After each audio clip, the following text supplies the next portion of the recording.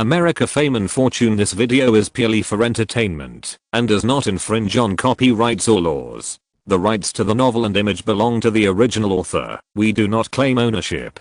Don't like waiting and want to listen to this fanfic in full now? Subscribe to our Patreon, where you'll find the best fanfics. Chapter 126, First Confrontation. The next morning, a black Cadillac drove into the parking lot at the entrance of Warner Studios. Harvey Weinstein, who was sitting in the back seat, said, "I filed a divorce lawsuit and went on vacation with Jonah. After I came back, the director I worked with launched a new project, but no one reported it to me." Stewart next to him said, "Bob doesn't want anyone to bother you." Hearing his brother's name, Harvey's face looked better and he said, "I'll go talk to Craven." Stewart said, "Shall I go with you?" Harvey waved his hand. "No, I'll go alone. You and Wes have been friends for many years. Don't have a conflict over such a small matter." Stewart just said it to show his attitude. Harvey got out of the car, looked at Warner Studios, and frowned. Since the release of Lord of the Rings 3 last year, he and Warner Brothers had been in court over copyright and revenue. Wes Craven actually chose this place as the crew's office. Harvey couldn't help but think that maybe he had exploited Craven's interests too much in the Scream trilogy. But the series was a huge success, and he would squeeze them even harder if he started over again. According to yesterday's agreement, the studio will formally sign an investment agreement with Vincent and Sophia. Early in the morning, Martin took Mean and Bruce to the hotel to pick them up. When they arrived at the hotel entrance, Bruce said to Martin, "You stay with them, I'll drive behind to cover you." Martin patted old Bruce on the shoulder. "Brother, she is not interested in civilized people anymore." Bruce looked at Mean, who was full of curiosity, and warned Martin, "If you say another word, the shit in your head will definitely fall to the ground." Mean was surprised. What did you say? Why can't I understand?" Bruce turned around, faced Mean, and lifted his coat. Mean was very tactful and covered his mouth. Bruce returned to the Volkswagen and planned to follow from a distance as he did yesterday. Martin and Mean entered the hotel lobby and waited for about 5 minutes. Vincent and Sophia came down from upstairs, followed by Scott, the bag-carrying boy. After getting on the business car, Mean drove to Warner Studios. Sophia remembered the handsome old man who suddenly disappeared yesterday and asked, "Martin, I wanted to invite Director Craven to dinner last night, but he suddenly disappeared." Martin responded, "The film has started preparations, and Director Craven is very busy." He reminded implicitly, "The crew has invested tens of millions of dollars, and the burden is all on Director Craven's shoulders. If he can't bear it, the project and investment will collapse." Sophia understood what he meant, glanced at Martin, and smiled slightly on his face full of flesh. "Let's talk about it later." Martin was frightened by Sophia's look, and his butt kept shrinking into the seat. It seems that this is a hyena doctor. Fortunately, Warner Studios arrived soon, and the group entered the studio. Sophia's attention was immediately attracted by the sudden situation. Martin led Vincent, Sophia and others to walk in. There was still a distance away from the semi-open conference room. Through the transparent glass curtain wall, they saw a fat man. The fat man was talking to Craven in a high voice, which was somewhat forceful. "Wes, if I hadn't gotten the news, you were going to keep this project a secret from me? Are we still the best partners?" Craven glanced at Weinstein, somewhat helpless. "Harvey, this is a project that I came up with on the spur of the moment. You've been busy with personal affairs recently and facing so many troubles. I can't disturb you too much. Fortunately, someone is willing to invest," Harvey said. "Louise Mayer's Pacific Pictures, a company that can only do piecemeal work and has no production and distribution capabilities." His fat face was full of smiles. "Just like the Scream series, Dimension Pictures will invest, produce and distribute. Leave all the troubles to me, and you can just focus on making the movie." It was indeed reassuring, so reassuring that the other party took away most of the profits. But Craven didn't want to have a bad relationship with Weinstein, so he could only deal with it. "The studio has been established, and it will be very troublesome to withdraw." Harvey waved his hand. "Leave the sunk costs to me to negotiate. Louise Mayer will know what's interesting." Not far away, Martin stopped early, and Vincent and Sophia also stopped. Vincent raised his cowboy hat and asked, "What does this guy mean?" Martin heard it clearly. Once the project changes its investors, it will trigger a series of chain reactions, and the protagonist may be gone. He has no relationship with Harvey Weinstein. Martin didn't want to attract Harvey's attention, so he took advantage of his back to this side and stood back a little, using Vincent's cowboy hat to cover his face, and said, "You heard it, the person who stole the project and the investment. He didn't hide anything. The man is called Harvey Weinstein. Sophia has heard of it, the man behind Gwyneth Paltrow?" Martin nodded. "That's right. He has collaborated with Craven in many films, and his personality and style are strong, which is very troublesome." He glanced at Sophia, thinking of Sophia's equally strong personality, and said directly, "I'm from this circle. I can't do anything to him, and it may even make the situation worse." Sophia was very smart. "I'm not from Hollywood." Martin's brain was working quickly, and he whispered, "We have done so much, we can't give up. Find a way to deal with him." "I don't have this ability, but Sophia can." Louise couldn't deal with Harvey either, but Sophia was different. Sophia waved to Scott, "Follow me." Martin pointed to the office next to him. "Let's go in and wait." Several people entered the office. Martin's idea was simple: don't show up in front of Harvey Weinstein at this time. Sophia is not involved in Hollywood. Her base is neither in New York nor in Los Angeles. She does things simply and directly. Sophia won't pull out a gun to kill that fat guy, right? Martin muttered in his heart. Harvey was persuading Craven when he suddenly found someone coming. He turned around and saw that the man was bigger than Tyson and Johnson, with bulging muscles all over his body, as if inflated. "Who are you?" he asked. Sophia didn't hear and reached back. "Give it to me." Scott, the bag-carrying boy, opened his briefcase, took out a pink kettle, and handed it to Sophia. "Kettle. Kettle again." Sophia has a strong personality, but she is not stupid. She grasped the egg base of the kettle with one hand, and the other hand, with bulging veins, kept stroking the kettle from top to bottom. She smiled so hard that her face was shaking. "Idiot, you actually want to steal my investment? Either get out, or I'll stuff it up your ass." Harvey saw that her face was unfamiliar. "Where are you from? Don't you know me?" Sophia approached Harvey step by step, staring at Harvey's bagasse with sharp eyes, poking the kettle out and then back, and poking it out again. Harvey subconsciously squeezed his butt, feeling that the person in front of him was not a person, but a female hyena. He caught a glimpse of Scott from the corner of his eye, and his strange outward 8-character steps made him have a very bad association. Since the establishment of Miramax, Harvey has always been a violent person, and has never been violent. This time, he really felt the danger of being violent. If he didn't leave, his ass would really be in danger. How could a big man suffer such a loss in front of him? Harvey quickly bypassed Sophia. "Wes, let's talk another day." He shot away like a ball of lightning. Craven looked at the pink kettle in Sophia's hand and asked, "Is this the kettle that Martin made?" Sophia threw it to Craven. "For you. It's very popular."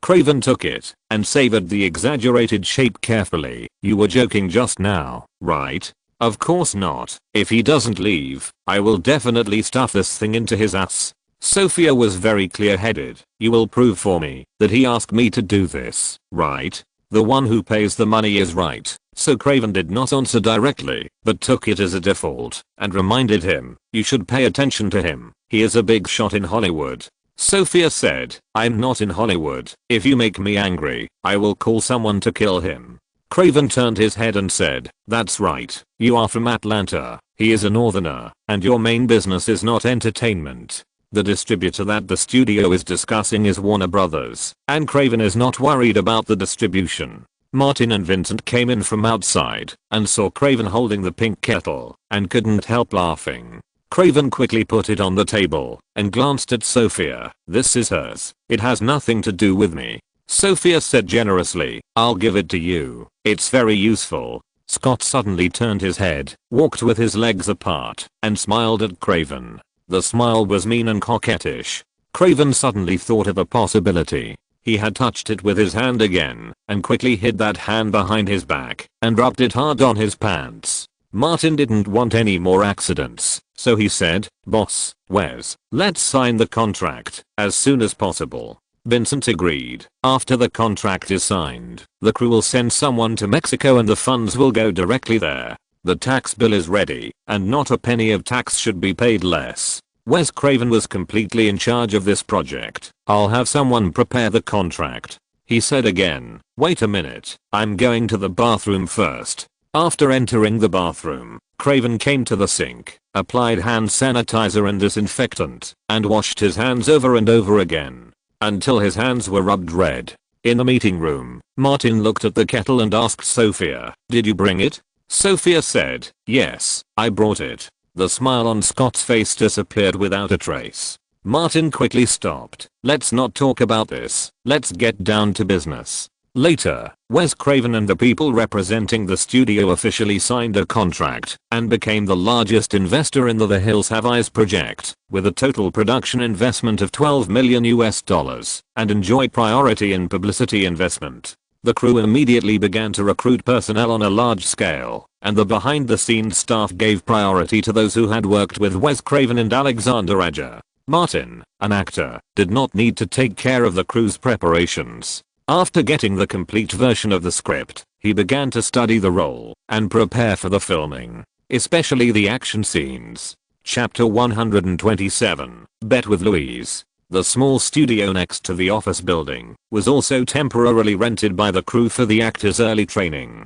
Martin held the bat tightly with both hands, aimed at the special plastic dummy in front of him, and smashed it down with one stick. The dummy's head burst into pieces and plastic fragments flew everywhere. Action director Walter shouted, "Yes, that's the momentum. A weapon like a bat, once it is smashed out, it cannot be retracted in a short time to hit it again, so the attack must be fierce and fierce," he urged Martin. Next, Martin changed to holding the bat with one hand, no longer a baseball action, but a one-handed hammer that he had practiced when he was a stuntman. The heaviest bat head hit the plastic dummy's shoulder, and half of its body was broken. Then he turned around and swung the baseball and smashed it horizontally on the dummy's chest. With a loud bang, the dummy broke in the middle. Walter shouted, "Okay, there is no problem with the action. You have mastered the key points." Martin checked the wooden bat and found that it was not damaged. Walter said to the prop master who was watching the training together, "The bats used in sparring must be made of soft materials to match Martin's professional movements and avoid danger." Martin came over carrying the bat, and although he was confident that he could control the strength, he still said, "Safety first." "Yes, safety first," Walter said solemnly. "Crew safety is very important. This involves unions and insurance. If other actors are injured because of your personal problems, the next time you shoot an action scene, the insurance company will refuse to provide accidental injury insurance for the crew, which will lead to union intervention and the crew will not be able to start work." Martin nodded. "I understand." Walter said again, "You take a rest first. I will discuss your weapon issue with the prop master." Martin handed the bat to the prop master and came to the rest area where his agent Thomas was waiting. Thomas was still thinking about it. "With your skills, you should play in that action movie in Disneyland. You will definitely be famous." Martin didn't respond at all and asked, "Walter just mentioned the crew insurance. What's the matter?" Thomas also heard those words and explained simply, he was talking about the crew insurance problems caused by the actors themselves. To give a simple example, Nicole Kidman was injured while filming Moulin Rouge, and the insurance company paid $3 million due to the delay of the crew and her personal insurance. He was also reminding Martin, she was originally scheduled to be the heroine of Panic Room, but a knee injury recurred a few weeks after filming, and the project was interrupted. The insurance company almost paid the total guarantee of $54 million until they persuaded the crew and Jodie Foster, and the project went on normally. So Nicole Kidman was not liked by the insurance company, and as a result, she was not liked by Hollywood. Martin said, "I understand. Use a double if you can, and avoid danger if you can." Thomas praised his smart client. "If the double is injured, the worst case scenario is to change the double. Once you are injured, your future will be seriously affected." Of course Martin listened to him. He was responsible for moving forward, while others were responsible for carrying the weight. He was very familiar with this routine. Martin looked at the folding stools in the rest area, picked up one, and went to Walter to see if he could design a scene where the folding stool would hit the perverted demon. After discussing for a while, Martin picked up the folding stool and swung it with a whirring wind, quite like the style of the 18 bronze men. At this time, 2 women in jeans and casual shirts came into the studio. Kelly came from Atlanta. After getting off the plane, she first came to see the film project of The Platter. She brought Louise, who was supervising the post-production of Alexander the Great, to come here together. Louise crossed her arms and watched Martin smash the dummy's head. He chose the wrong role. Kelly asked, "Why? You just read the script." Louise gestured and said, "Don't you think this guy's more suitable to play a perverted killer?" Her wild spirit came up again. He looks sunny on the outside, but he hides a murder weapon inside. "Someone is coming," Kelly reminded her. Thomas stepped forward to greet him and said with a smile, "Ms. Mel, I'm Thomas, Martin's agent. I have always wanted to visit you, but I'm afraid to disturb you." Louise nodded and introduced the slug next to her. "This is Kelly Gray, the president of the largest film company in Georgia." "Hello, Ms. Gray." Thomas hurriedly greeted her. At this moment, he suddenly realized that there was not one woman behind Martin Davis, but 2. No, there was also the female King Kong he had seen a few days ago. Thomas couldn't help but feel fortunate that such a high quality client fell into his hands. After finishing work today, Martin went to the locker room to take a shower and change clothes. When he came back, he hugged Louise and Kelly and then left the studio with them. At this moment, the man was cursing shameless in his heart, but everyone envied him. Why wasn't that person me? After the 3 of them had dinner together, Martin asked, "Where are we going tonight?" Louise said, "To your place." She winked at Kelly. "It's a change of environment. It's fun there, and the fat landlord speaks nicely." Martin said, "You shouted so loudly last time that Anthony almost pulled a gun on me." Kelly had also drunk some wine, and it was time to get wild. Let's go together." When they arrived at the apartment, they saw Antonio sitting under the parasol at the door, drinking a large bottle of Coke with a straw. He took a big sip, and a quarter of the 2-liter bottle of Coke was gone.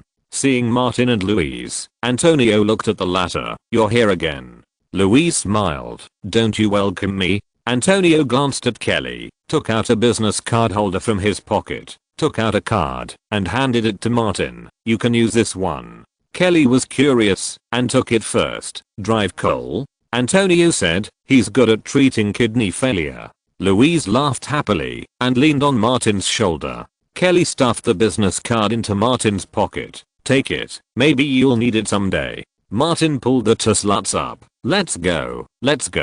Antonio said, "There's a package for you. Don't forget to take it." Martin went into the hallway and took the package from the mailbox. The label on the carton showed that the mail was from the Clayton community. Louise and Kelly, one on each side, took Martin's arm and went into the apartment. Martin quietly put the package in an inconspicuous place. Louise noticed it. "Don't you want to open it and take a look? It can't be exposed to the light." Kelly couldn't drink as much as Martin and Louise and was a little drunk. "It's mailed from Atlanta. Your old friends? You want to see it?" Martin asked. Louise went to the refrigerator to get some wine. "Of course I want to see it," Martin said seriously. "You can see it, but I'll charge you for it. Whoever opens it will get it." He took the package, cut the tape with a wallpaper knife, and after opening it, he found that it was wrapped in shockproof cloth just like last time. Louise took it, opened the package, held the ox horn carving in her hand, her eyes sparkling, and exclaimed, "It's so exquisitely made." It was a bluish-white ox horn carving, and its appearance was almost the same as Martin's, except that the face was carved into the shape of a clown, with a huge gaping mouth and a red nose that were particularly eye-catching. Kelly went over to grab it. "Give it to me. Let me see." "The carving is nice." But Louise held on tightly. "This is mine," Martin said. "Whoever opens it will get it." Kelly pressed on Louise, her hands groping everywhere. "Give it to me quickly, or I'll make you pay." Martin opened the box next to him and took out another one. "Don't grab it. Everyone has one."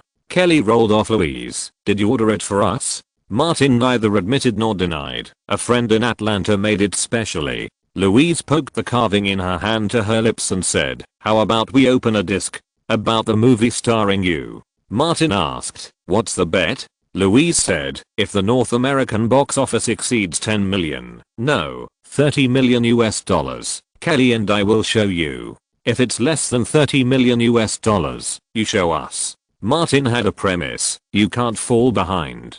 Kelly was dissatisfied. Tens of millions of dollars, are we stupid? Louise challenged, do you want to bet? Martin gritted his teeth and said, let's bet. Louise was full of playboy spirit and whispered to Kelly, let's mail some gifts for Martin. Kelly nodded repeatedly. That night, two people singing could be heard in the apartment building. Antonio also roared, Martin Davis, I'm going to raise your rent. The next morning, Martin slept in and did not go to see Louise and Kelly off. Instead, he rested up and went to Warner Studios in the afternoon to audition for another crew. He was auditioning for the supporting actor in The Summer of Jeans. Martin met Thomas and asked, you actually came with me?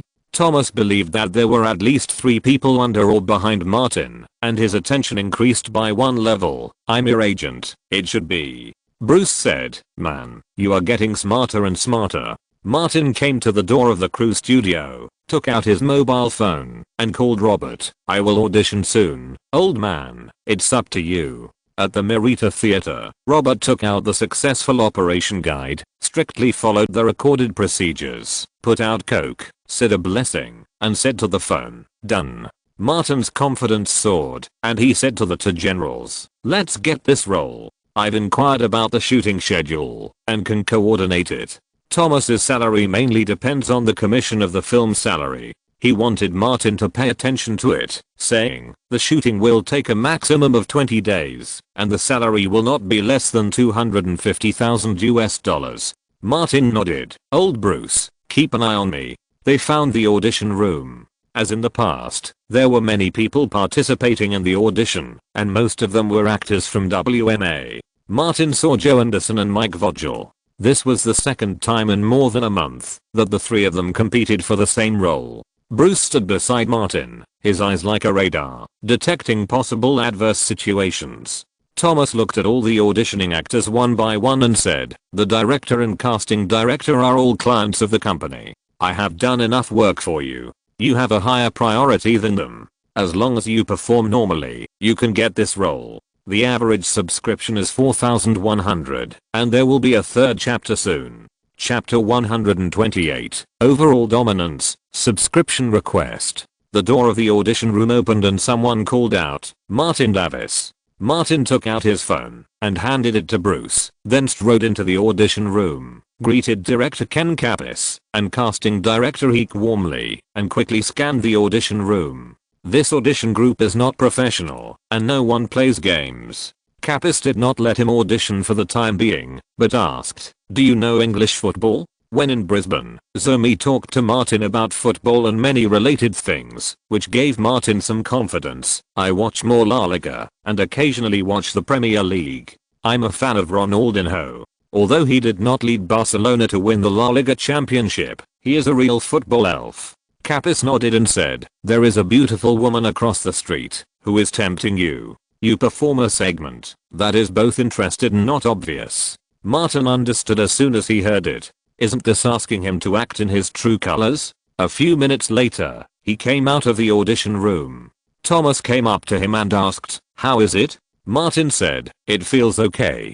Thomas led the way. Let's go first. We will have news tomorrow. Bruce returned the phone to Martin. There is a text message reminder. When he came to the front desk, Martin turned on his phone and looked at the text message. The text message was from FedEx, notifying him that his express delivery had been collected and was ready to be sent to Atlanta. He asked Bruce, did you send it to Atlanta? Bruce wondered. No, I never contact Atlanta. Martin guessed who it was, walked aside and called Louise. Slut, what did you send to Atlanta in my name? Louise laughed crisply. Serious things, a set of carving tools, as a return gift. The things are in my and Kelly's hands. If you don't return the gift, we should always be polite. Martin didn't believe this slut. Really? Nothing else? Louise said, you can ask Kelly. Martin hung up the phone, didn't ask again, and asked Bruce and Thomas to leave. He went to the post-production room of House of Wax and chatted with Zomi.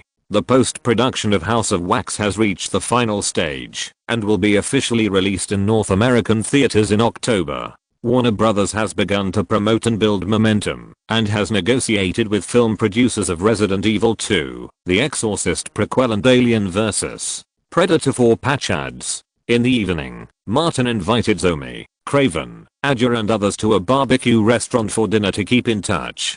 Thomas also went with them, watching Martin get along with everyone, hanging out with big names like Craven, eating, drinking and having fun together, and discussing how to play with women like an old pervert. He was born to be in this circle. The next morning, Martin was practicing action routines with the newly recruited stuntman in the studio of the crew, and Thomas called to tell him that he had won the role of the football coach. He did not spend any energy on this role, but the strong recommendation of a big agency was a guarantee for getting the role. Thomas would go to the crew to discuss the treatment and shooting schedule, and Martin only needed to wait for the contract. During a break in training, Martin called Robert again. Man, I got the role. I won't thank you enough. When will you come to Los Angeles to develop? Robert said, I'll stay in Atlanta for the time being. The captain is too busy here. He developed a model and gained confidence. Call me whenever you need me. Martin said, I won't be polite with you. After hanging up the phone, he asked Bruce, old Bruce, what is the best gift for Robert? Bruce pondered. Robert is a guy who will definitely not accept your money. I imagine he has always envied Jerome for driving a Cadillac. Martin said, wait until we finish shooting these 2 movies. At this time, someone shouted at the door of the studio, Martin, a man named Mean is looking for you. He says he is your friend. Martin waved his hand, let him come over. Mean came in from outside with a bag on his back. From a distance, Martin found that his lips were thick and upturned, like 2 fat sausages hanging on him. Bruce was surprised. Was he beaten? Mean took a folding stool and sat at the small round table. His voice changed. I don't know what the female casting director of Land of the Dead used to wash her face. I was so sweet to her, but my lips were allergic, and it became like this. Martin asked, didn't you go to the doctor? Mean opened and closed his mouth with a strange expression. I went to see a private doctor, the one with the business card Antonio gave me. I forgot what he said. The doctor nicknamed Hyena, who specializes in anorectal medicine. He added, the doctor said there's nothing wrong, and it will be fine in a few days. Bruce patted Mean on the shoulder. Man, it's not easy for you. Much better than before. Mean is optimistic by nature and can find joy in adversity. I can find a way to give and get rewards for my efforts. It's better than most actors in Los Angeles. I got that special zombie role. Martin didn't say much. Wish you good luck and get a more important role soon. Mean smiled cheerfully. I'll be content if I can earn hundreds of thousands of dollars a year. He patted his backpack and said, Director Romero asked the actors to join the group for special training as soon as possible. I came here today to say goodbye to you. I will go out of town in the afternoon. Martin said, I will also go to Mexico soon. If you have something, call old Bull. I guess it's hard to get through to him. What can it be? Mean has his own way of dealing with it. Don't forget, I have a trick. Martin glanced at his almost white face. As far as Hollywood is concerned, Mean does have nuclear weapons. West Hollywood, an ordinary boxing gym. Mike Vogel wore boxing gloves and hit the training dummy with bangs. He gathered power with his back fist and punched the dummy's head hard, causing the dummy to shake violently. Agent Pinto came in from outside and asked, take a break? Vogel turned and nodded, raised his fists to the coach, and waited for the coach to take off his gloves and come to Pinto. Please give us some private space. Pinto waited for the coach to leave and said, as expected, the company gave priority to Martin Davis for the role of Eric. Vogel understood that the other party got the role and said, I have more experience than him, just because of a Best Young Actor award. Pinto shook his head. No, I got accurate information that Martin dealt with Craven alone, so he got the award. Can you? Vogel knew he couldn't, but his strong character didn't allow him to say such things. He raised his fist and shook it. I can beat all the horrible monsters created by Craven into mud. Pinto suppressed his fist. There is also good news. You got the role of costs. The role is not much less than Eric, but you have to dye your hair dark. Vogel said, go and negotiate the salary. Pinto came to the boxing ring and sat down, pointed to the side, waited for Vogel to sit down, and said, have you ever considered changing your image and acting style? Vogel didn't understand. Why? Pinto explained, among the level 5 and 6 customers in the age group of 20 to 25, you and Adrian originally had the highest priority, but now the company's resources at this level are tilted towards Martin Davis. He pointed to Vogel's hair color, face and body. Your temperament, age, and style are relatively similar.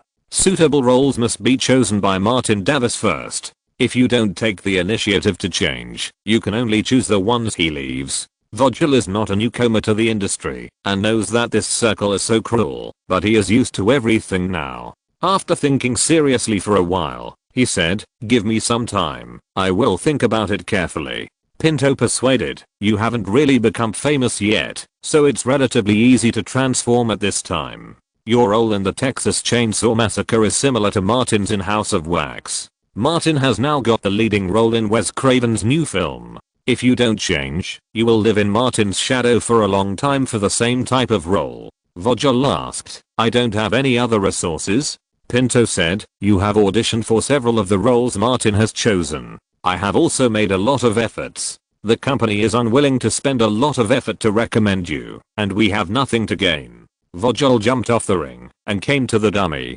Without wearing gloves, he beat the dummy violently. When he stopped, his knuckles were red. He turned his head and looked at Pinto. Wait until I finish shooting this film, then make a decision. Vogel was not Pinto's most important client, and Pinto said no more. Okay. 3 days later, Martin, accompanied by Thomas, came to the Summer of Gene's studio and signed an actor contract with Brad Erisman, the producer representing the crew. After signing the contract, the latter shook hands with Martin. Welcome to the crew. Martin smiled and said, it's Milner. Today is different from the past. As the winner of the Saturn Award for Best Young Actor, Martin has a little bit of face.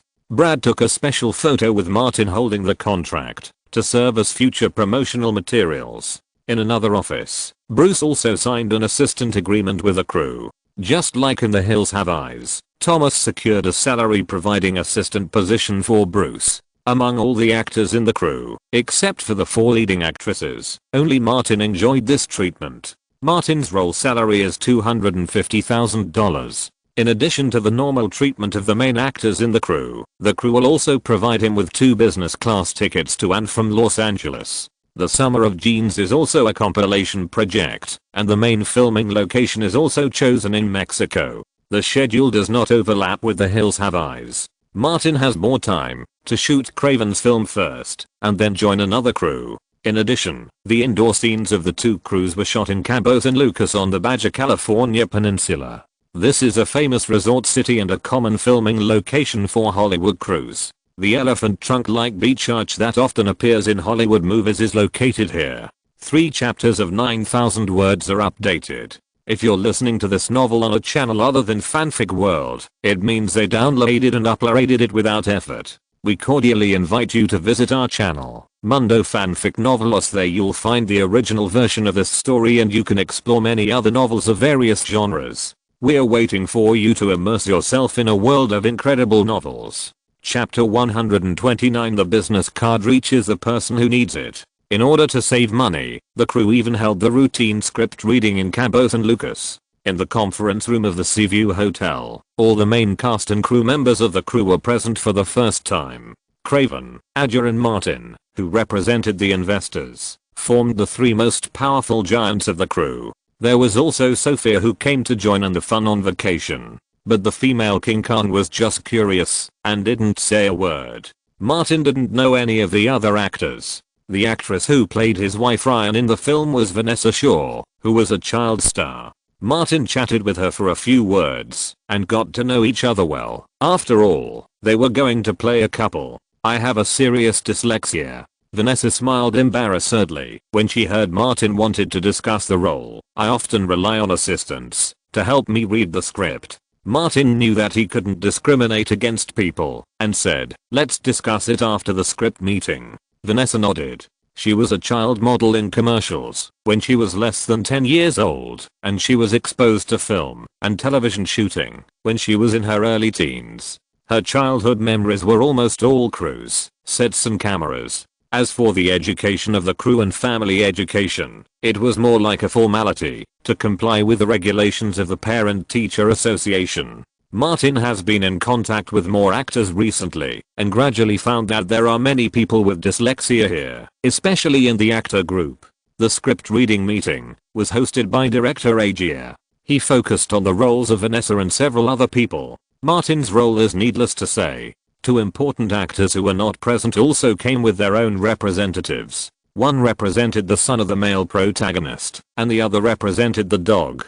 The latter, if calculated by daily wages, is second only to Martin, the male protagonist, among all the actors in the crew. At the end of the script meeting, Agia suggested that the actors in the main group get familiar with each other as soon as possible to facilitate filming. Craven emphasized the safety of the crew. Cabo San Lucas is a tourist destination in Mexico. The public security is much better than that of Tijuana and Juarez, but try not to go out alone. In particular, do not leave the bustling area and go to the old town to enjoy the scenery. The crew also hired several professional security guards for the location shooting. They can't fight, but they are familiar with various local forces. To put it bluntly, the crew is equivalent to paying protection fees. Martin made an appointment with the main actors including Vanessa to go to the beach to enjoy the scenery and chat about their respective roles. The two actors who played the male protagonist's parents-in-law were veterans who had been in the industry for decades. Their acting skills and understanding of the roles were not a problem. The sexy actress who played the sister-in-law introduced herself, and Martin remembered that this was a stripper who he, Agia and Craven had met that night at the dancers club when they were discussing the plot of the roles. Millie was an actress and a stripper part-time. She joined the crew through Agia's connections. It can only be said that actors in Los Angeles are everywhere. In the afternoon, Martin followed the crew to the studio area very close to the hotel to adapt to the environment and rehearse. All the interior scenes of the crew will be shot here. The studio area is very close to the beach, and a football field is being built next to it.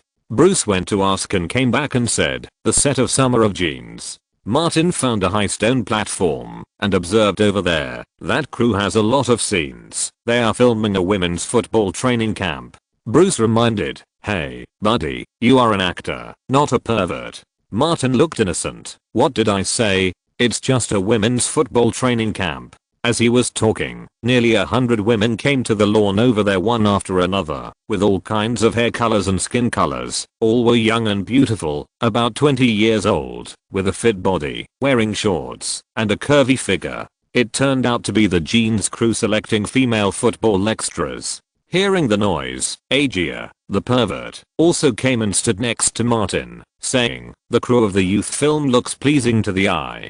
I want to shoot a youth film in the future. Bruce, the pervert, said, I like the crew with more actresses. Agia nodded repeatedly. All the actors and staff of our crew combined are not as many as their actresses. Martin said a more practical problem. The people next door are all beauties, and we are all perverts. He felt that it was necessary to have a party. Agia, when time permits, you can go to the neighboring crew in the name of the director and have a social party for the two crews. How about it? Agia is a French director full of artistic style, and he agreed quickly. It's a good idea, but it will take some time. The crew opposite is just some advanced personnel. Let's wait until their main members arrive. We also have to shoot the outdoor scenes first. Back in the studio, Martin saw two dog actors, all well-trained German shepherds. He asked, can I touch them? The two German shepherds were wearing muzzles and looked very docile.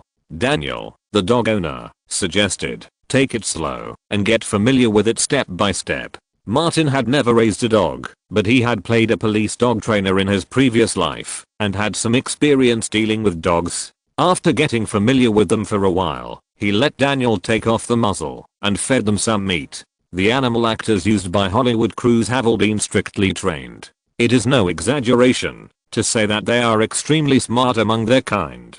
The pay is also surprisingly high. With Daniel's permission, Martin fed them some food, and the 2 German shepherds soon circled around him. Daniel put muzzles on the dogs. It's almost time to walk the dogs. You lead them, and go for a walk. Filming requires cooperation between people and animals. Martin took the leash, and led the 2 dogs out of the studio.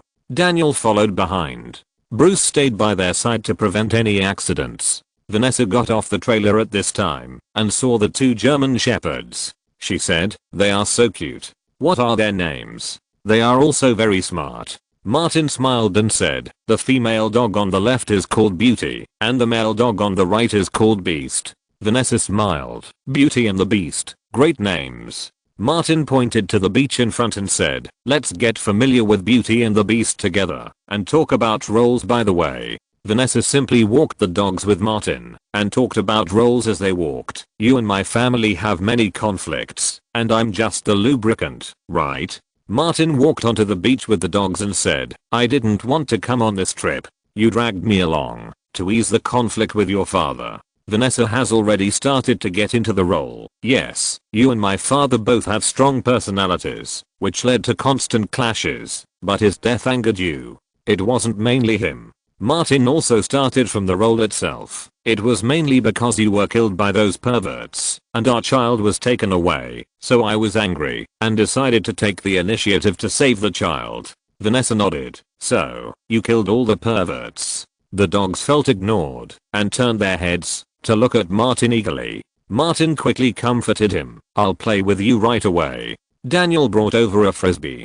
This stretch of beach belongs to the studio area, and is also rented by the crew. Martin took off the leash, untied the muzzle, and the 2 dogs ran towards the sea. Halfway through the run, they turned back, and stared at the frisbee in Martin's hand and kept barking. For some reason, Martin thought of a sports game that a guy used to organize, which was also related to frisbee. During that period, frisbee games were extremely popular, and many people in the entertainment industry participated in them, and they gained a lot every time. Yoga pants, camel toes and tights make frisbee games very interesting. Martin threw the frisbee, and the dog jumped up to catch it, and automatically brought it back. Several other actors who had interactions with dogs also came over. Martin played with the 2 German shepherds for a while, returned the frisbee to Daniel, and found that Sophia was walking from the other side of the beach with her bag-carrying boy Scott.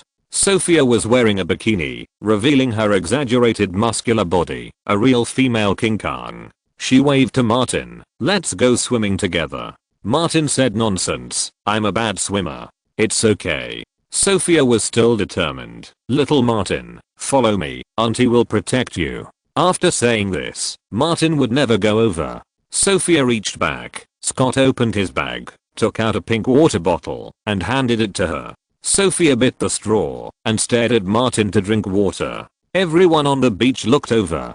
Vanessa thought about her scene and said, "I want to use this thing in the movie." The old actress Catherine who played her mother came over and said, "This is a symbol of free women." Vanessa had a scene where she fought a perverted freak with a water bottle. Sophia went into the water. Scott walked up to Martin with his legs spread wide and warned him, "Stay away from Sophia, idiot." Martin gave him a middle finger. "No one is competing with you." Scott said, "If you dare to compete with me, I will tell the whole crew what you have done." He squeezed out a sentence viciously. "Don't forget, your dad killed my wife for free, and you, a bastard, killed my daughter for free. Stop." Martin reminded him, "Emma is back, and Jack has nothing to do with me." Scott glanced at Sophia swimming in the sea. "It's better not to come back. I will divorce her sooner or later." Martin asked, "Because of a rich woman? Aren't rich women nice?" Scott was proud of it. "I conquered Sophia with my charm. She is willing to spend money on me, and let me enjoy the good life that only rich people have." Martin said, "In this way, you will be safely supported by a rich woman, and I will do my job normally. Neither of us will interfere with each other. How about it?" Scott thought that he had made a profit if Martin didn't compete with him. Deal. He was about to leave, but then he remembered something. "I warn you, idiot, stay away from Alina and Lily in the future." Martin pretended not to hear.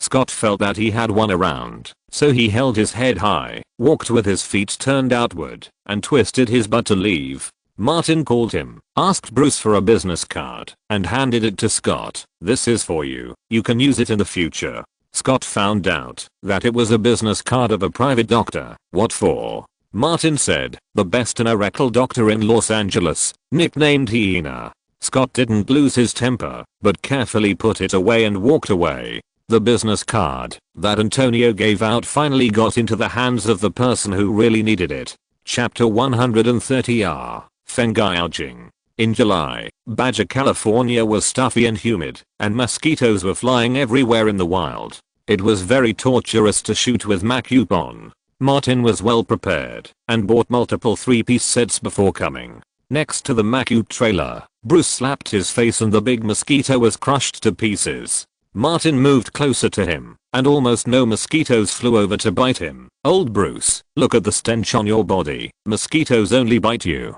Bruce fought back. "You perverted, blood and flesh are stinky. Even mosquitoes don't want to bite." Martin went back to get his bag, took out the set of fengouging, floral water and cooling oil, and handed it to old Bruce. "The first one is applied on the eyelids, the second one is to drink half a bottle, and the third one is applied on your brother. Not only will mosquitoes avoid you, but you can also fly to the sky." "Are you sure?" Bruce twisted the fengouging, smelled it, and felt something was wrong. Martin wanted to see how effective it was. "Also, you can use fengouging and Kingliangao instead of Vaseline. Next time you go to see Kardashian, try it." Bruce poured out a little and rubbed it on the back of his hand. It felt cool and nice. He said, "Vanessa sure is interested in you. Why don't you try it first?" "I've tried it countless times before." Martin went to the gas station in front and prepared to shoot. Bruce muttered a few words, applied fengouging, sprayed floral water, and put the Kingliangao in his pocket.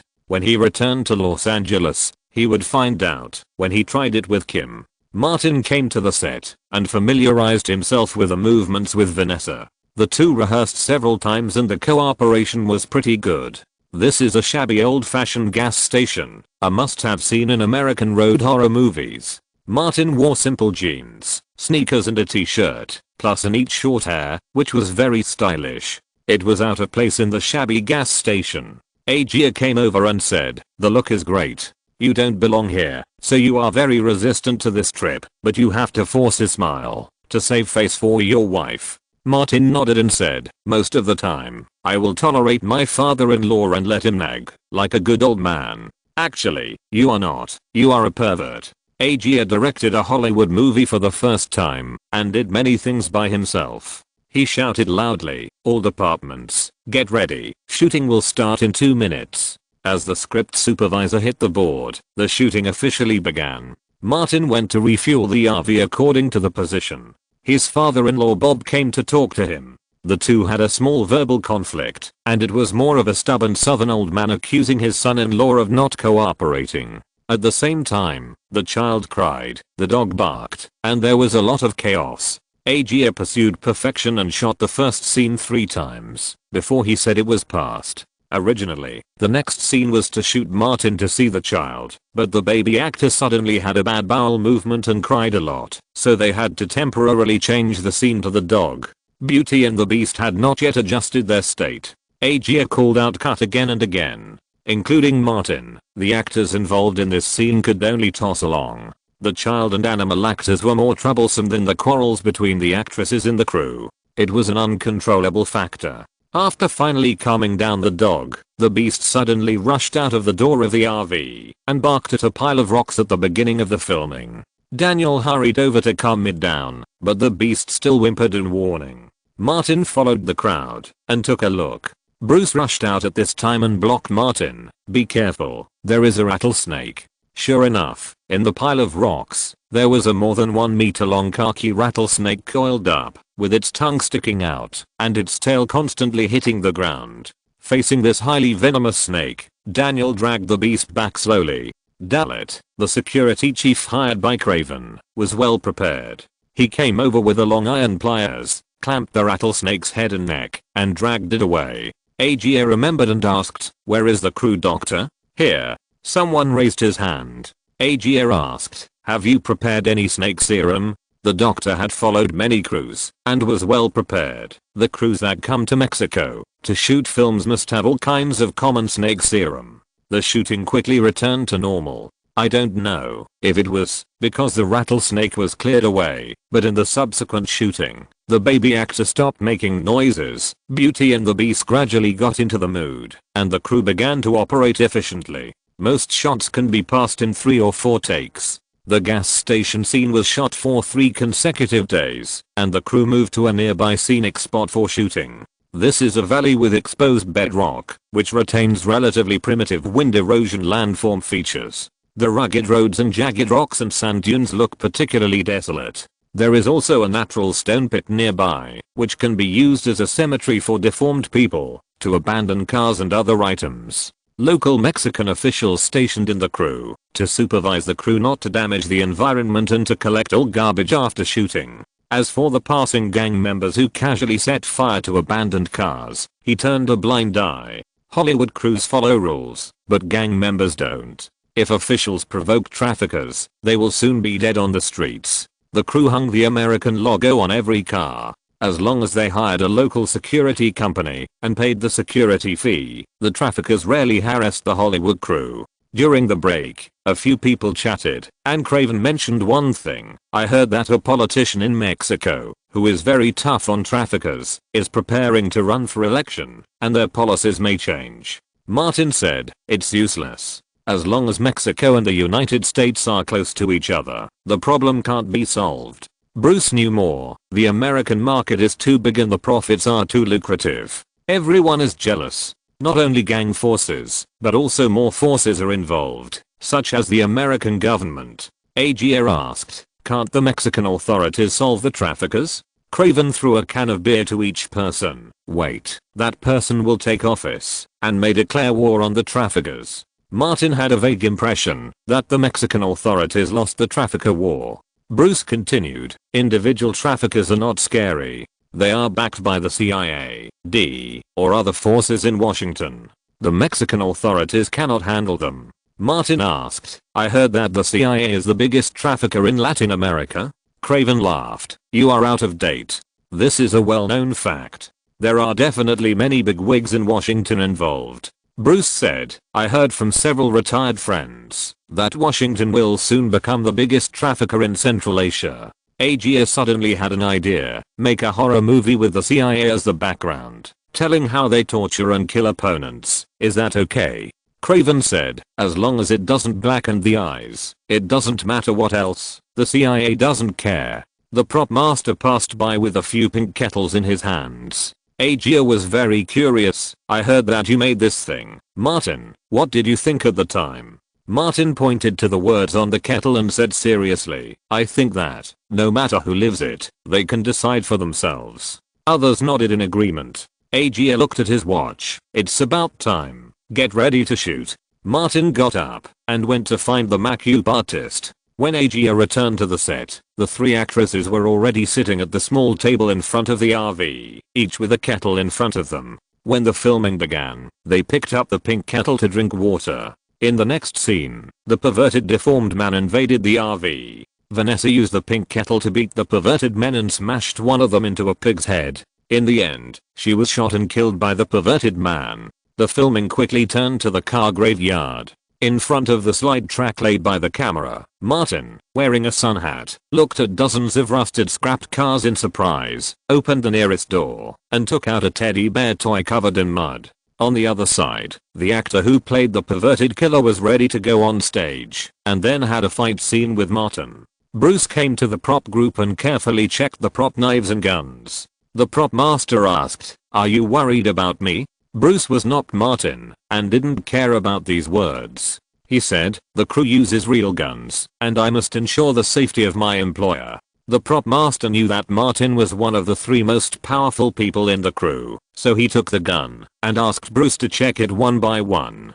Bruce opened the revolver's magazine, confirmed that there were no bullets inside, and asked, why not use a prop gun?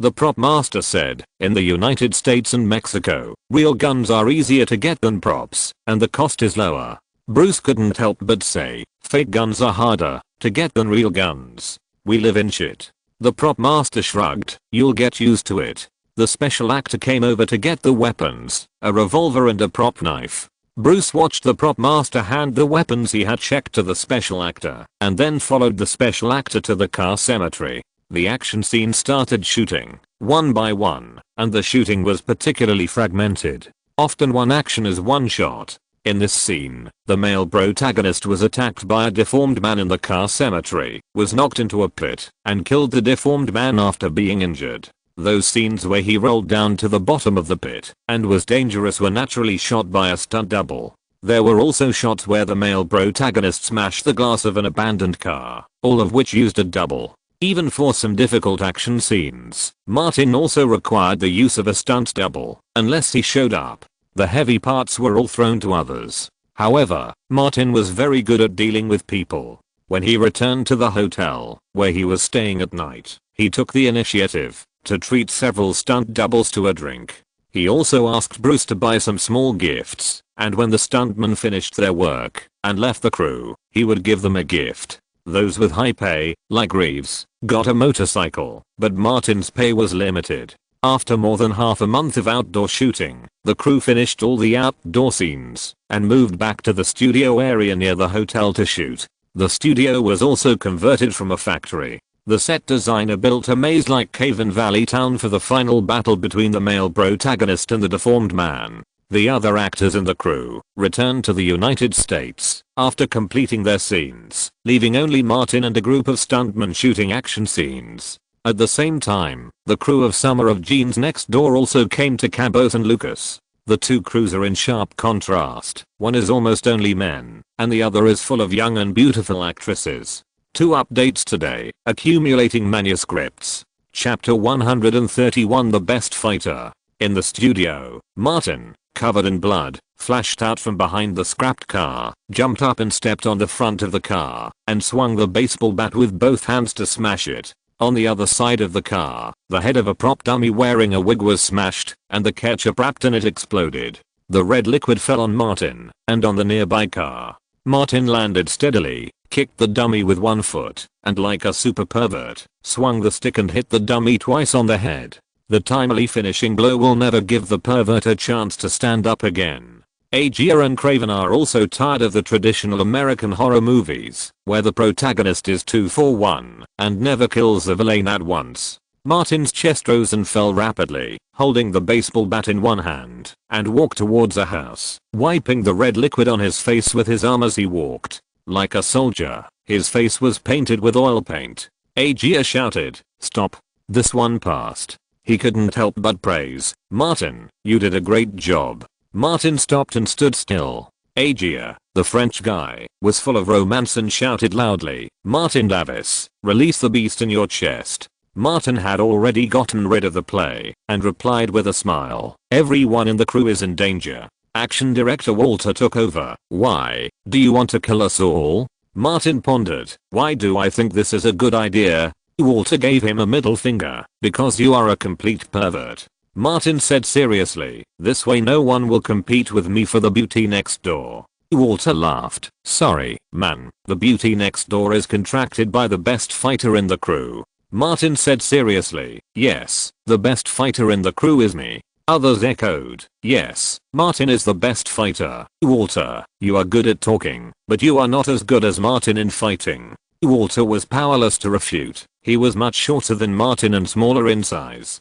Agia reminded at this time, "Okay, change the scene, and prepare for the next scene." Martin came to the rest area and the Macup artist immediately came to touch up his Macup. A crew member ran from the studio door and whispered something in Agia's ear. Agia nodded slightly, asking the crew member to reply, and he continued his work. Craven came in from the door with 5 or 6 people. They did not approach the set, but watched from a distance. Martin turned his head and took a glance, recognizing the main creative staff of the crew next door. He saw director Ken Kapis, producer Brad Ehasman, and actress Blake Lively with blonde hair. The rest were strangers. Martin ignored them and re-entered the set. He was covered in blood on his face, head and body, like a demon from hell, coming to reap the lives of the world. In front of the camera lens, Martin smashed another dummy's head, picked up a rusty knife on the ground, hid behind a house, waited for another perverted demon to pass by, flashed out and strangled his neck, and stabbed the stuntman in the chest and abdomen with a prop knife, and the installed fake blood bag spurted out blood. Finish off. He pulled out the knife, and stabbed again and again. Blood gushed out like a fountain. Agia called for a stop again and praised Martin, good job, you are a natural killer. Martin turned back, picked up the red-stained bat with one hand, and held the lifelike knife with the other hand. His blood-stained face suddenly smiled, revealing 2 rows of white teeth.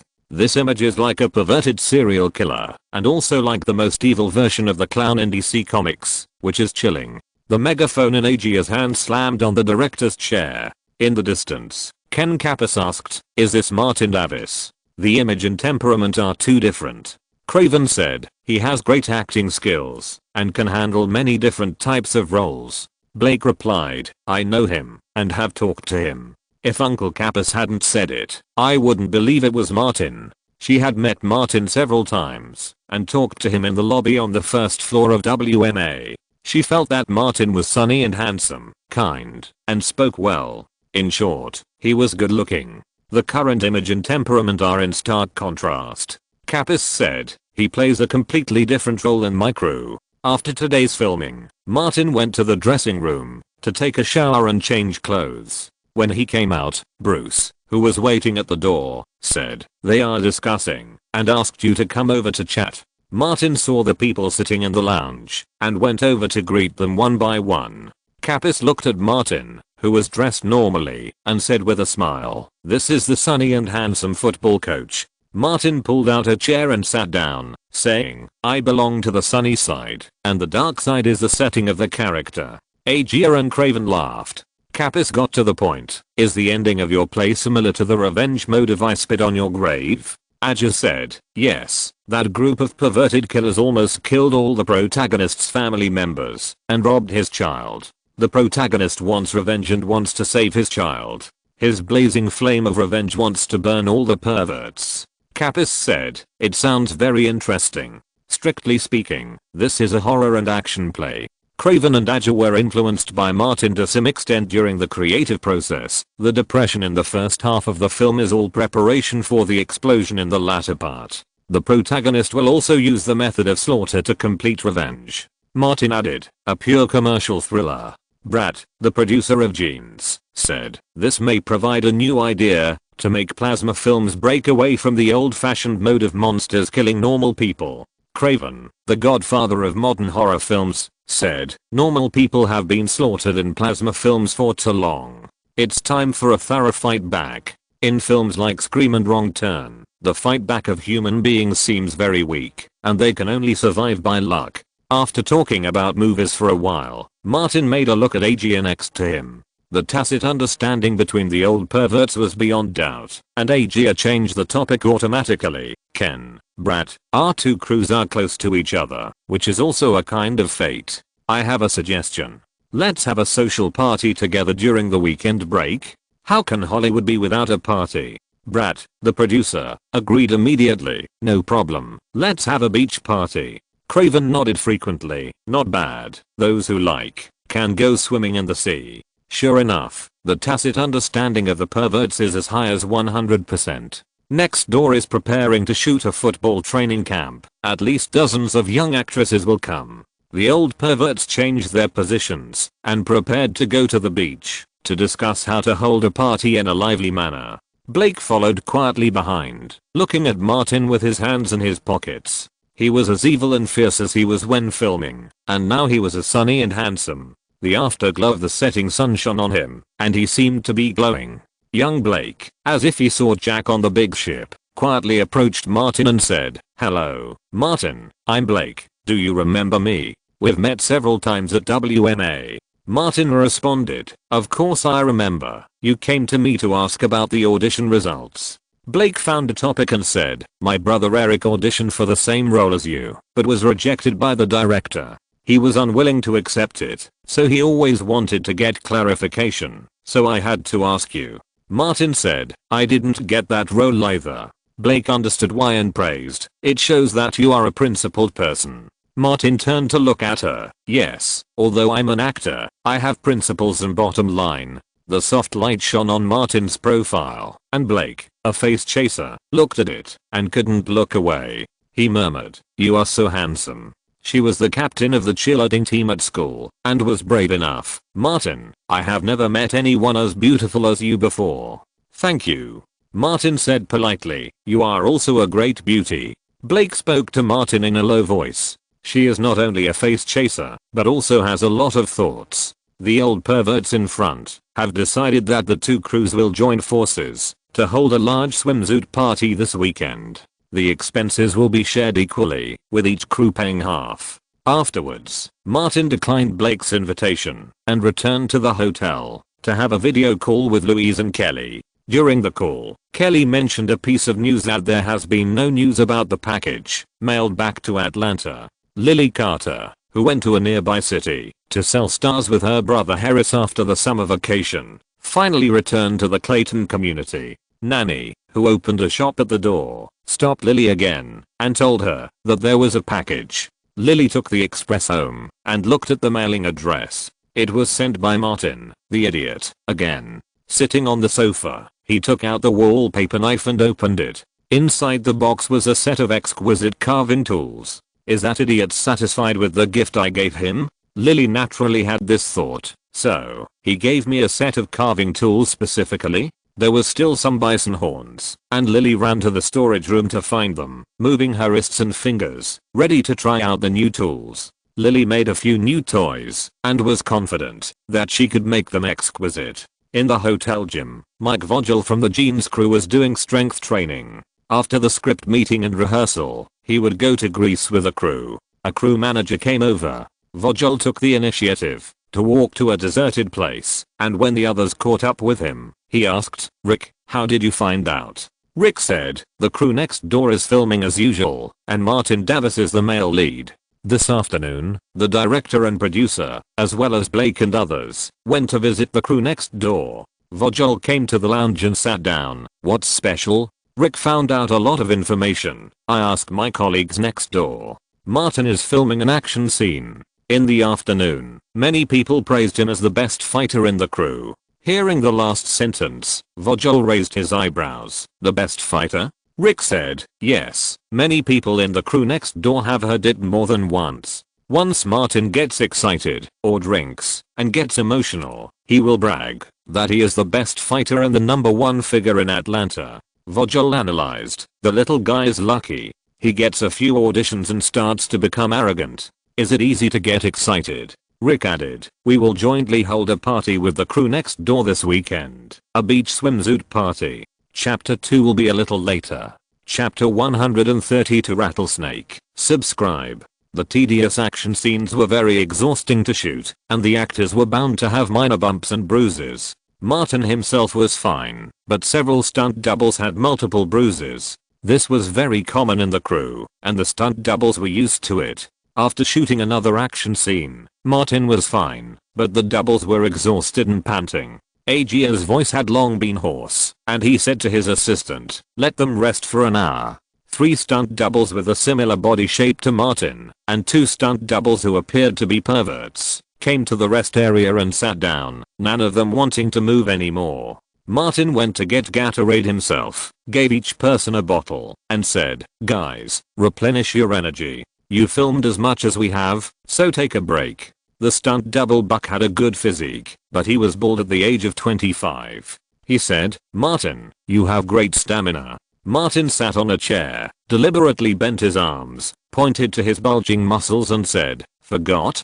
I'm the best fighter in the crew. When men get together to chat, how can they not brag? Have you seen my machine gun dance? I have the best endurance, too." Special actor Lord said, "My wife and I watched the Saturn Awards live broadcast. My wife saw you dancing and laughed at me, saying that compared to that man, you're a wimp. At the time, I thought that, when I saw him, I would definitely beat up his brothers." Martin looked frightened. "Man, you can't hit my brothers, even if you hit me in the face, because your hands will break." Lewis, who was also Martin's stand-in, said, "Martin, I admit that you have the best physical strength and the best fighting ability in the entire crew, but what really ranks first is your thick skin." The others laughed. Martin said seriously, "Do you know what the most popular saying in Atlanta is? Everyone is jealous of Martin, and everyone wants to be Martin." He coughed and said, "I have good news for you. This weekend, we will hold a beach party with the crew next door."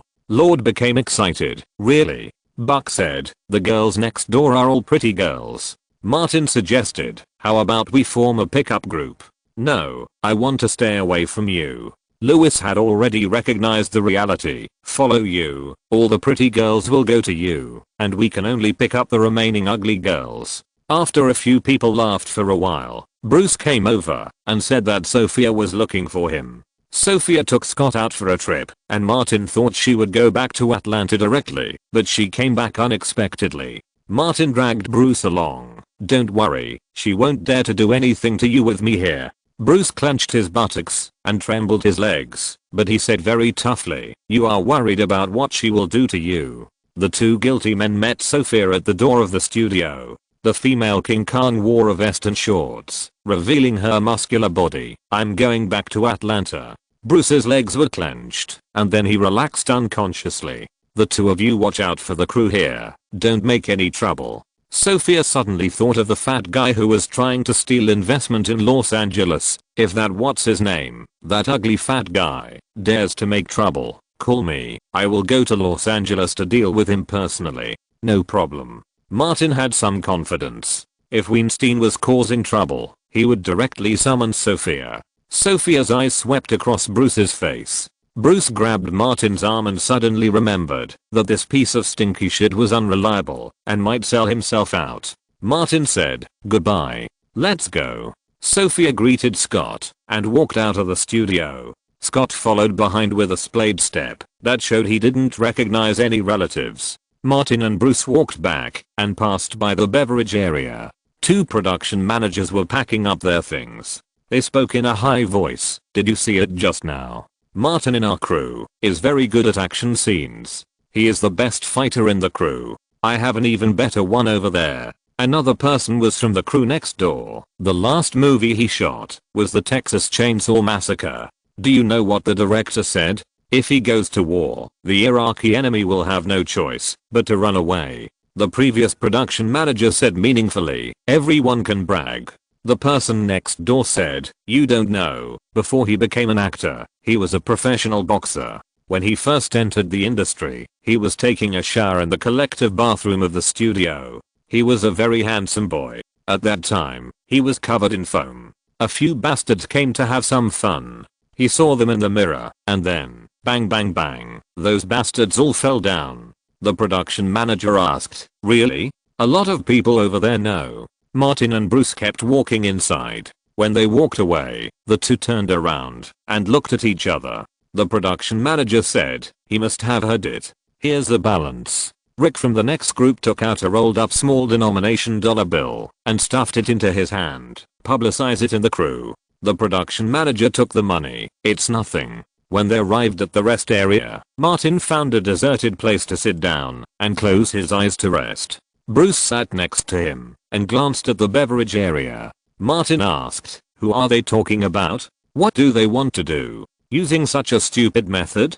Bruce thought for a moment. "Provoke you to fight with others? You brag on the crew, making people misunderstand that you are a bright and upright person who likes to confront others?" Martin was unhappy. "Am I not bright enough? Not upright enough?" Bruce presented facts and reasoned. "Please give examples of the time and place when you confronted others head on." Martin didn't answer at all and turned the conversation back, left enough information, wanting me to go to his house to fight him. "This lousy method is not as good as Adrian." He shook his head. "Lily, that idiot is better than him." Bruce said, "Ask who it is first." Martin took out his mobile phone and called Blake Lively. He asked a few questions, hung up, and said, "Mike Vogel." "I'm not surprised at all." Bruce said, "The actor with a similar style to you at WMA? No wonder you are in the way. What a shitty circle." Martin pointed to one side. "He is in the crew next door. Is he trying to provoke me to fight him?"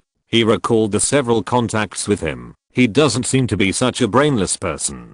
Bruce suggested, how about this? You continue to brag in the crew. I will spread the news, spend some money to ask Dallet for help, and see what happens. Martin laughed. Boasting? I'm the best at it. It was time for a break. After a simple makeup touch-up, Martin and the stuntman entered the set again. Perhaps stimulated by the news of the weekend party, the stuntmen regained their vitality. Los Angeles, Pacific Pictures. In the office, Louise, wearing black-rimmed glasses, was smart and capable, without any dissoluteness. Assistant Nikki knocked on the door and put the latest report on the desk. Louise took it inside. Even Jerry Bruckheimer can't create a miracle of counterattack. King Arthur, co-produced by Touchstone Pictures and Bruckheimer Pictures, was a disastrous failure. With an investment of hundreds of millions of dollars, the North American box office in the first weekend was only $15 million US. Now, 3 weekends later, the North American box office is only a pitiful $45 million US, and the number of screenings has dropped from more than 3,000 theaters to less than 2,000. Huge losses are inevitable. Troy did not meet expectations. King Arthur failed at the box office and reputation. And what about the similar Alexander the Great? Louise's many years of career as a producer has given her a feeling that the market is tired of this type. The success of the Gladiator and Lord of the Rings series makes people think that North America will usher in an era of epics and fantasy. The judgment recognized by the industry may have errors. Louise took the bottle of wine next to her, poured a glass of wine, drank it all, picked up the phone and dialed Warner CEO Barry Mear's number, suggesting that the release of Alexander the Great be postponed. Barry Mear refused.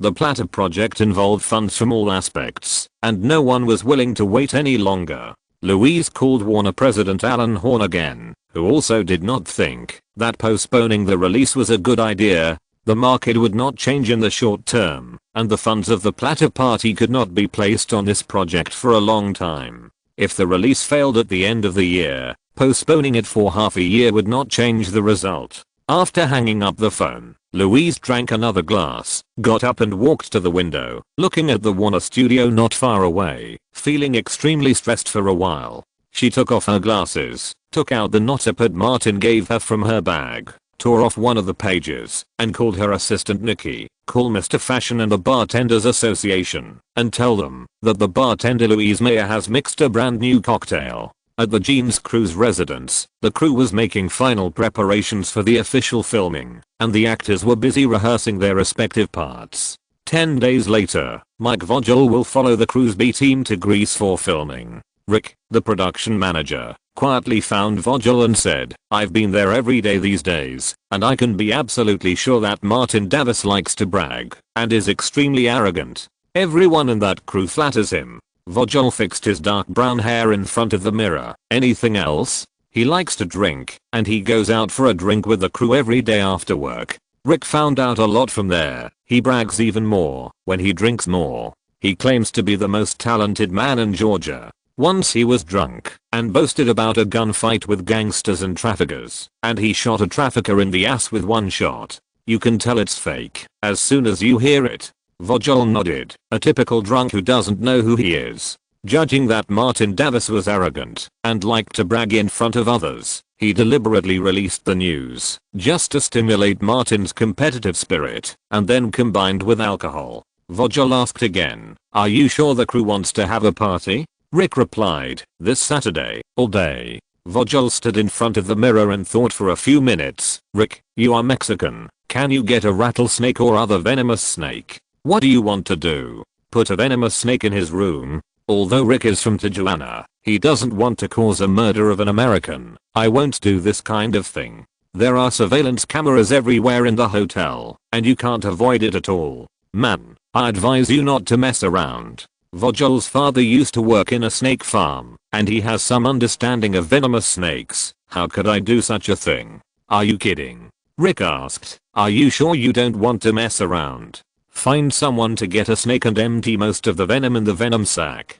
Vogel whispered a few more words and emphasized, "I'll pay more." Rick responded, "Okay, Mexico doesn't lack this stuff." 2 updates today. Chapter 133, Improvisation. The hotel's private beach was reserved by 2 film crews. On Saturday, the crew members could party on the beach at any time, with unlimited supply of alcohol, drinks, and barbecue. The crew was discriminating. Men who were not members of the crew were not allowed to enter. Women could join the party on the beach, as long as they wanted. Martin walked onto the beach alone in his swimming trunks. Agia shouted to him, "Martin, come here, let's play a game." On the 5-a-side beach soccer field, Agia gathered a group of female players with the strong appeal of the director. Martin ran over immediately. There were at least a dozen girls in swimsuits on the small field. They were all young actors who played female soccer players from the crew next door. Agia said, "We two are the captains. Each of us will pick 4 players to play." Martin stepped on the football. "Okay." The female players around were all enthusiastic, holding out their hands and jumping and shouting, "Director Agia, choose me. Choose me." Martin asked loudly, "Who wants to be on the same team with me?" Not far away, the famous beauty-obsessed Blake Lively was running towards this side quickly, shouting as she ran, "Save a spot for me." She was tall and had long legs, and there was nothing wrong with her figure, except that she looked mature. Blake ran into the court, winked at Martin, and ran to Agia's side. Agia raised a finger and shook it at Martin. "Dude, you're not attractive enough." Martin turned to face the girls. "I'm going to pick someone." Several female players jumped out. "We'll be on the same team with you." Martin randomly selected 4 Latin female players, and the tallest one was to be the goalkeeper. Agia said, "You'll kick off first." "Girls." Martin stood in the middle of the court and said, "We are going to score a goal first." He kicked the ball to the black swimsuit girl on the left, turned around and ran to the other side's court, and the black swimsuit girl immediately passed the ball back. Martin had played football in middle school in his previous life, but he hadn't touched it for many years, so he immediately stepped wide when he received the ball. A gold swimsuit girl rushed over from the opposite side to grab the ball, and it seemed that she didn't break, and she and the ball crashed into him. Martin really felt what it meant to run into someone with the ball. No wonder Agia wanted to organize a beach soccer match. The real-looking dog Blake crashed into Martin and seemed to fall down. He hugged Martin's arm and pressed hard on it. Agia rushed past Martin with the ball. Martin was too lazy to defend him. Only a fool would defend a man. Blake stood up and rushed forward. Martin went back to defend, and just as he stood in position, he saw Blake, who received the ball, running straight towards him with the ball. There was no shot, no pass, and no fake move. The real-looking dog Blake crashed into Martin. Martin fell to the ground and landed on the beach. Blake also fell and lay on Martin. Maybe she was hurt, or maybe she remembered something. She rolled back and forth on Martin. Agia was stunned and understood why the heroine next door wanted to be on the same team with him. The target was not him at all. The black-haired Latin girl next to him curled her lips and almost said shameless. But the crew was arranged by the other party's father, so she had to hold back if she wanted to call her a bitch. "Sorry." Blake struggled to get up. "I didn't stop. Did I hurt you?" In front of so many people, what could Martin say? "It's okay." Blake struggled to get up, reached out to pull Martin, and couldn't help but admire. "You have a strong body. You are very fit." Martin also praised, stood up and patted the sand off his body. Blake said, "I practiced football and have been the captain of the cheerleading team since the 6th grade. Martin nodded. He practiced football and bumped into people with the ball. Agia was impatient and shouted, "You too, are you still going?" Martin moved a little. "Why not?" Not far away, Vogel was sitting on a beach chair, and he had a panoramic view of all this. The difference in the choice of resources made his heart sad. Vogel climbed up by stepping on others, and he didn't mind continuing to step on others to climb up. In his cognition, this is the ladder of Hollywood, and every step up is the body of the opponent. Rick came over and said, "It's best to do it in the afternoon, because accidents are more likely to happen at night." Vogel asked, "Are you all done?" Rick nodded slightly. "The snake is done. Call me before you leave, and I will prepare in advance." Vogel understood why Rick was doing this. "After the matter is done, I will give you another balance, so you keep your mouth shut." Rick smiled. "I'm a Mexican. I can't threaten you." Vogel waved his hand, and Rick left. More than 20 meters away from the two, Bruce covered his face with sunglasses, took out his newly bought camera phone, and took several photos of Rick in a row. Then he called Dalit, the crew's security director, and sent a picture in an MMS. On the field, the other female players were not focused on playing football. These Mexican girls dreamed of going to the United States. Agia was knocked into the goal by the enthusiastic female players. Martin was not in a good situation either. He was knocked down by several female players, and more people rushed up with the ball. It was terrible. Martin was like a wounded soldier who was lingering in the bombing, struggling to crawl out of the bombing of the female players. Two long legs ran over from the opposite side, and Blake rushed over to rescue them, pulling Martin up and running. Quick, quick. Martin lost all the face of the man, but safety is much more important than face. After running a few dozen meters, Martin stopped. Blake caught up from behind, wiped the sand off his face, and stared at that handsome face. "Are you okay?" Martin spread his legs and moved a little. "No big problem." Blake went to wipe the sand off Martin's body again. When he turned around, he saw the open air washing area and pulled Martin's arm. "Go over there to wash off the sand on your body." It was hot, and he was sweating. There was sand on his body. Martin felt uncomfortable and followed him over there. After the shower, it was not suitable to sunbathe anymore, so Martin found a beach chair and lay under the parasol. Blake brought 2 cold drinks and handed one to Martin. "This should suit your taste." Martin took it, nodded and smiled. "Thank you." Blake lay on the beach chair next to him, covering his chest and abdomen with a towel, but his long legs were draped over the side of the beach chair. He deliberately kept shaking in front of Martin and asked, "When will you come to the crew? I'm waiting to rehearse with you. You play the person I like, and I don't feel anything when acting with an assistant." Martin replied casually, "I can finish filming next week." He found that old bull walked in front of him and said, "I have something to do. Let's talk later. I'll wait for you here." Blake watched Martin leave and pondered. People are good looking, and the company focuses on training. Although she is a face dog, Blake grew up in an active family and thinks much more than ordinary girls. Coming to a locker room, Bruce closed the door from the inside and said, "I notified Dalit. His people are following the production manager. It seems that the other party has gone to the wild."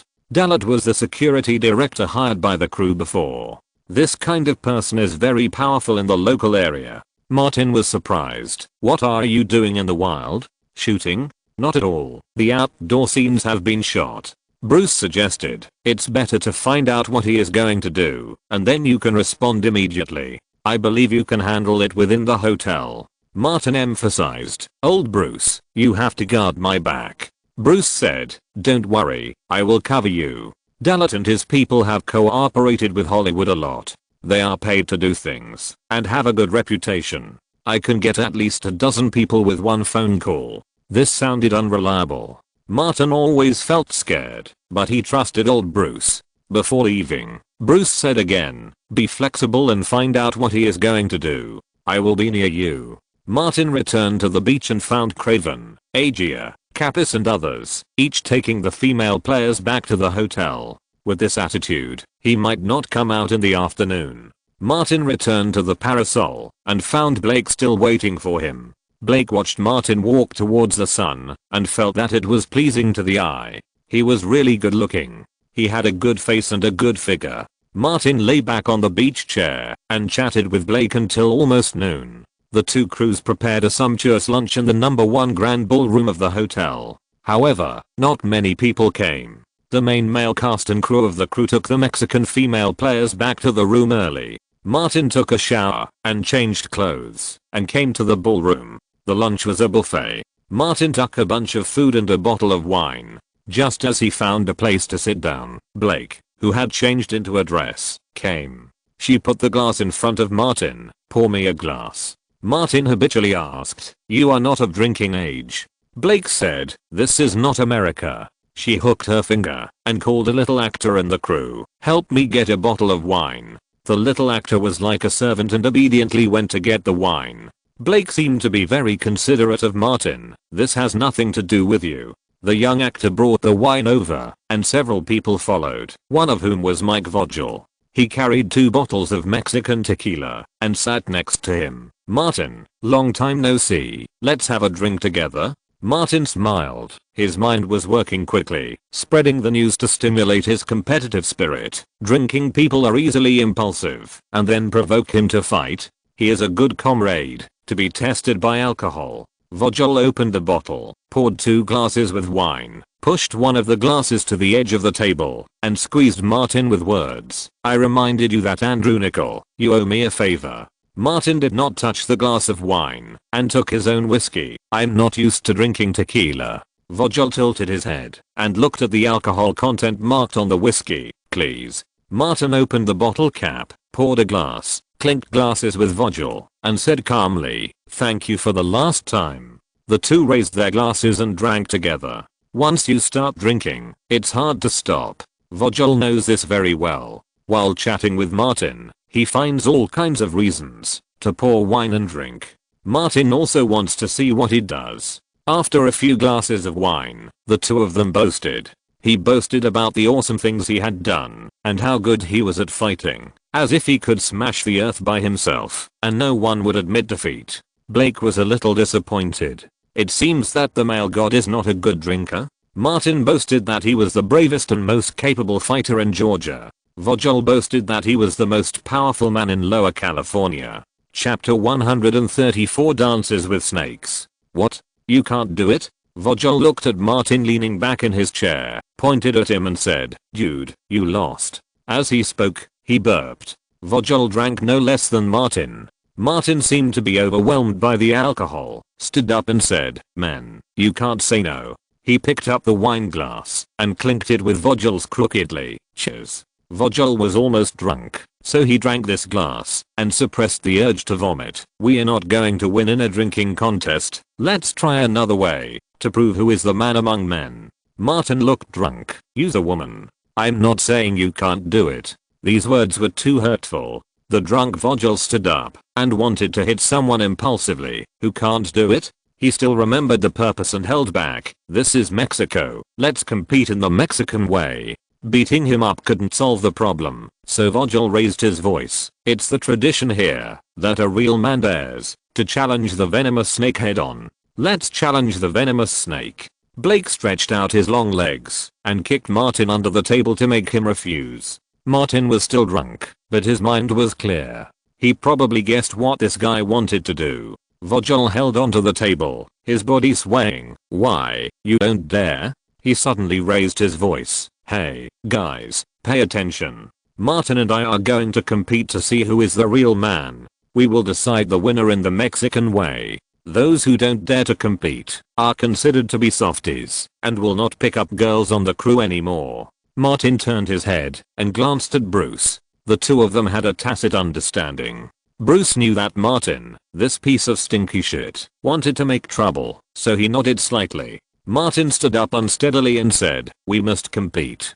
"Damn, where's the venomous snake? I'm going to blow its mouth." Vogel said, "Okay, let's go out and find a snake." Martin saw Bruce on the phone and tried to delay time. "Yes, go find a venomous snake, the most venomous one. Whoever dares not blow the snake's mouth is a wimp." Blake was very disappointed with the male god, but still came over to hold him. "Martin, you are drunk." "No, how can a drunk person be as sober as me? I can still drink 2 bottles."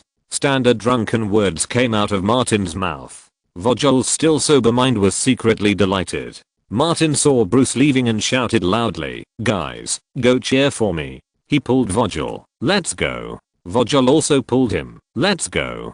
Before leaving the banquet hall, Martin took 2 more bottles of wine. When he went to the parking lot, he opened the bottle and continued to drink with Vogel. When the sea breeze blew, Vogel was drunk. People who were drunk didn't talk nonsense at all, and they automatically drank the wine when it came to their mouths.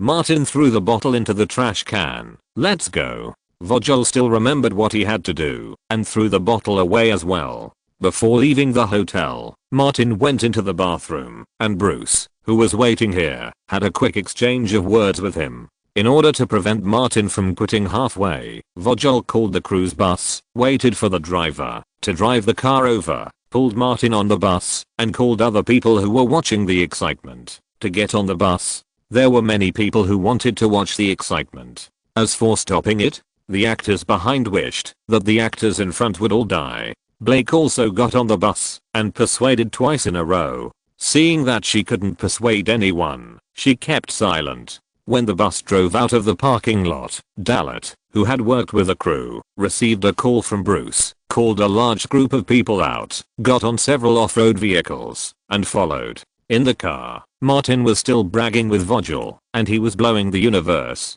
The bus quickly drove out of the city and came to the desert. Everyone got off the bus to help find venomous snakes. Rick, who mixed into the crowd, came to the target area and shouted, "Here! There is a rattlesnake here."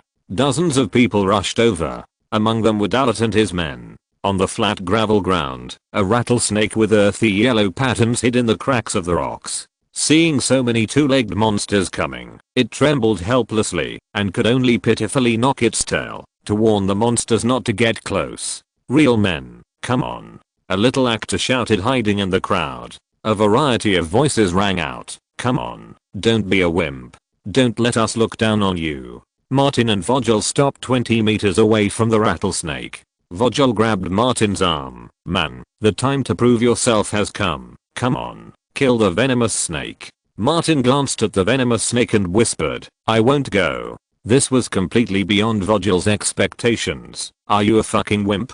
Martin broke free from Vogel's hand, grabbed his shoulders with both hands and shook him hard, shaking back and forth. "I won't go, I'm fucking afraid of snakes." He shook Vogel hard. Vogel's head swayed, the alcohol rushed to his head, and he wanted to vomit. But Vogel held back. As a real man, how could he vomit in public? Martin turned around and walked back. Seeing that Vogel didn't move, he shouted, "It's a tie. I didn't lose." When he walked out of the crowd, a Mexican shouted in English, "Martin is a wimp, and Vogel is also a wimp. Two wimps who don't have any brothers." More than a dozen people shouted at Vogel, "Wimp, if you can't do it, go back. You don't even dare to do what you said. You're really embarrassing for a man. You're a waste without balls. You're just a waste." Not only did they shout, but some people also took out cameras and video cameras and filmed Vogel. "Wimp, cooperate with us. We'll put you on the headlines of local newspapers tomorrow."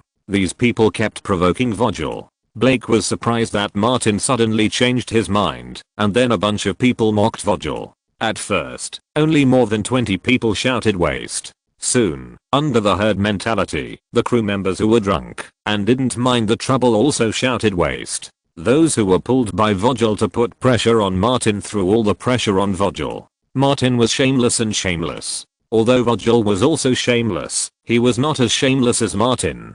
The point was that the people holding the camera and the video camera were wearing tags that looked like reporters. Vogel put himself here, stimulated by the surrounding environment, and the alcohol burned fiercely, arming his brain and courage. He made the choice of a real man. Suppressing the vomiting that was shaken out, Vogel strode towards the rattlesnake. "You bunch of rubbish. Watch out. What is a man?" His father worked in a snake farm, and he caught snakes when he was a child, so he was very confident. When he came to the pile of rocks and heard the sound of the rattlesnake's tail hitting, Vogel's mind suddenly cleared up. "What am I doing? Why am I fighting the rattlesnake?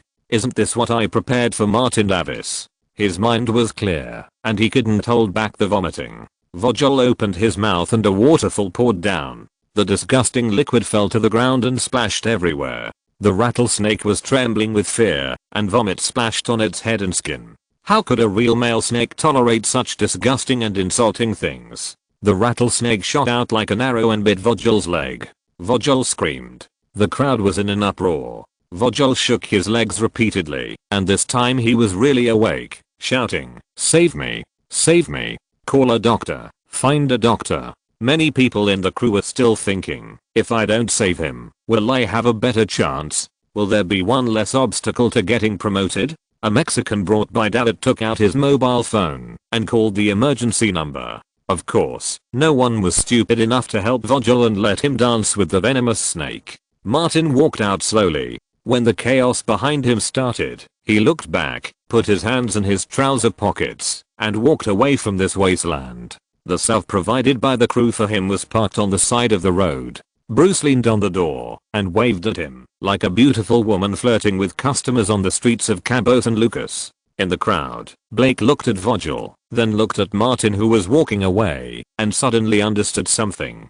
She was not interested in watching anymore, so she threw her long legs and strode after Martin.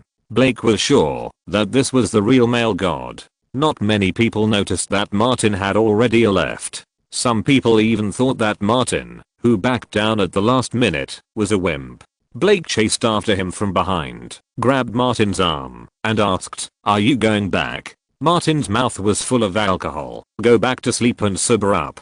Blake felt that the alcohol spit out by the male god smelled so good, just like a dog licking. "I'll go with you." Martin pointed to the back. "Believe it or not, someone among those bastards will report me, and then I will be in great trouble." Blake has been a cheerleader since the 6th grade, and she has long been thick-skinned. "It's okay, I can wait until you are 18. It will be soon."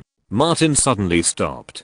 Blake asked, "Are you feeling uncomfortable?" Martin deliberately said, "I want to vomit." Blake opened the small backpack on her back, took out a tissue from it, and also took out a small bottle of mineral water, and waited beside Martin. Martin was quite surprised. She asked for her mineral water and took a sip. "It's okay." Blake handed him a tissue again, wiped the sweat off. The two came to the car. Bruce asked with his eyes. Martin nodded slightly. All three got in the car. Blake was full of curiosity, but she didn't ask much. She just thought about the whole thing. Her father said more than once that fighting is everywhere in this circle. The huge base of the bottom and the pitiful number of upper positions will inevitably lead to extremely fierce fighting. Back at the hotel, Martin sent Blake away and went to take a shower. When he came out, Bruce was on the phone. After Bruce hung up the phone, Martin asked, "Is he not dead?" "No." Bruce said roughly. Dallett sent someone to the hospital and asked about the idiot's injuries. The venom injected by the rattlesnake was very small, and the doctor was sent in time. His life will not be in danger, but the snake venom is very troublesome. He will have to lie in bed for a while. If he is unlucky, he may even have an amputation. If Martin was really an impulsive young man, the consequences would be disastrous. He said coldly, "He is lucky." Bruce thought it was very funny. "I thought he was taking advantage of people's impulsiveness after drinking, and was ready to fight with you and beat you up.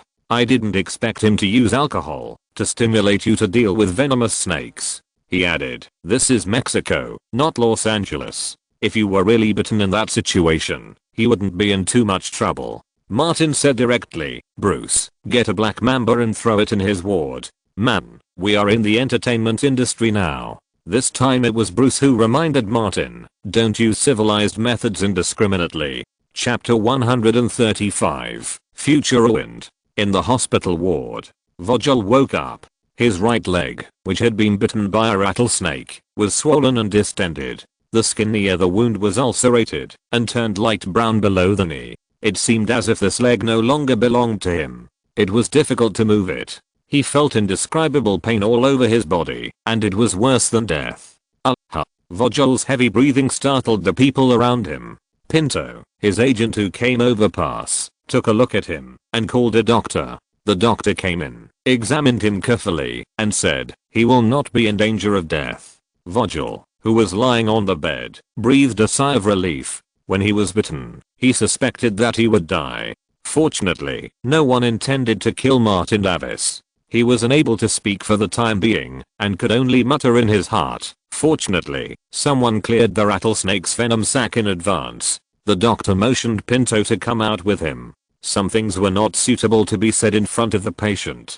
Pinto walked out of the ward and asked, "How long will it take him to recover?" "I'm only fully recovered and able to work normally. 2 months at the fastest, maybe 3 to 4 months. It's not certain. Everyone's physique is different." The doctor adjusted his glasses and said seriously, "He was bitten by a tiger-striped rattlesnake that is common in the United States and western Mexico. It is also the most poisonous rattlesnake in North America. He was lucky. There was very little venom in the venom sac of that snake. Otherwise." The doctor pointed to the sky. "Pinto is efficient. Doctor, please tell me the details." The doctor picked up the medical record and took a look. When the patient was sent to the hospital, a small piece of skin and muscle near the wound was ulcerated, but the nerve fibers were damaged. After the injury recovered, a large scar will be left. The nerve damage will affect his normal walking to some extent. Pinto grasped the key point in the words. Will he become a cripple? Almost. The doctor didn't finish his words. The toxin will also damage the kidney function of the human body. According to our examination, the patient is very likely to have renal dysfunction in the future. Pinto asked, can't be a man. If you are unlucky. The doctor gestured. It will probably be like what you said. Pinto nodded. I understand. When can I be transferred back to the United States for treatment? The doctor said, it's best to observe for 2 days. If the wound ulceration causes sepsis, it will be troublesome. Thank you, doctor. Pinto took out his mobile phone, found the number of Vogel's family, and informed his family of the situation. He did not enter the ward, but sat on the bench at the door, thinking about the follow-up matters with the thinking of an agent. Negotiate with the crew on how to deal with the aftermath. If the negotiation is not smooth, notify the actors union, and the actors union will initiate the investigation procedure. These are the duties of an agent. As for the rest, once you have difficulty walking, it's very difficult to become famous, and you can only be a special actor. Footsteps came from the corridor.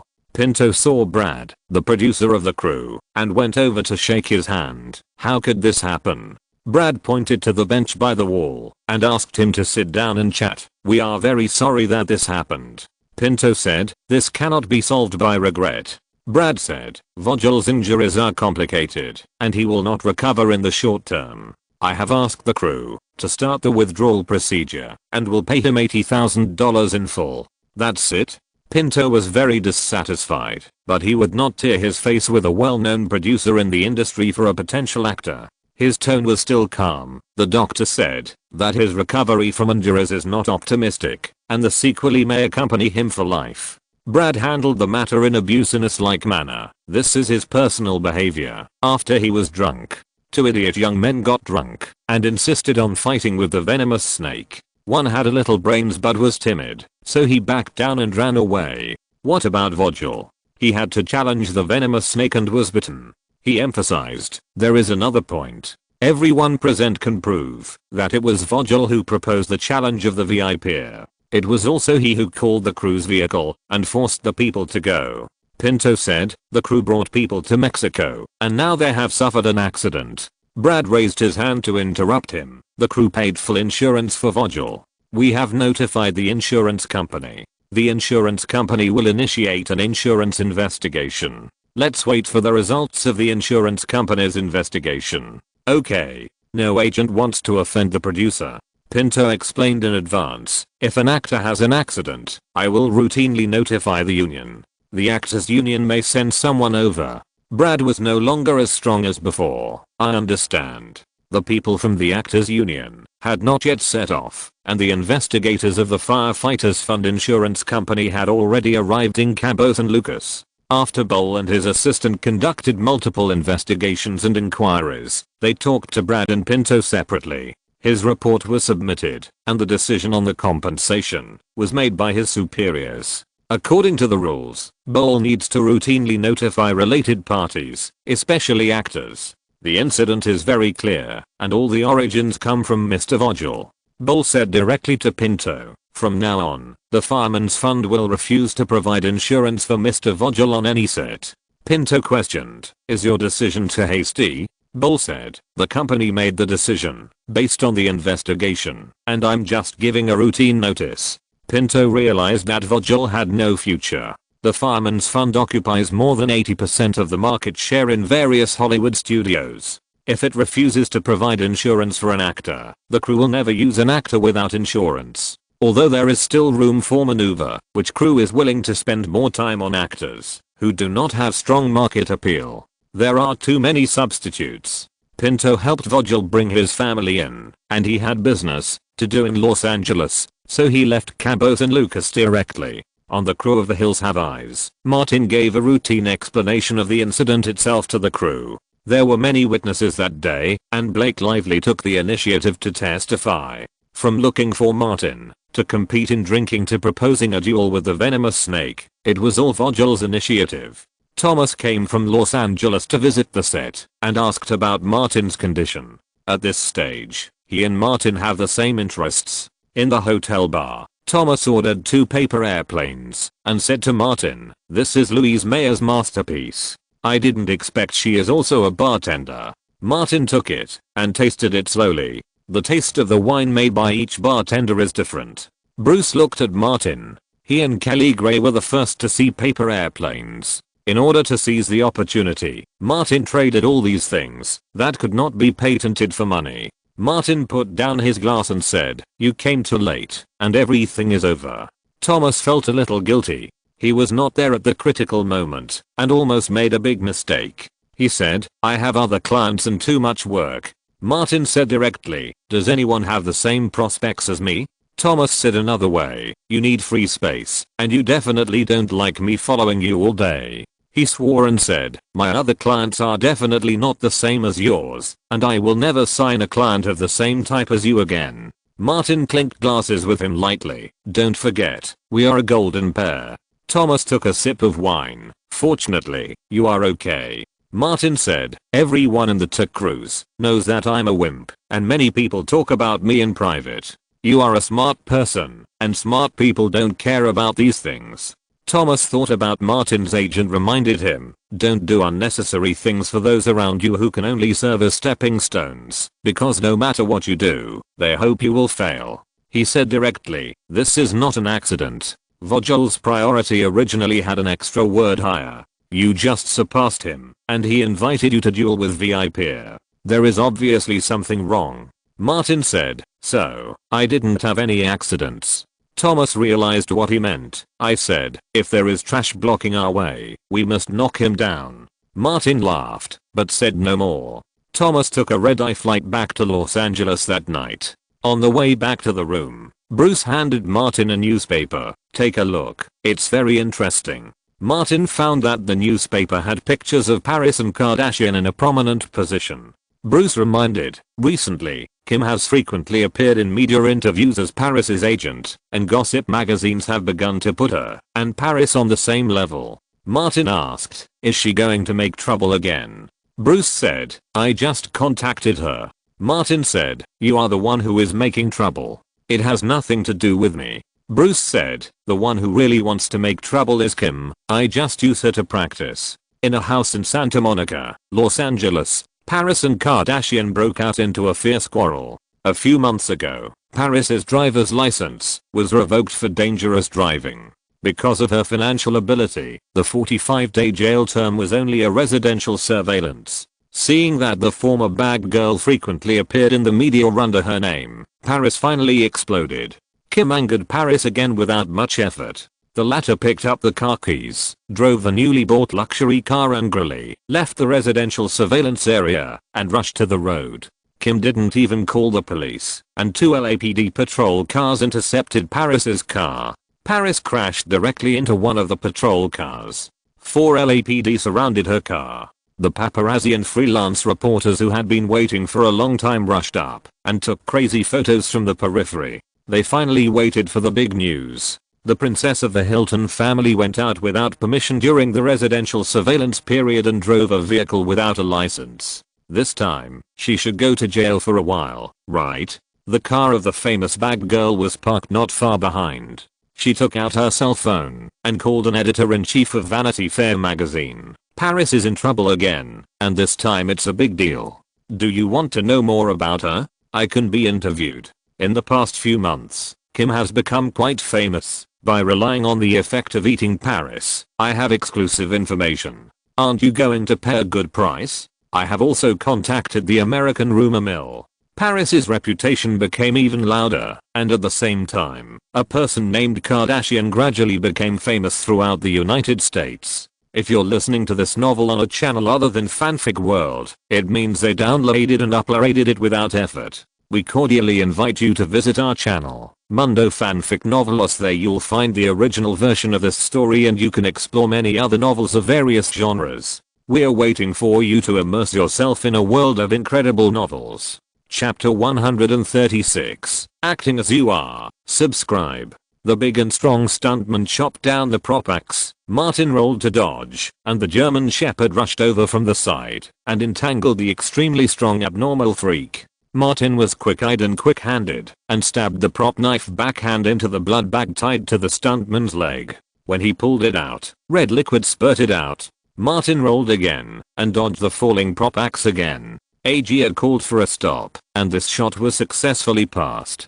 After a short break, the venue was set up, and the shooting continued, and soon it came to the last scene. With the help of the beautiful German Shepherd, Martin took the old-fashioned shotgun thrown by the deformed girl, and blew up the head of the giant deformed man. The mainstream of Hollywood must appropriately highlight the role of women. Not only the deformed man, but also the male dogs and beasts on the two German Shepherds were stupid and died. The beauty accompanied Martin to the end. Martin, covered in blood mist, walked to the dummy and fired a burst of shots. The blood bag on the dummy exploded. Director Agia shouted, "Stop. Pass." He picked up the megaphone and shouted, "I declare that the filming of The Hills Have Eyes is complete." There was a cheer on the set. The end of work not only means that you can take a vacation, but also that the film remuneration will be paid in batches. Buck, Lewis and others unscrewed the handheld salutes, and ribbons and strips flew all over the sky. The crew completed the filming of all the scenes in just 24 days. Post-production returned to Los Angeles. Champagne was also prepared on the set, and all the cast and crew members toasted together. Martin took off his macape and changed his clothes. Producer Craven was giving small gifts on behalf of the crew, mostly some worthless props. The really expensive props on the account book must be treated as garbage and disposed of. Of course, there are also those crews and production companies that are so stingy that it makes people outrageous. Craven came over with a red-dyed wooden bat and a prop knife and asked Martin, "Which one do you want?" Martin asked, "Can't we take both? I want to take them all." Craven said seriously, "Each person can only take one. It's an unwritten rule." Martin had never heard of it, but Craven was a relatively old-school filmmaker. He respected the other party's opinion and chose the wooden bat. Agia brought 2 glasses of champagne over, gave one to each of them, and drank together. "I feel very good about this shoot, Martin, Wes. You are my best partners since I started working." Craven said, "I watched most of the shots carefully. Agia, you shot well. Martin acted well, especially the revenge scenes in the second half. He has been a screenwriter, director and producer for many years. Unlike those who are literary and artistic, he is truly oriented to the first-line market and has a unique judgment of the market. This model of one person, one dog and one gun, as if fighting against the whole world, feels particularly good from the perspective of a pure audience and should have a certain market acceptance." Martin said, "I think this will become a genre." He didn't have enough status and funds, so he wouldn't elaborate. A production manager came over and said, "The people from the Actors Guild are here." Craven asked, "Is there anything wrong here? What are they doing here?" The production manager said, "They are looking for Martin to inquire about the snakebite of the actor next door." Craven had already learned the details and said to Martin, "Tell the truth about what happened that day. It has nothing to do with you. Don't worry. You paid the dues and are one of their employers. Understood?" Martin walked out. He was the representative of the investor, and Craven and Agia simply followed him. Martin was not worried. Dallard had already withdrawn those subordinates. This was Mexico, not Los Angeles, and the Actors Guild could not find those people at all. When they came to the meeting room next door, a man and a woman were waiting. The production manager introduced the 2 parties, and the middle-aged man Wilson was obviously the leader. Martin shook hands with them and said, "We'll do it as soon as possible. The crew has other activities." Wilson was quite polite. "Mr. Davis, we are sorry to bother you. We mainly want to know about your communication with Mike Vogel on the day he was injured.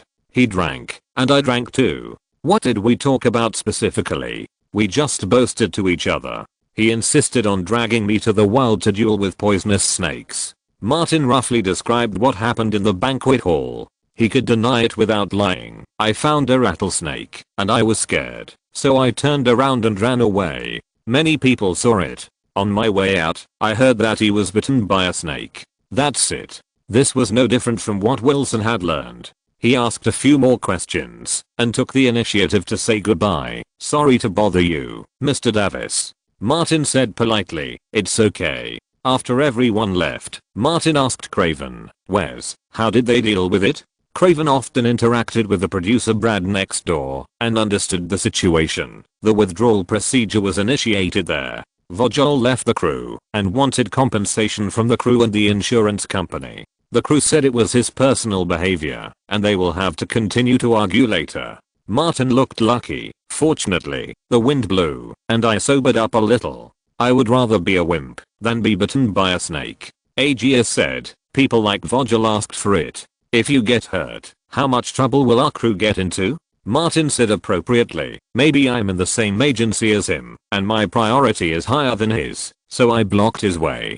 Since the filming started, Craven has always had a good relationship with Martin. He specifically reminded, "That person has bad intentions, Kit. There are people like this everywhere in the circle. You should be careful in the future." After the filming, most of the crew will return to Los Angeles. Martin and Bruce will stay and go directly to the next door. In the evening, Martin hosted a banquet for Buck, Lewis and Frank, the 3 stunt doubles. Bruce gave Martin a gift. Lewis said, "You're too polite." Martin smiled, "You guys took on the hardest and most injury-prone parts. I had the easiest time doing the action scenes." Buck shook his bald head and said, "The crew paid us." Martin picked up the small handbags and put one in front of each person. "They are not expensive, but mainly to commemorate our special experience." Frank opened it with a bit of surprise. "Handheld game console?" Martin said, "You guys often play games during your breaks. I bought it for you. It's a Nintendo GBASP. It's not expensive, only $150 each." Lewis said, "I've had my eyes on Nintendo's new game console for a long time, but I haven't bought it yet." Martin, "I won't be polite." Buck also put away his handbag.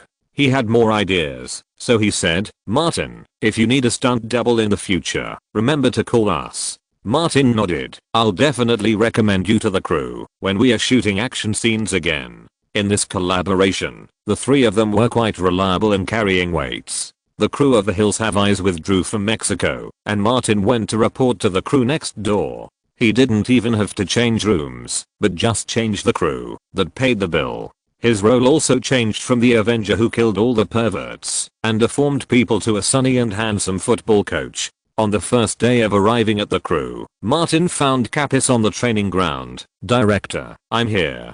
Capis looked at him briefly, and he was the same confident and sunny handsome guy as usual, and asked, "Do you need to rest for a few days to adjust?" Martin said, "No, I'm ready." Capis nodded. "You don't have to work hard, just play yourself." Martin thought to himself, if he really wanted to play himself, this role must be messed up.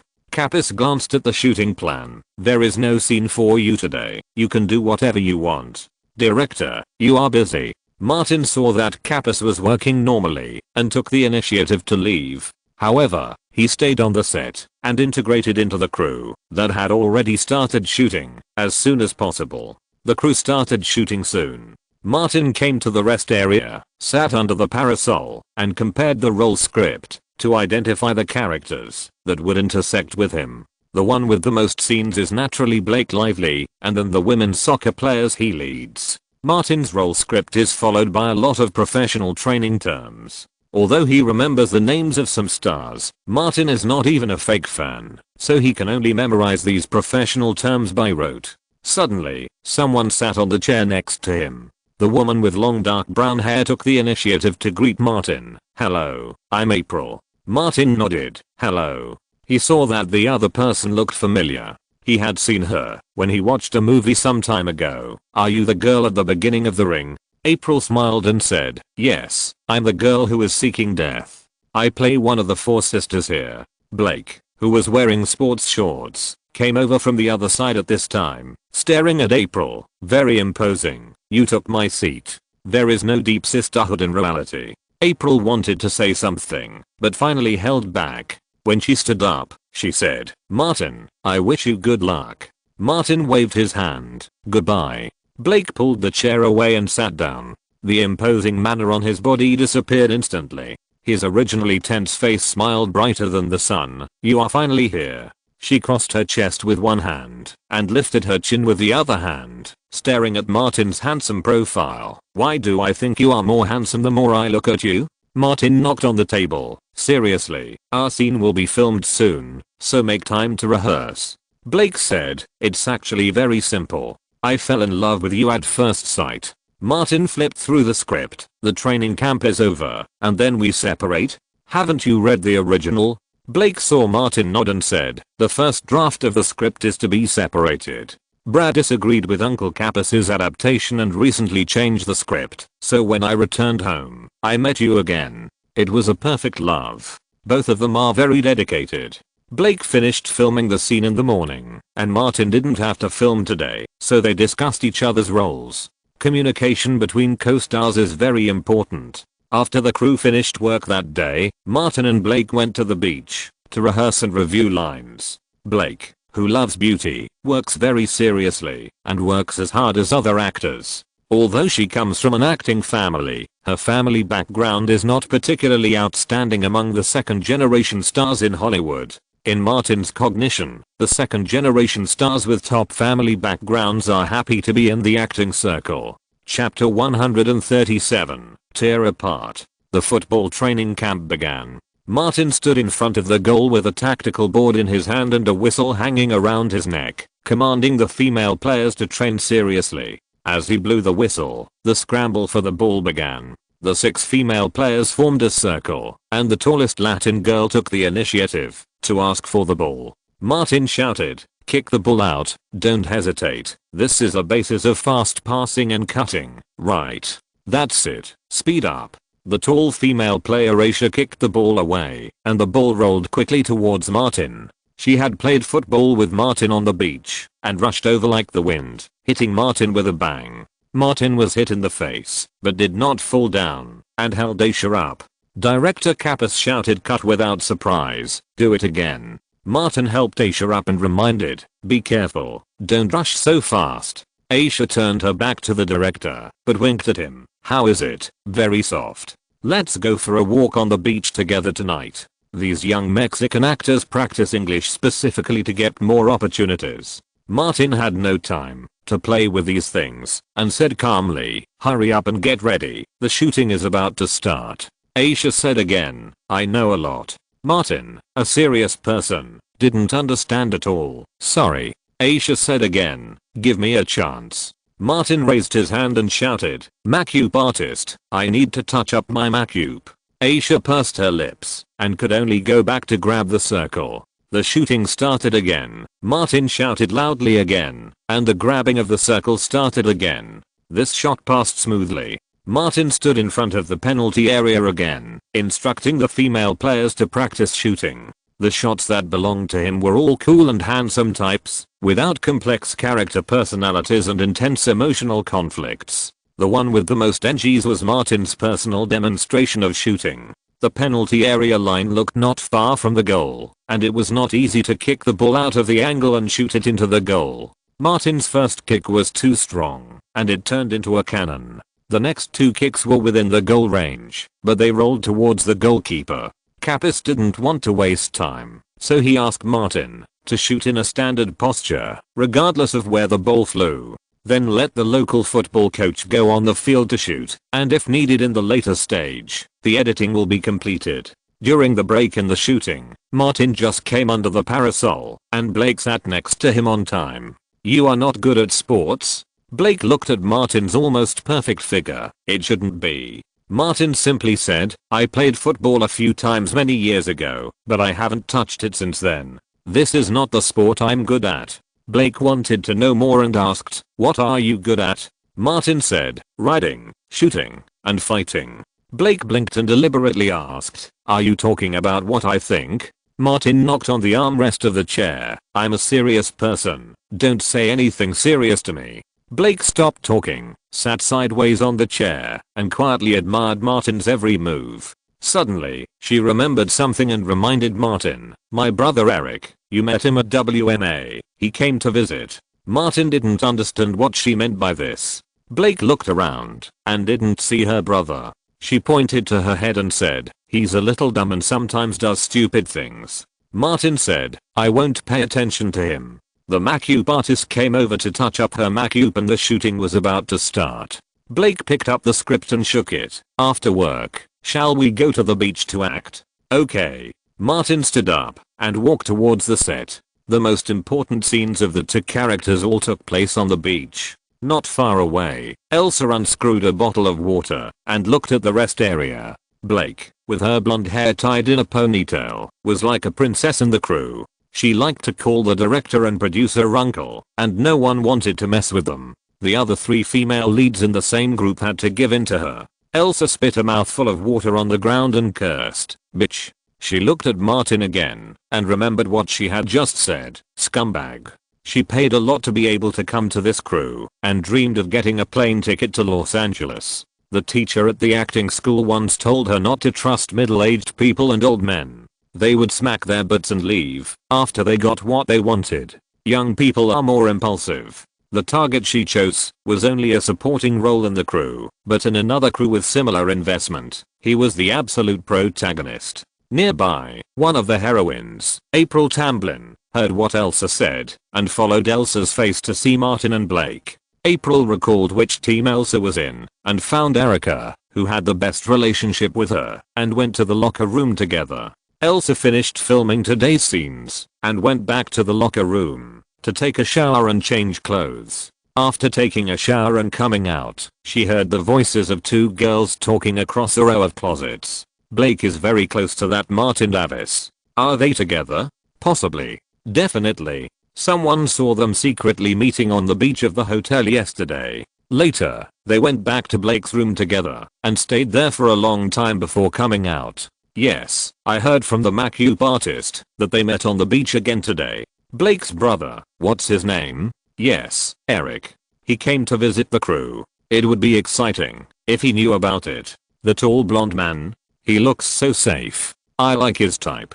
Don't be so naughty. Eric doesn't like you. His father is a producer and has power in Hollywood. Elsa put on her clothes and left the dressing room silently. The 2 girls popped their heads out from behind the closet and watched Elsa walk away. Erica asked, "Will she go?" April said, "It doesn't matter if she goes or not. We'll just have a few words. If she doesn't go, it doesn't matter. It's best if she goes. Blake, that bitch, is showing off in front of me. I won't let her have it easy." She said more seriously, "I'm obviously the main character, but she asked for more scenes and snatched the main character's role. What do you think of us? A bunch of leaves holding up her red flower. The behavior of people with connections stealing the spotlight is disgusting." Erica said, "I can't help it. She has a good family background." April said disdainfully, "I'm more famous than her and have more experience than her. I started filming when I was 10 years old. I have something else to do. I'm leaving first." Erica left the dressing room and her steps gradually slowed down. Let's wait and see about this matter. If it gets out of hand, what benefits can she get? Erica is just an ordinary girl who dropped out of high school. She doesn't have big ambitions. She envy the followers of stars the most. Who is more likely to be famous, April or Blake? The crew finished work. The hotel was not far away next door, and most people chose to walk back to the hotel. Elsa carried her bag, looked around along the way, and asked a few questions to her Mexican companions. Finally, she found her target beside the basketball court of the hotel. Eric checked the time and prepared to return to the hotel. He found a hot Latin girl standing on the side of the road. The girl kept staring at him and was obviously attracted to him. Eric shook his blonde hair in a coquettish way, and the Latin girl opposite strode over. Latin girls are famous for their fiery passion, and Eric is confident in his appearance, so he thinks it is very normal. "Hello, my name is." Elsa originally wanted to use a pseudonym, but when she came in front of Eric, she suddenly had an idea. Isn't this a suitable target? She was enthusiastic. "My name is Ashalosset, handsome guy. What's your name? Can you give me your contact information?" Eric was very happy to attract the girl to come over and ask for her contact information. He took out his mobile phone and said, "My name is Eric Lively, tell me your mobile number." Aisha first gave her mobile number and then deliberately asked, "Lively? She looked at Eric carefully again. "You look a bit like Blake." Eric smiled and asked, "Do you know my sister Blake Lively?" "I know her." Aisha nodded, hesitant to speak. "I've heard of something about her." No matter how dumb Eric was, he could see that the other party had something to say. "What is it?" "I'm Blake's brother and have the right to know." Aisha was still very embarrassed. Under Eric's urging, she said, "There is a bastard in the crew who is very good at lying. He made an appointment with her to go to the beach yesterday. It is said that he also went into Blake's room." "Sorry, I don't mean anything else. I'm just worried that Blake is young and easy to be deceived. Eric is a competent brother, and his face is not very good." "Who is so brave?" Aisha said. "It seems to be Martin Davis." "Thank you, you're a good person." Eric shook his phone. "Wait for me to call you." "I'll wait." Elsa was delighted. The other party obviously valued the information she provided. Eric returned to the hotel and asked around. Martin was very conspicuous in the crew. Someone saw him go to the hotel beach. After asking clearly, Eric hurried out of the back door of the hotel and came to the beach. He looked around and saw a familiar figure near a reef. The two had met more than once at WMA and knew each other. Eric quickened his pace and walked towards Martin. Martin took the script and sat alone on a rock, waiting for Blake to come.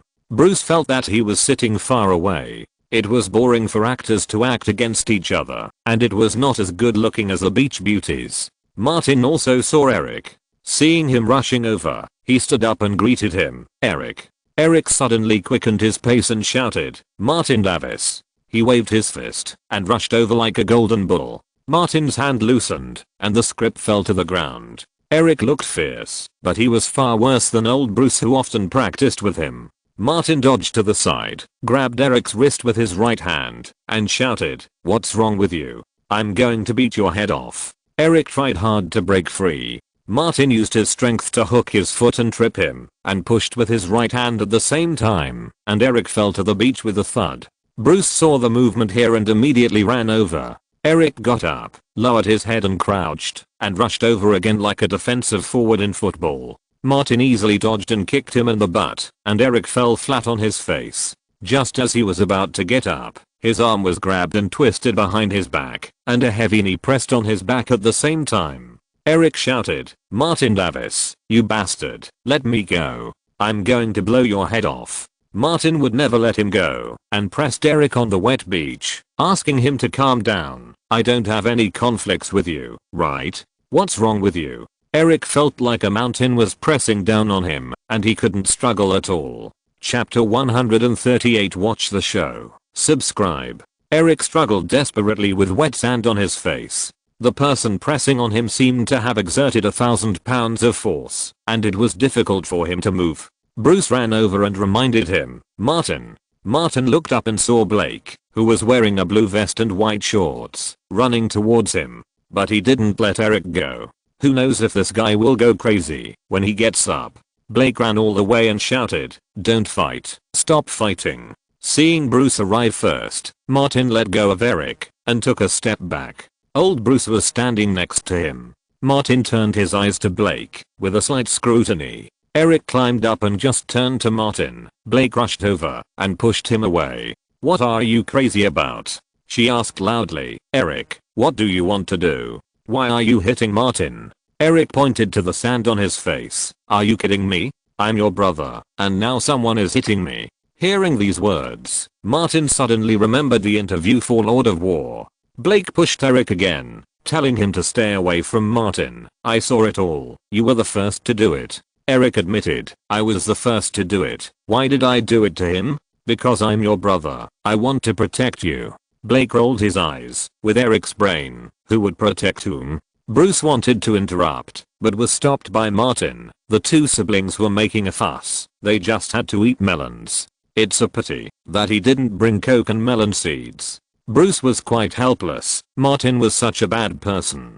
Blake stopped his brother and asked, "Why?" Eric said, "The crew is saying that he forced his way into your room." He shouted to Martin, "When we get back to Los Angeles, I will report it." Before he finished speaking, the script in Blake's hand hit him in the face. "Where did you hear that?" Martin raised his phone. "I'm recording. I will sue you for defamation." "No kidding." He is not stupid. Why did he choose to act on the beach? How could he break into someone else's room? Blake turned back and smiled apologetically at Martin. We are not in the right scene today. I'm sorry. She pointed at Eric. I'll deal with him first. He may have misunderstood. There were not only them on the beach. There were other people, and some people had already come.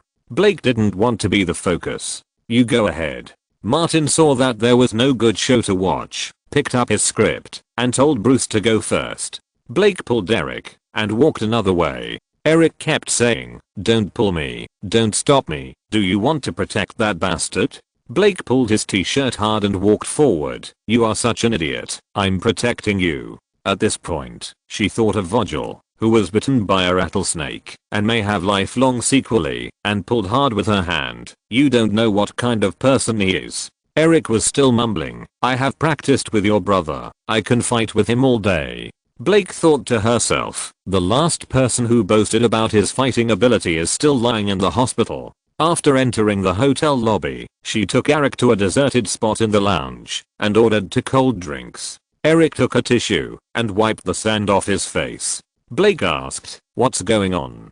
Give me an explanation." Facing his strong sister, Eric took a sip of cold drink first, then said, "It's rumored in the crew that Martin did that to you." Are you kidding? Blake crossed his arms. I thought so, but he is more timid than a mouse. He didn't dare to touch me at all. Eric was very surprised. Really? Blake said, absolutely not. He and I were just acting on the beach and talking about roles. He came into my room.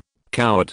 She is much smarter than her brother, and she witnessed a rattlesnake battle with her own eyes. She is more or less evolved. She guessed that this matter is not simple and asked, "Who told you those words?" Eric didn't want to say it and argued, "She told me out of kindness. She didn't mean anything else." Is your head that big? Blake made a circle smaller than a walnut with his fingers, staring at Eric with burning eyes. Who is she? Do you want me to call my dad? Hearing his dad, Eric got scared. A Mexican woman named Elsa Lossett. Blake took out his cell phone and dialed Brad's assistant's number. His voice was very sweet. "Sister Gary, it's me. I need your help with something. Is there a Mexican actress named Elsa Lossett in the crew?" The other party said, "Wait a minute," and quickly replied, "Yes, she plays a small role. Her contact information is." Blake wrote it down, said thank you, and hung up the phone. "Go find her and ask if there is anyone else. Don't tell me you can't do it. Can you use the beauty trap? Also, don't sleep with her. If you want to stay in Mexico and go to jail, just ignore what I said. I'll go back and change my clothes and take a shower." Eric got up and left. Blake reminded him, "I'll wait for you here." Half an hour later, Eric came out of the elevator and returned to the lounge, saying, "Elsa heard others talking in the locker room. She only heard the words, but didn't see the people." Blake said, "Brainless bitch." Eric had a headache. Why make it so complicated? I'm going to find Martin. Blake left the lounge, took the elevator upstairs, came to Martin's suite, and knocked on the door. The door opened. Bruce saw her and said to the inside, "Blake is here." Martin said, "Come in." Blake entered the living room and saw her idle drinking. She felt inexplicably happy and smiled unconsciously. "Give me a glass." Martin took the wine and the glass away. "Your brother will kill me." Thinking of his idiot brother, Blake explained, "He will apologize to you tomorrow." This time he was used by someone, a Mexican actress named Elsa. She said it quickly. Martin remembered Elsa. He liked to watch the actresses quarreling, and he could bring his own coke and melon seeds, but being forced into it certainly didn't feel good.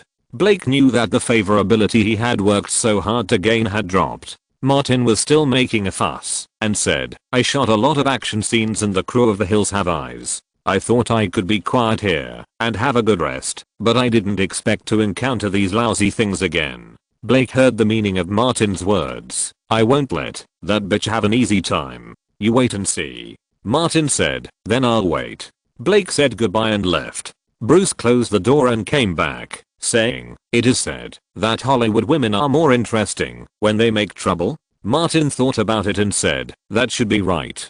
Bruce didn't believe it. A group of little girls. The next morning, when Martin finished shooting a few scenes and came back to rest, Blake waved at him. Bruce whispered, "Are you going to start?" A little excited, pulling hair or tearing clothes. Martin said, "Not as low level as you, using only bad means." The Jeans Project was originally a combination of Blake's father Ernie Lively, producer Brad and director Kappas had a very good personal relationship with the Lively family. So Blake chose the simplest and most convenient way. She found producer Brad and said, "Uncle, a Mexican in the crew, made up a rumor about me and Martin, which caused me a lot of trouble. If it spreads back to Los Angeles, Martin and I will be in trouble." There were no Mexicans in the main cast of the crew, so Brad said directly, "Who is it?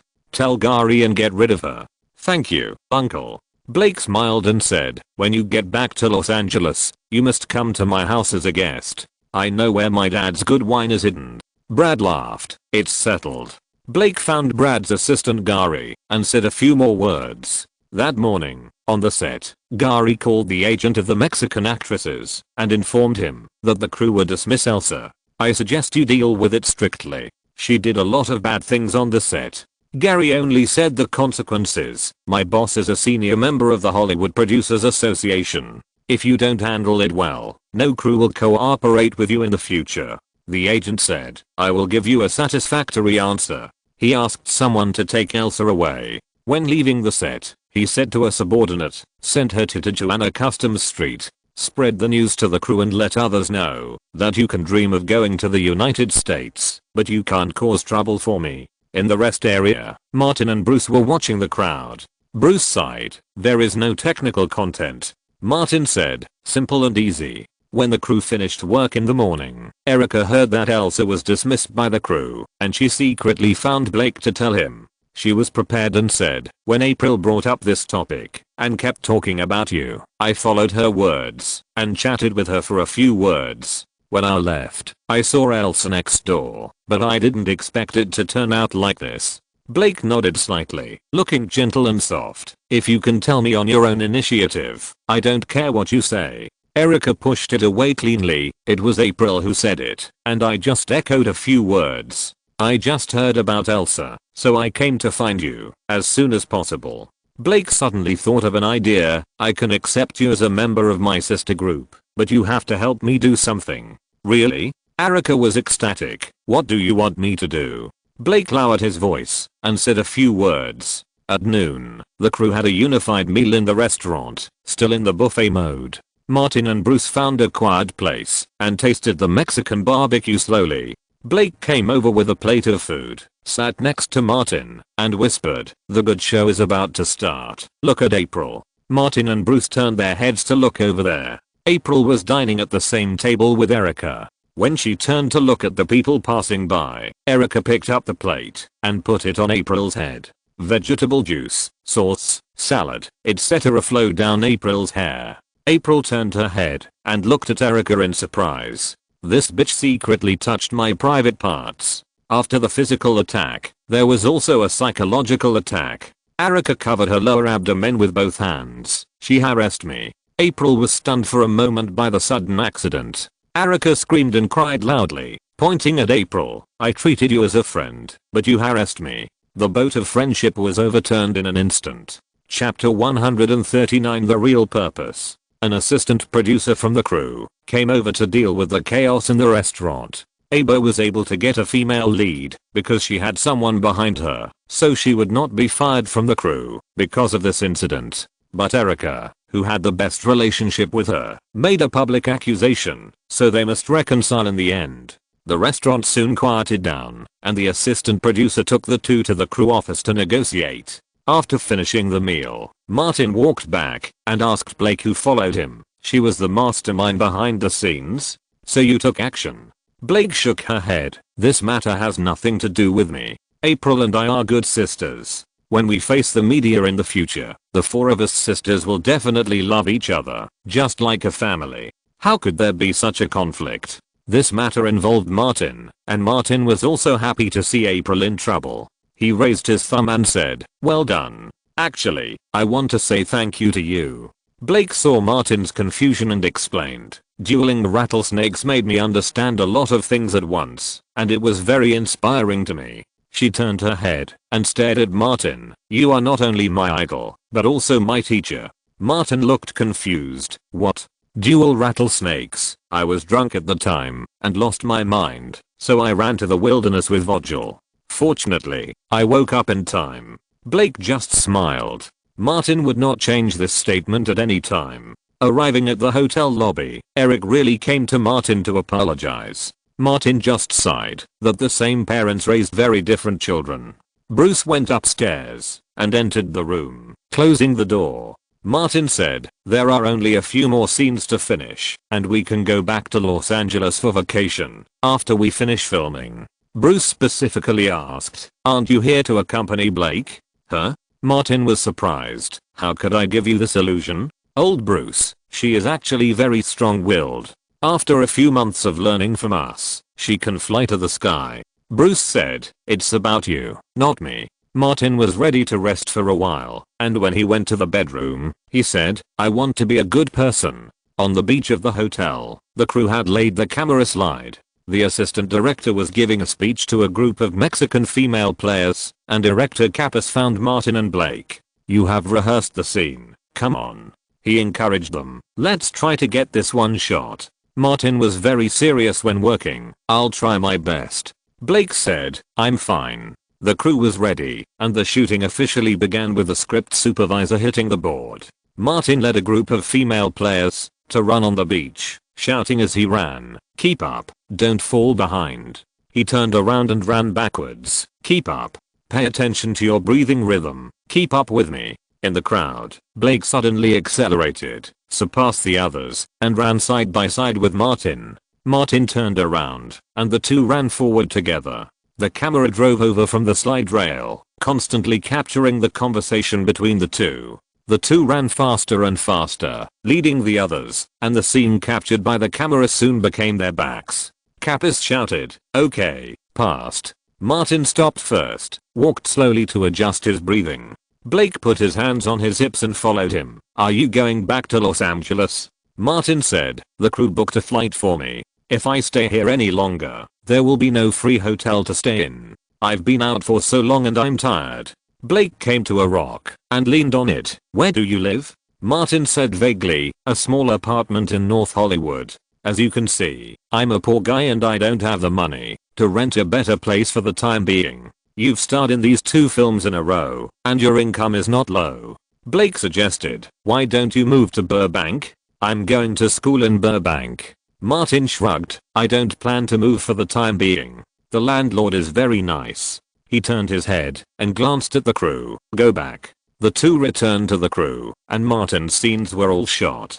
Director Kappas gave him a football on behalf of the crew, the one you kicked away during the filming. Martin smiled and continued, "It's very memorable." He high-fived the main cast and crew members of the crew, and exchanged a few polite words. The crew had to continue filming, so Martin didn't stay long. He returned to the hotel with Bruce, packed his luggage and the small gifts he had purchased, packed the souvenirs given by the tour crews, and headed to the airport. At noon that day, he took a flight back to Los Angeles. After leaving the airport, Bruce went to drive the car. Before getting in the car, Martin bought a few entertainment newspapers and magazines, and sat in the passenger seat to read them. Back in Los Angeles, Martin's focus turned to House of Wax, which was released in October. Kim Kardashian revealed a lot of information about Paris and even went on TV. Bruce specifically said, "We have discussed it. I will use Kim as a practice, and then try to create a news hotspot for House of Wax through her and Paris. The film will be released in more than a month. I can control Kim, but I don't have media resources. It's your turn to find a way." Although Martin's role can only be ranked second, the film's performance is good, and there are also many benefits. When the film was filmed, Bruce wanted to use Kim as a practice, and the two discussed it carefully. Martin thought for a moment. Susan said that the crew used Paris because, on the one hand, she can bring in funds, and on the other hand, she is popular and can naturally attract a group of audiences. The general public likes to see the daughters of wealthy families who are embroiled in scandals, rather than the good girls of large families. Bruce expressed his true feelings. "Without the videotapes and scandals, I'm too lazy to watch her." Martin thought, "I'm going to meet Zoe and Susan tomorrow. You control the pace of Kim's revelations." If she can get the publicity resources of Warner Brothers, the effect will be better. Bruce nodded and suddenly said, "We are really two pieces of stinky shit." Martin pointed at him and said, "You are stinky shit, and I'm not." Bruce drove out of the airport area and said as he accelerated, "Yours is just in his head." Martin put away the newspapers. "Old Bruce, do you want to go back to the past?" Bruce said, "You are finished. I'm leaving." "I know." Martin said seriously, "Sophia has been waiting for you." As soon as these words came out, the topic died instantly, and Bruce didn't want to talk to this garbage anymore. Arriving in North Hollywood, they parked the car and walked back with their bags. Just as they were about to go upstairs, Antonio, dressed in a formal suit, slowly rolled down the stairs like a bull. Martin greeted him. "New clothes? Do you need them custom made?" Antonio was too wide and the stairs were too narrow. He pointed at Martin and Bruce. "You two stay away and don't dirty my new clothes." Martin said, "Hey, man, I've been gone for almost 2 months. Don't you miss me?" Antonio's face was full of disgust. "When you're not here, the apartment is very quiet. No one ever disturbs my sleep at night. The novelty of them has worn off." Martin stepped aside and said, "Where are you going?" Antonio said, "To join a community association and donate some money." Bruce said, "You're donating money?" Antonio raised his chin to an unknown height. "You are not qualified to donate." After he moved down, Martin and Bruce carried their luggage up to the second floor. When they passed by the door diagonally opposite, the door opened from the inside. Emily came out to greet them. "Old Bruce, Martin, good afternoon. You just came back?" Martin patted the heavy suitcase. "I haven't even entered the house yet." Jessica also came out from the door. "Do you need our help to clean the room? There should be a lot of dust." Martin said, "No need." Bruce opened the door and uncovered the cloth with Martin. They hadn't been back for more than a month, and there was dust everywhere. Martin went to get the tools and prepared to clean it thoroughly. The house was dusty. Bruce sneezed several times in a row and hurried to open the door and window. The air circulated back and forth, and the situation was slightly better. Someone knocked gently on the door. Emily stood outside and said, "We are neighbors. We are here to help." When Martin was in Atlanta, Elena was always responsible for hygiene and clothes. As someone used to being the boss, she didn't refuse. "Thank you for your help." Emily and Jessica came in and helped to clean up. Jessica took the tools from Martin's hand. "With more people, it will be quick." Martin was no longer polite and went to get a rag. The four of them worked quickly, cleaned up this side, and went to Bruce's side. After everything was cleaned up, Bruce was ready to treat them, but Emily and Jessica declined politely, as they had to go to acting class in the evening. Martin found the saltwater crocodile tooth pendant and gave one to each of them. Seeing that the stock was running low, after sending Jessica and Emily away, Martin called the hunting club in Australia and asked them to make another batch and send it over. Bruce was convinced. "I finally understand what the true nature of a scumbag is," Martin retorted. "Others help with cleaning and giving small gifts out of courtesy. What does that have to do with being a scumbag? I have an appointment with Kim tonight, so I won't be back." Bruce went out and left. Martin packed his luggage carefully, putting away the baseball bat and football, and took out his mobile phone to call Thomas. "I'm back. Do you have time?" In the office partition, Thomas was inexplicably nervous and said with a stiff upper lip, "I have a date tonight." Martin loosened the reins appropriately. "I just came back. It's nothing important. You go about your business." While Thomas was relieved, he actually felt that Martin was still very reasonable. "You take a few days off first, and I'll contact you later." Martin hung up the phone, took out his notebook, checked the important records, and called Atlanta again. "You actually called me?" Harris said with surprise. "Martin, is there something important?" Martin had asked Bruce to check the relevant models before. "Go buy me a Cadillac and give it to Robert from the Merita Theater. You have seen him. He has a big head." Harris replied, "No problem." Martin specifically instructed, "Don't send it to the theater. Send it directly to Robert's home." Harris agreed immediately. Martin paid for the car for Robert, which was also the idea, before going to Mexico. Robert didn't want to leave his hometown to develop in Los Angeles, and he couldn't force him. Martin took a shower, changed into new clothes, and finally called Louise. "Drunkard, I'm back. Let's drink together tonight." Louise's hearty laughter came from the phone. "I'll go to your place." "No, the landlord will really shoot." Martin now has a guilty conscience and doesn't want to disturb the neighbors in the whole building. "I'll go to you." Louise's words have not changed for thousands of years. "You can come, but don't forget to bring the new formula." Chapter 140. What should be snatched must be snatched. On the terrace of the villa, Louise wore a silk casual outfit that showed off her figure. She sat at the small dining table and enjoyed a steak dinner with Martin. Martin cut a piece of roast meat and put it into his mouth, saying, "The chef is very good and the meat is also very good." Louise ate in small bites and swallowed the food in her mouth. "Italian quinine steak. I know you like meat, so I specially called the chef over." Martin enjoyed the deliciousness of the meat. "I really don't know how to thank you." Louise didn't eat much. She picked up the napkin to wipe her mouth and said bluntly, "You didn't bring me a souvenir?" Martin felt in his pocket, clenched his fist, and stretched it to Louise. Louise's face was full of expectation. Martin loosened his hand, and a pendant fell down. Under the lanyard was a polished white and smooth crocodile tooth. Louise was so angry that she wanted to hit someone. "You gave me one before. It's different." The last one was an Australian crocodile. Martin said confidently, "This time it's a Morelli crocodile." Louise picked up the wine glass and stared at Martin, ready to throw it in his face. Martin stopped teasing her, took back the pendant, took out a knotipad, and pushed it to Louise. "There is only one for now." He took out a small totem pole, the my unlucky totem. Louise only took the knotipad, opened it and took a look, and smiled. "Martin Davis, you have paid a small part of the debt you owe me. Can I pay it off tonight?" Martin said seriously, "One-on-one, I promise I can pay it off. Go away."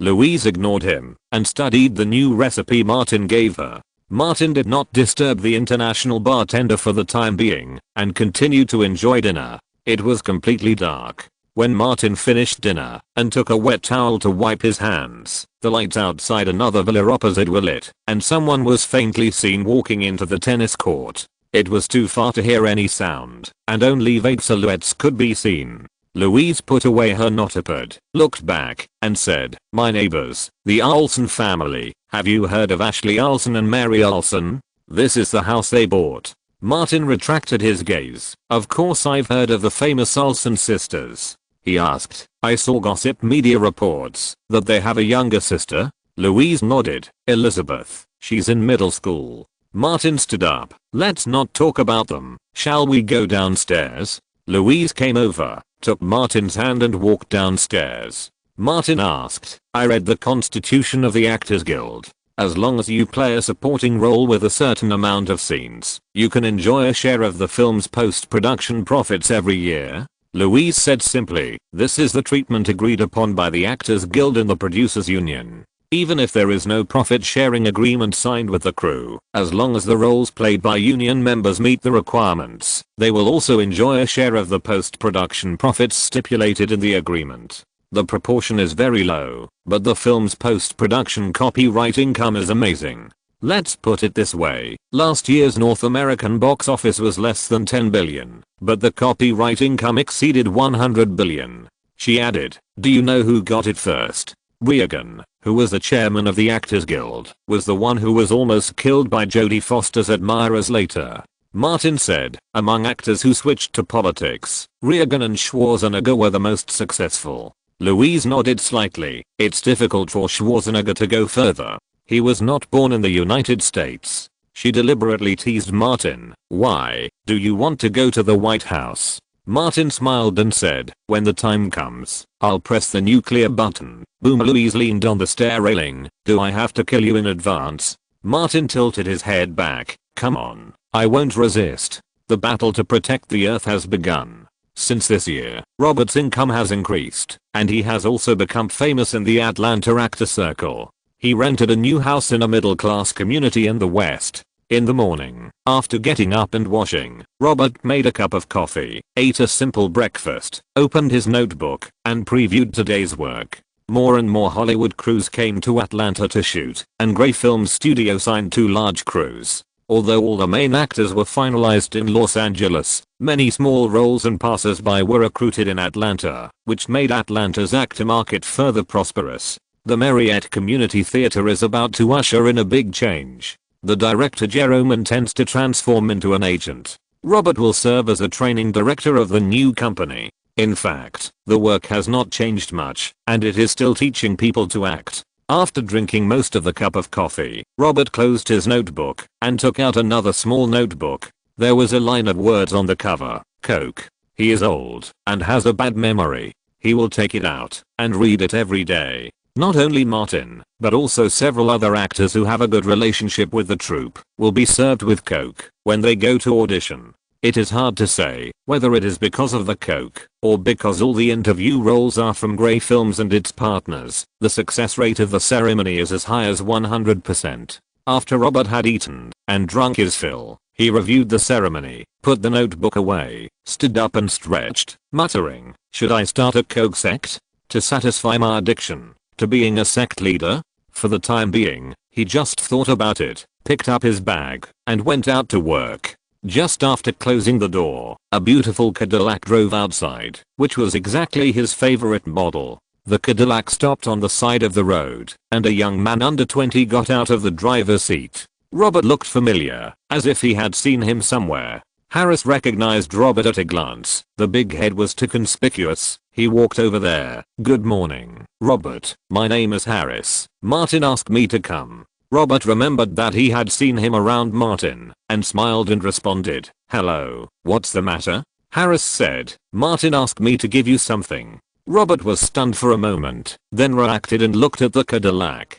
Harris came up to him and handed him the car keys. "The car is yours. The documents are in the passenger storage box." "Too expensive." Robert's eyes were fixed on the Cadillac. "This is too expensive." Harris stuffed the keys into his hand. "Martin asked me to tell you that because of you, his audition success rate will increase by at least 50%. You must accept it." Robert held the keys and obeyed the call of his heart. Okay, I'll take it. The things have been delivered. I should go now." Harris did not stay for long. After leaving, he walked a distance and got into a black BMW 7. Robert recognized the car. It used to be Martin's car. Thinking of Martin, Robert wanted to make a phone call, but after calculating the time difference between the two sides, he probably still slept, so he did not make the call. He drove the new car into the garage and drove the old car again. In 2 days, he would find a suitable opportunity to drive the new car to the theater again. Robert was sitting in the car when he thought of a key thing. He called a Coke dealer and said, "Help me collect the Coke produced in Atlanta in 2003. Try to get as much as possible." The other party was surprised. What's different about the Coke in 2003? Only Robert and Martin knew the secret of the Coke cult. Robert didn't plan to tell others, and made a reason. Last year's batch of syrup tasted particularly good, and the Coke made from it was not ordinary. Los Angeles, Sherman Oaks. The sun had just risen, and Martin and Louise were wearing sportswear and jogging along the road on the south slope. After walking around the nearby park and returning to the road, Louise stopped, holding her knees with both hands and gasping for breath. "I can't take it anymore. I can't take it anymore. Wait for me for a while. Let me catch my breath." Martin turned around and went back, pulling her up. "Don't stop. Walk slowly." Louise let him lead her and made excuses for herself while walking. "I was the one who moved last night. I consumed a lot of energy otherwise." Martin asked, "Next time do you need me to take a picture and then accurately calculate who of us moved longer? I warn you, don't mess around." Louise said, "You are younger than me. It's normal to have good physical strength." Martin remembered something and said seriously, "You should drink less alcohol. Excessive drinking will accelerate aging." This remark stirred up a hornet's nest, and Louise stopped moving. "You mean, I'm old?" Martin was kind. "Remind you, don't really become an alcoholic." A car drove over and stopped next to the two of them. The window of the passenger seat was lowered, and the blonde girl in the driver's seat waved. "Louise, it's rare to see you get up so early." Louise glanced at the girl with baby fat in the passenger seat. Has whole middle school started? Mary Olsen pointed at Louise. Elizabeth. Louise is our neighbor. Elizabeth greeted politely. The two sisters left quickly and drove to North Hollywood. After breakfast, Martin and Louise went to Warner Studios together. The latter would continue to participate in the post-production of Alexander the Great to make the film as commercial as possible. Martin went to another post-production studio. House of Wax had reached the stage of adding front and back subtitles. Unexpectedly, he met Thomas. As soon as he entered the door, Martin took out the Mayan lucky totem that Louise disliked and handed it to the agent, a little gift, Mexican style. Thomas took it. The thing was not expensive, but he felt inexplicably happy that his client was thinking of him. Very good. I'll find a place to put them later, and when you become a big star, these will become treasures. Martin thought to himself, you are worthy of being an agent, and asked, why are you here? Thomas said, I came to attend the cruise publicity meeting. Paris Hilton's agent asked to list her name second in the actor subtitles. This is absolutely not possible. Elisha Cuthbert is the well-deserved sole female lead, but her most important role afterwards is Nick, played by you. Martin agreed. What should be grabbed must be grabbed. This matter is left to you. This is the job of the agent, and Thomas took the lead. Don't worry, I won't let them succeed. Martin encouraged. Come on, beat them down. Thomas waved his fist and entered a conference room as if he was going to participate in a war. Note, since last Friday, due to force majeure, the author has made extensive revisions to the previous chapters. The revisions have been rejected and need to be revised again. I can only try my best to keep updating twice a day. It would be great if 40 of the first 60 chapters can survive. Thank you all for your support. Chapter 141, Creating Surprises. In the producer's office, Martin met Susan Levine. The female producer was in high spirits because she was getting along well with her prodigal fiancé. Martin had also heard some news and specifically asked, when will I attend your wedding with Donnie? Susan was happy to mention this. I just made a plan. The earliest will be the first half of next year. Martin said again, don't forget my invitation. How could I forget you? I will invite you in advance. Susan had a good impression of Martin, not only because he was also a prodigal, but also because he helped the crew avoid trouble. If the kangaroo had really hurt Mean, it would have caused a huge loss in terms of money alone. Susan then asked, have you finished filming your new movie? Just came back from Mexico. Martin handed over a lucky totem and pointed to the newspaper in his hand. Paris has been all over the entertainment media recently, and I'm a little worried.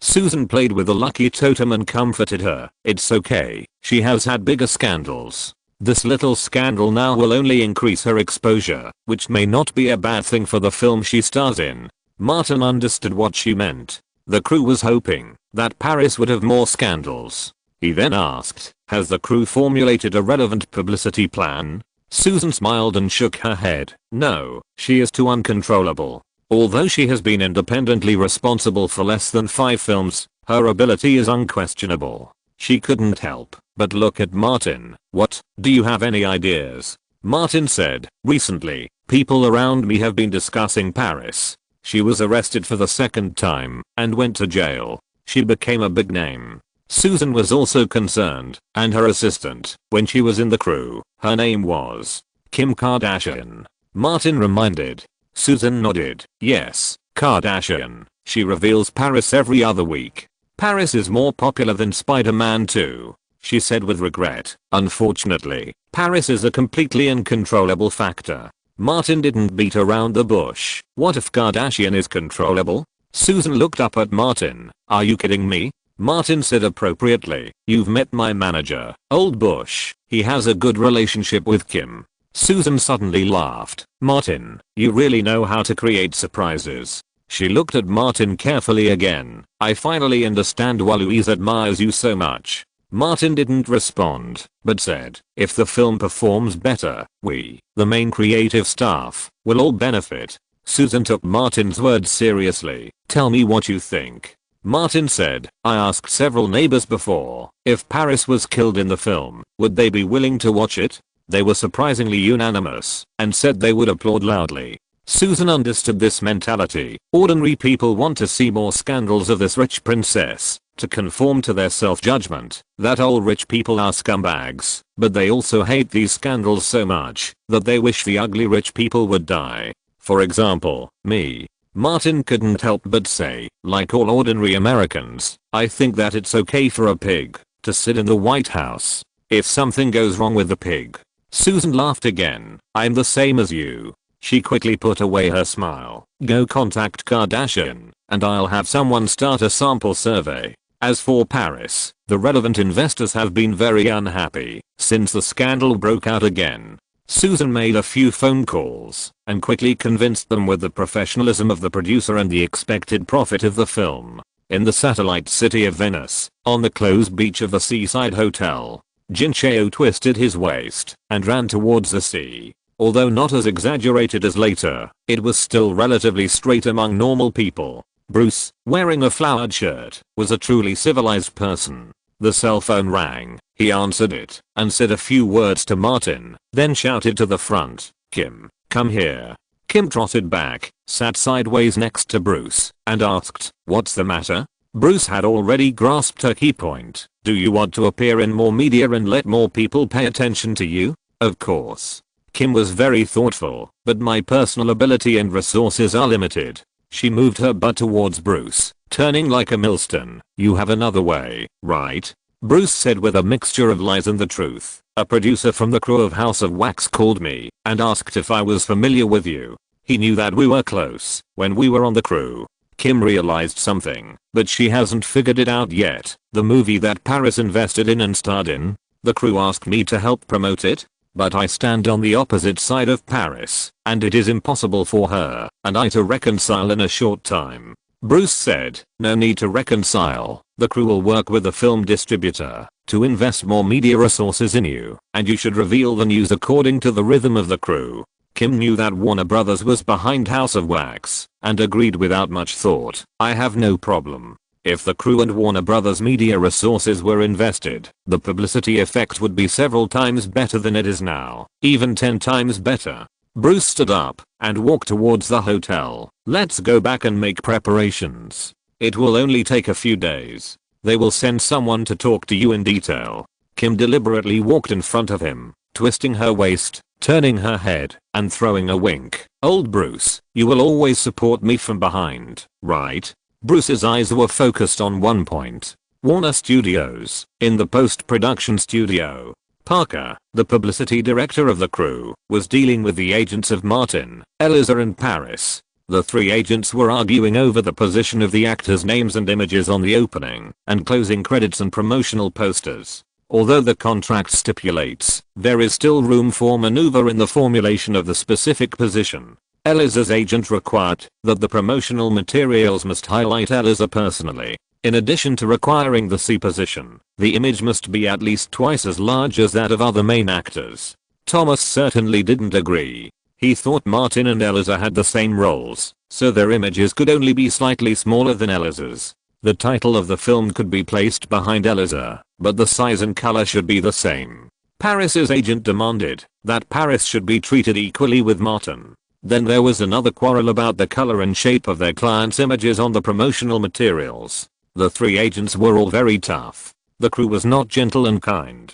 Whoever was weak and peaceful would be unlucky. Eliza's position as the heroine could not be shaken. What Thomas fought for Martin was that the treatment on various materials was infinitely close to that of the heroine. In the end, Martin's name was listed separately in the title credits, appearing in the picture after the heroine Eliza.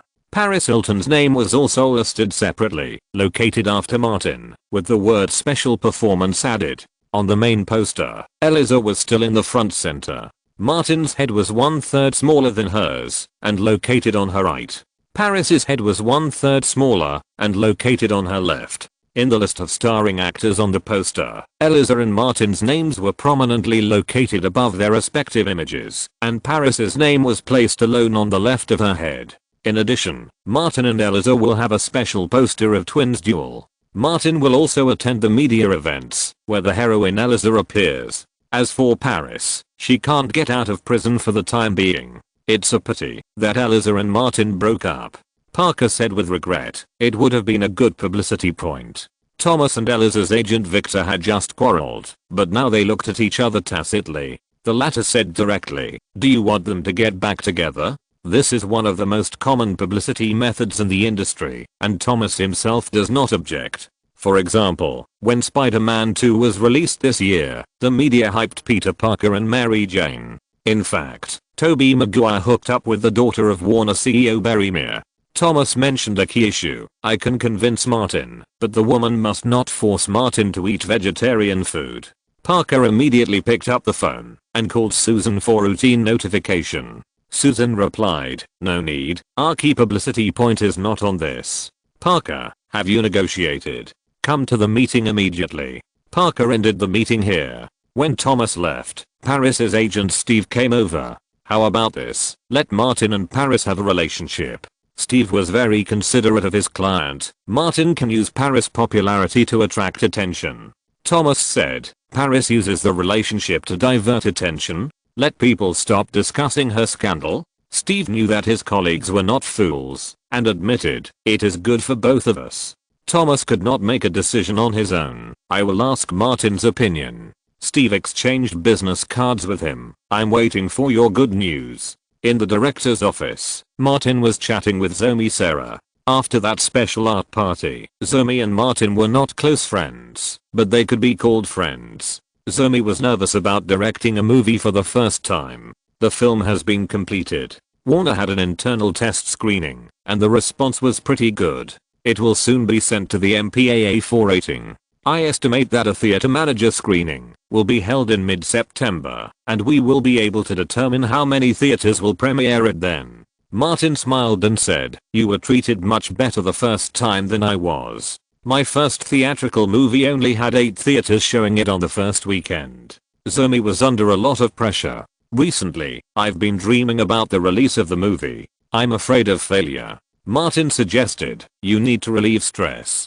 Go out for a drink in the evening and invite Wes, Adja and Michelle. Wes has a place that is easy to inspire." Zoe responded, "A drink is good. Alcohol can help you sleep." He rubbed his temples. "I messed up this time. There won't be a second chance. I can only go back to shooting music videos and commercials." Martin joked, "This pressure is not big enough. Let me tell you how much pressure a director can have. If the movie you shoot fails at the box office, you can only go home miserably and inherit billions of assets."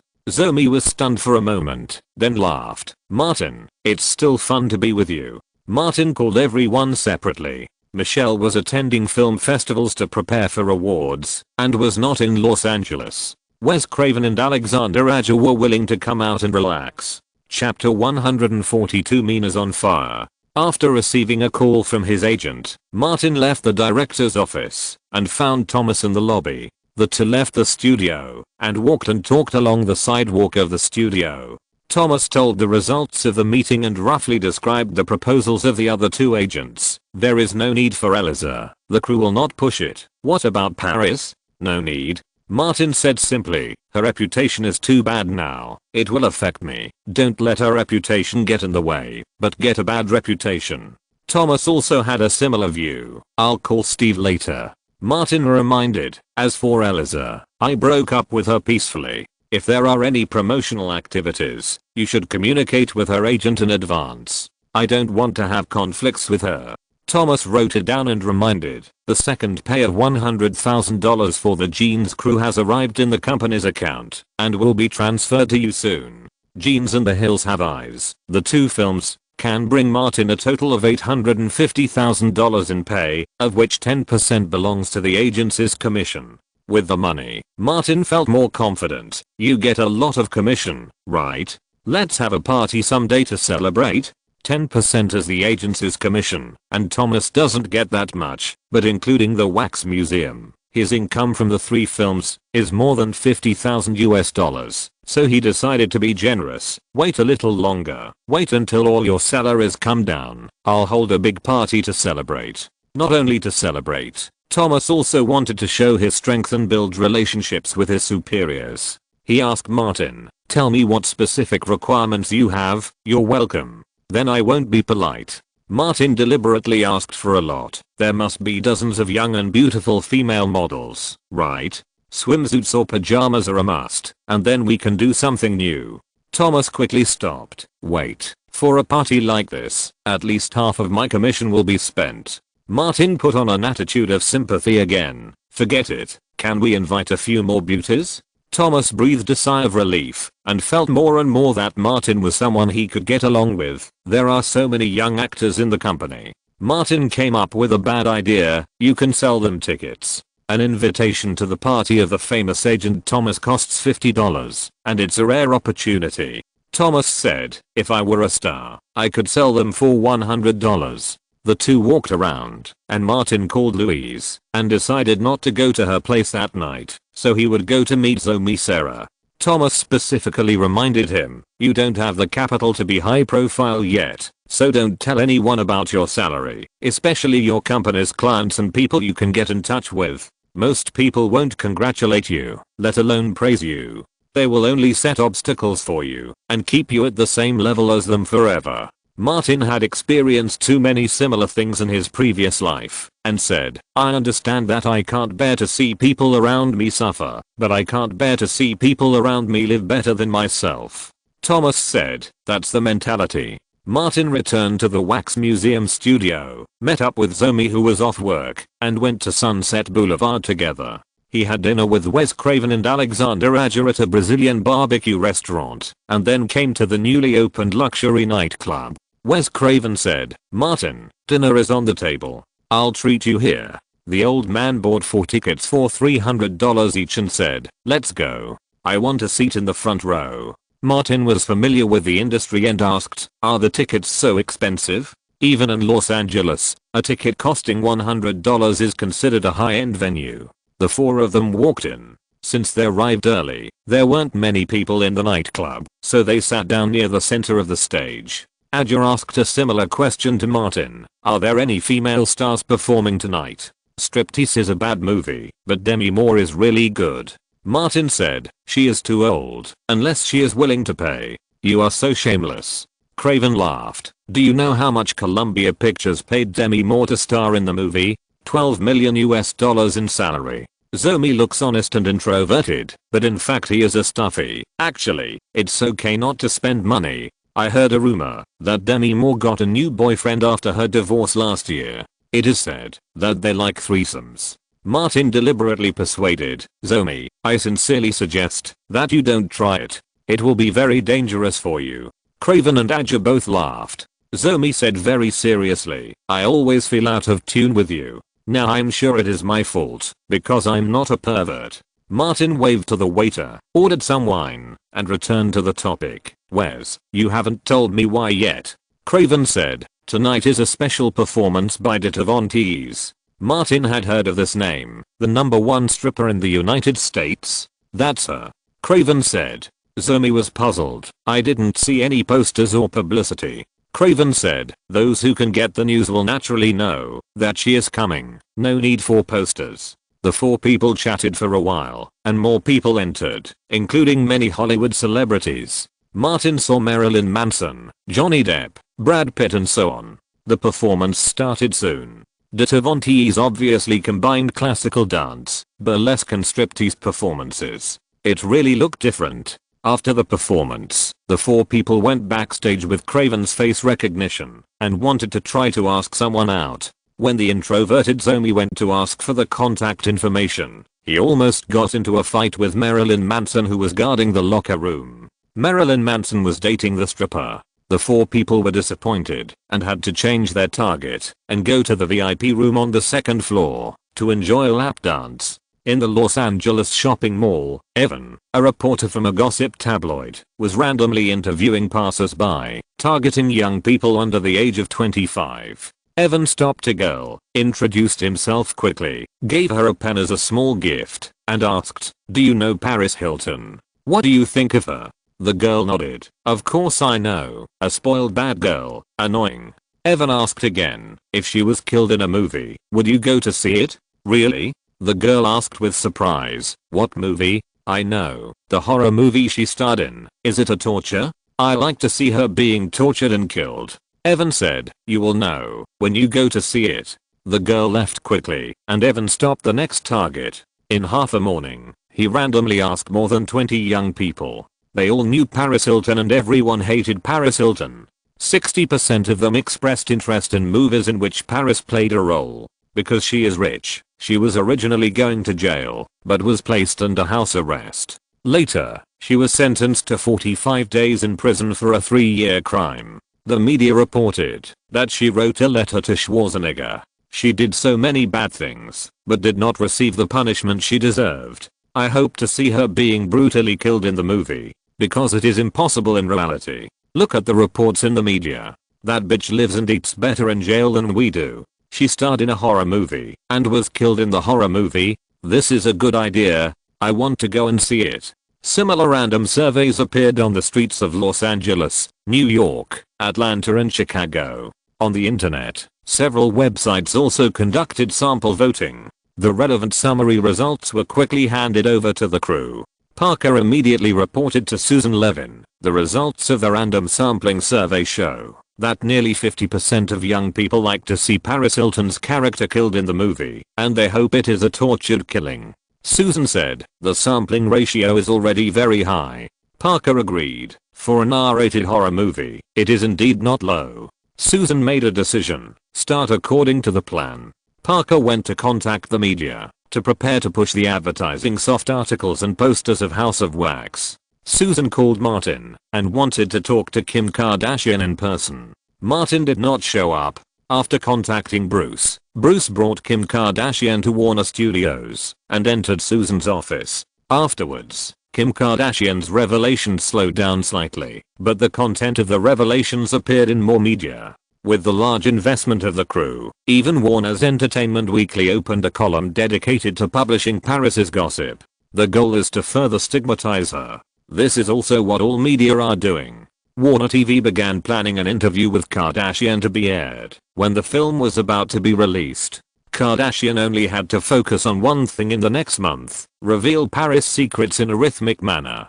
Compared with Bruce, who had just entered the entertainment industry, the professionals in the crew had better control of rhythm. At the same time, the crew released the first trailer. In the short 1-minute content, the camera basically focused on the 3 characters of Eliza, Martin and Paris. In the part about Paris, she was chased by someone. The crew also released the main promotional poster. There were also 3 individual posters. One poster for Martin and Eliza, and one poster for the wax artist and his brother. The 2 posters had the same title, Twin Duel. The other poster was a single poster of Paris.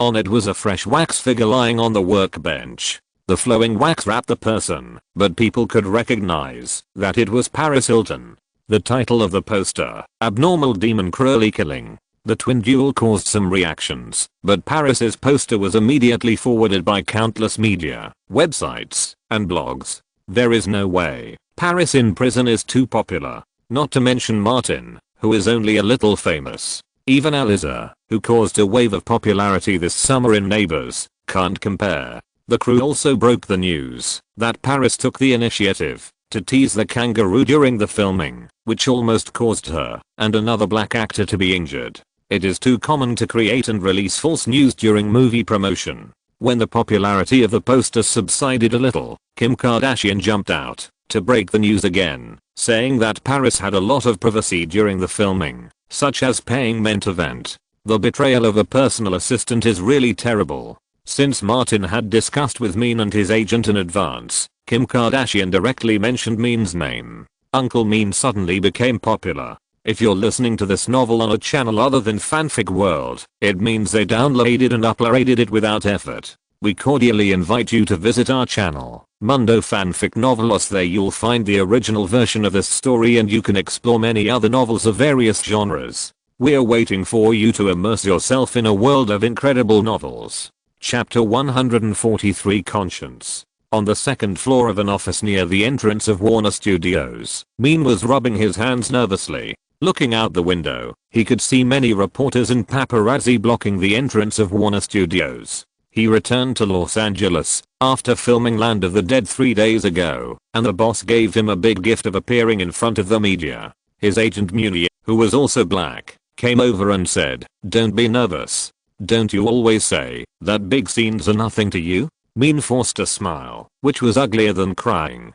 Publicity director Parker asked Martin, "Is his mental quality not very good?" Martin said, "He has a very good mental quality, but he just couldn't adjust for a while. From being unknown to becoming a celebrity in the media, it takes a process of adaptation." Parker understood this. Many people suddenly became famous, their mentality collapsed, and they fell off the cliff. Martin said at this time, "Man, is it okay? If not, don't force it. I'll let someone else go. The kangaroo you beat up in Australia was more relaxed than you are now." Men came over. "I've been through this before." Martin pointed at Bruce. "You've memorized the script. What are you afraid of?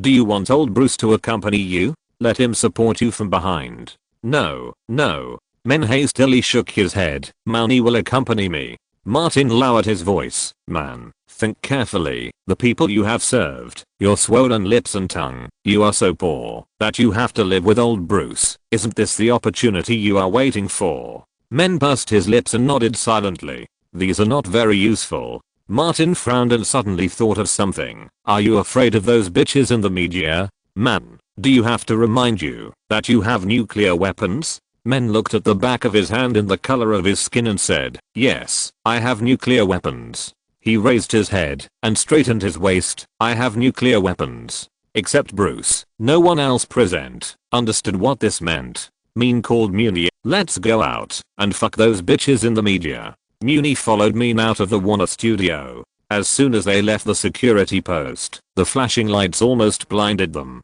Muni was just a small agent in a small company and had never experienced such a scene. He subconsciously raised his hand to cover his eyes. Paparazzi reporters rushed over. "Are you still in a relationship with Paris? Tell me about your experience in Australia. Why did Paris fall in love with you?" When Min heard this question, he almost released a nuclear weapon on the spot, but nuclear weapons were the bottom of the box after all, so he held back. The cowardly agent was unreliable and was pushed to the periphery by the paparazzi. Min regretted not letting Old Bull follow him. It would have been better to support him from behind. Parker, the publicity director of the crew, had already made arrangements. Several burly security guards on the set rushed out and erected a human wall between Min and the paparazzi. Min took a breath and shouted, "You are so chaotic, I can't answer." The paparazzi reporters present had experience. After the initial rush, they adjusted the order by themselves because no one could get the news if the chaos continued. The place gradually became quiet. "You want to know about Paris and me? I can tell you. For free, no money." Uncle Min was generous for once. When he really stood in front of the paparazzi media, he found that he was not as nervous as he thought. He shouted, "This is a mistake. That should not have happened. But Paris is young and beautiful, you all know this." The male reporters at the scene smiled knowingly. It was very obvious that they had all watched the videotape.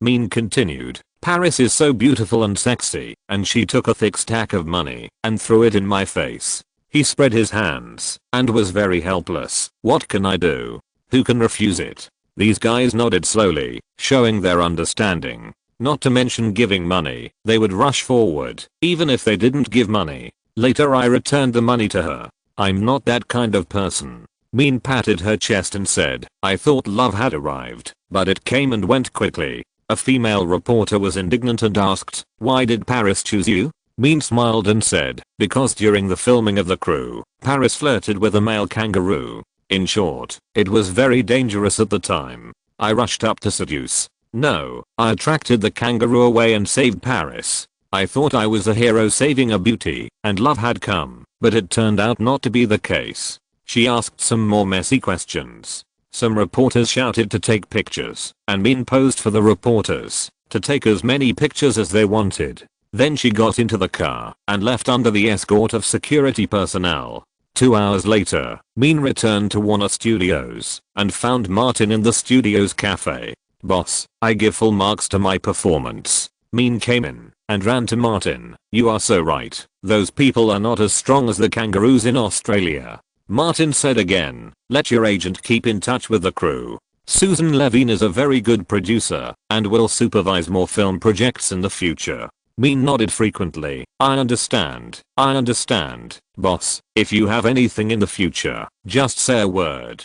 As he was talking, Louise and Susan Levine entered the cafe. Susan glanced at Min. I remember you. You played a supporting role in the crew, and you did a good job. Min took out her business card and handed it over. Ma'am, if you need anything, just call me. I'm always available. Susan put it away. Min looked at her. You guys chat. I have something to do. Louise pulled out a chair and sat next to Martin, saying, you have so many ideas. Susan sat opposite Louise and laughed. It's feasible. Martin asked the two what they wanted to drink, and then said, Susan, you made my ideas feasible. Without you, it would just be a fantasy. Susan kicked Louise. Did you hear that? You're so nice. Better than Donnie. Louise raised her long eyebrows. How could I choose the wrong person?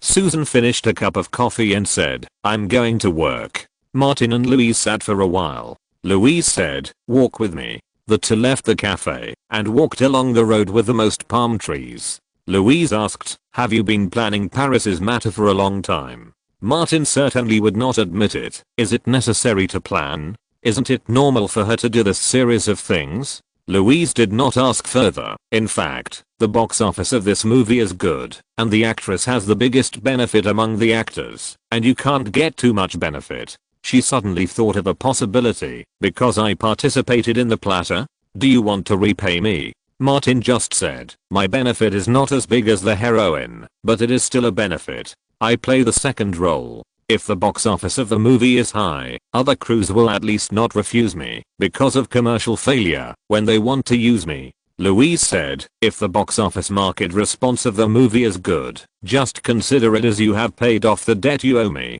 Martin deliberately asked, didn't you pay it off last time? Louise did not speak, but walked forward with her head held high. Martin had inquired about the situation of Alexander the Great from other places, and it would be released in November. Pacific Pictures participated in the Platter investment. Although most of the funds for the Platter came from various foundations, if the movie failed miserably, he estimated that it would have a great negative impact on Pacific Pictures. If House of Wax is well received, The Drunkard should be better off. Martin didn't say much, and walked with Louise on the street. After a while, Louise reminded him, your agent has prepared promotional articles for you, right? If the movie is successful at the box office, you are the leading actor. If it fails, you are just a minor supporting role. Martin said, I understand. The promotion of House of Wax has been steadily advancing. Some new movies are posted before the screening to warm up the market in advance. TV and internet promotional videos have also been released one after another.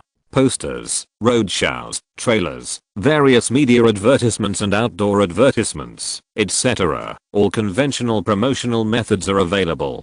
This movie is a remake of an old horror movie, and it also has some appeal among people over 25 years old. The Paris promotion plan that the crew focused on is also progressing steadily. 20 days before the North American premiere, the distributor Warner Bros. Held a screening for theater managers and media. The former scored a market value estimated score of 65 points, which is a medium level among traditional American horror movies. Warner Bros. Easily secured 3,220 theaters in North America for the film. This is considered a relatively high number of theaters for R-rated horror films. In early October, publicity began to be launched in all aspects, especially Kim Kardashian revealed more explosive information, such as Paris's extreme narcissism, deliberately calling paparazzi when going out to play, and asking them to follow her. She also went to see a doctor for reproductive diseases several times, hiding it from people around her, and suspected that she had some diseases due to blue glue. Paris's agent Steve also stood up and declared that he was fed up with Paris's various demonic behaviors and would resign as his agent. Gradually, there was a voice on the internet. Want to see Paris Hilton get the punishment she deserves? Go to the theater to watch House of Wax. The wax figure poster released by the crew was followed. 1 week before the premiere, the crew made a big move. A female anchor of Warner TV criticized the media for chasing Paris Hilton. During the show, she refused to read the news related to Paris and even took out a lighter to burn the press release, but was stopped by her colleagues. Later, she said on the show, I will definitely go to see House of Wax to see how that lawless woman is executed in the movie. This will at least make me feel comfortable for many days. The next day, Paris's lawyer sent her a letter of attorney. This matter was dragged out and fried again. Mean was also invited to the TV show, facing the camera lens, telling the story of how he and Paris Hilton met through a big kangaroo. The loyal Kardashian spread all over the United States. Whether it is a good reputation or a bad reputation, she has become famous. In an interview program, Kardashian announced that she was going to write a book, and the title of the book was already thought of, What I Have to Say About Paris Hilton. As long as you find the right way to promote and market, there is no doubt about Hollywood's execution ability. Even if someone is dead, they can be dragged out and cashed in. In comparison, the regular promotion of Martin and Eliza was much less powerful. But it also worked to some extent. Martin's blog Thomas has been hosting it and updating it 2 to 3 times a week. After the relevant promotional materials of House of Wax were posted on the blog, at least hundreds of messages said that they would go to the theater to support it. Chapter 144, Hated by Gods and Ghosts. At the Fox Theater in Westwood, Los Angeles, the red carpet was laid out on the sidewalk, and the fans who came one after another gathered on both sides of the isolation fence. Emily and Jessica had Martin's free tickets in their hands and ran over in the afternoon. They were thoughtful and brought Martin's character posters. The number of fans at the scene was unexpectedly large, and most of them had Paris Hilton's character posters in their hands. The poster of the Wax Corpse was very popular and sold out. They also brought various slogans insulting and condemning Paris. Both sides of the red carpet were almost occupied by Paris's strange fans. The fans of the heroine Elisha Cuthbert could only huddle in a corner near the media area. Jessica was tall and pointed to the other side of the media area. There are people holding Martin's posters over there. Emily pulled her over there. Let's go and take a look. On the left side of the media area, more than 20 young men and women gathered, led by a young woman wearing glasses, who was distributing posters to everyone. Seeing 2 girls holding Martin's posters, Rachel waved and said, "Come over here, we are all here." Emily was curious and walked into the crowd and asked, "Are you all Martin supporters?" A big boy with freckles on his face said, "Yes, the zombie dancer is so cool. I have always wanted to practice the machine gun dance." Jessica had seen many people who wanted to practice this dance. Ordinary people can't practice that effect. Several people around echoed, "It's too difficult." Rachel then asked, "Did you sign up through the blog?" Emily shook her head. "We came here by ourselves." Rachel quickly said, "We made an appointment through Martin's blog. If you like Martin, you can follow his blog. There is a fan section on it. We will notify everyone in advance of any activities." Jessica was quite surprised. "I didn't expect that Martin has so many supporters." Rachel still remembered the first time she met Martin. Martin is a very good actor and a very nice person. Phoebe next to her reminded, "Look, there is a car coming." People on both sides of the red carpet were very excited. It turned out that the person getting off the car was Elisha Cuthbert. This summer's girl next door has attracted a lot of attention. Screams rang out. Bruce drove a black Cadillac from a distance. In the back seat, Martin flipped through his notebook. Bruce said, "If you had worked so hard in high school, you would have been admitted to an Ivy League school a long time ago. I'm a natural scumbag. I won't get in." Martin was also a real scumbag in his previous life. "I know myself well. I'm not cut out for studying." Bruce understood. "All my talent lies in making trouble." Martin was too lazy to pay attention to him and memorize the words in the notebook. These were the greetings written by several fans for him at his first fan meeting in his life. At that time, he had a lot of fun signing in reverse, and he easily controlled the rhythm of the entire meeting, but it was a bit difficult to remember the greetings. Rachel, who had met him on the red carpet of the Saturn Awards, called on supporters to come to the premiere to cheer for him under the blog. Martin took it to heart. If the others came, he would always express that he had not forgotten them. After reading it carefully, he closed the notebook and vowed never to do it again. The Cadillac stopped in front of the red carpet. Martin opened the door and got out. When the flash came on, he smiled and waved. Unlike before, the publicity for House of Wax was very large, and the reporters could recognize Martin as the leading actor in the film.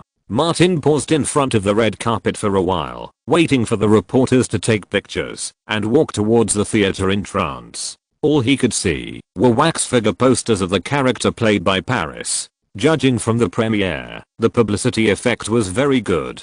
Martin waved to both sides frequently, and soon saw the group of fans supporting him, and strode over. When Rachel saw Martin, she immediately shouted at the top of her lungs, "Martin! Martin!" Everyone around her shouted, even Emily and Jessica were shouting at the top of their lungs. The voices of more than 30 people temporarily overwhelmed the hundreds of people present. Martin came to the guardrail where they were. "Hi, Rachel." Then he nodded to Emily and Jessica and greeted everyone. "Good afternoon, everyone. Thank you for coming to support me." Rachel handed over a pen and took the poster. Martin had just finished reviewing, and he picked up a pen and wrote, "You are the lightning in the rainy day, lighting up the whole night sky." Rachel covered her mouth happily, tears welling up in her eyes, not knowing what to say. Martin hugged her gently. "Come on, Rachel." Then, he signed autographs for other fans. It was the first time folks saw Martin in person, and she kept muttering to herself, "He is so handsome,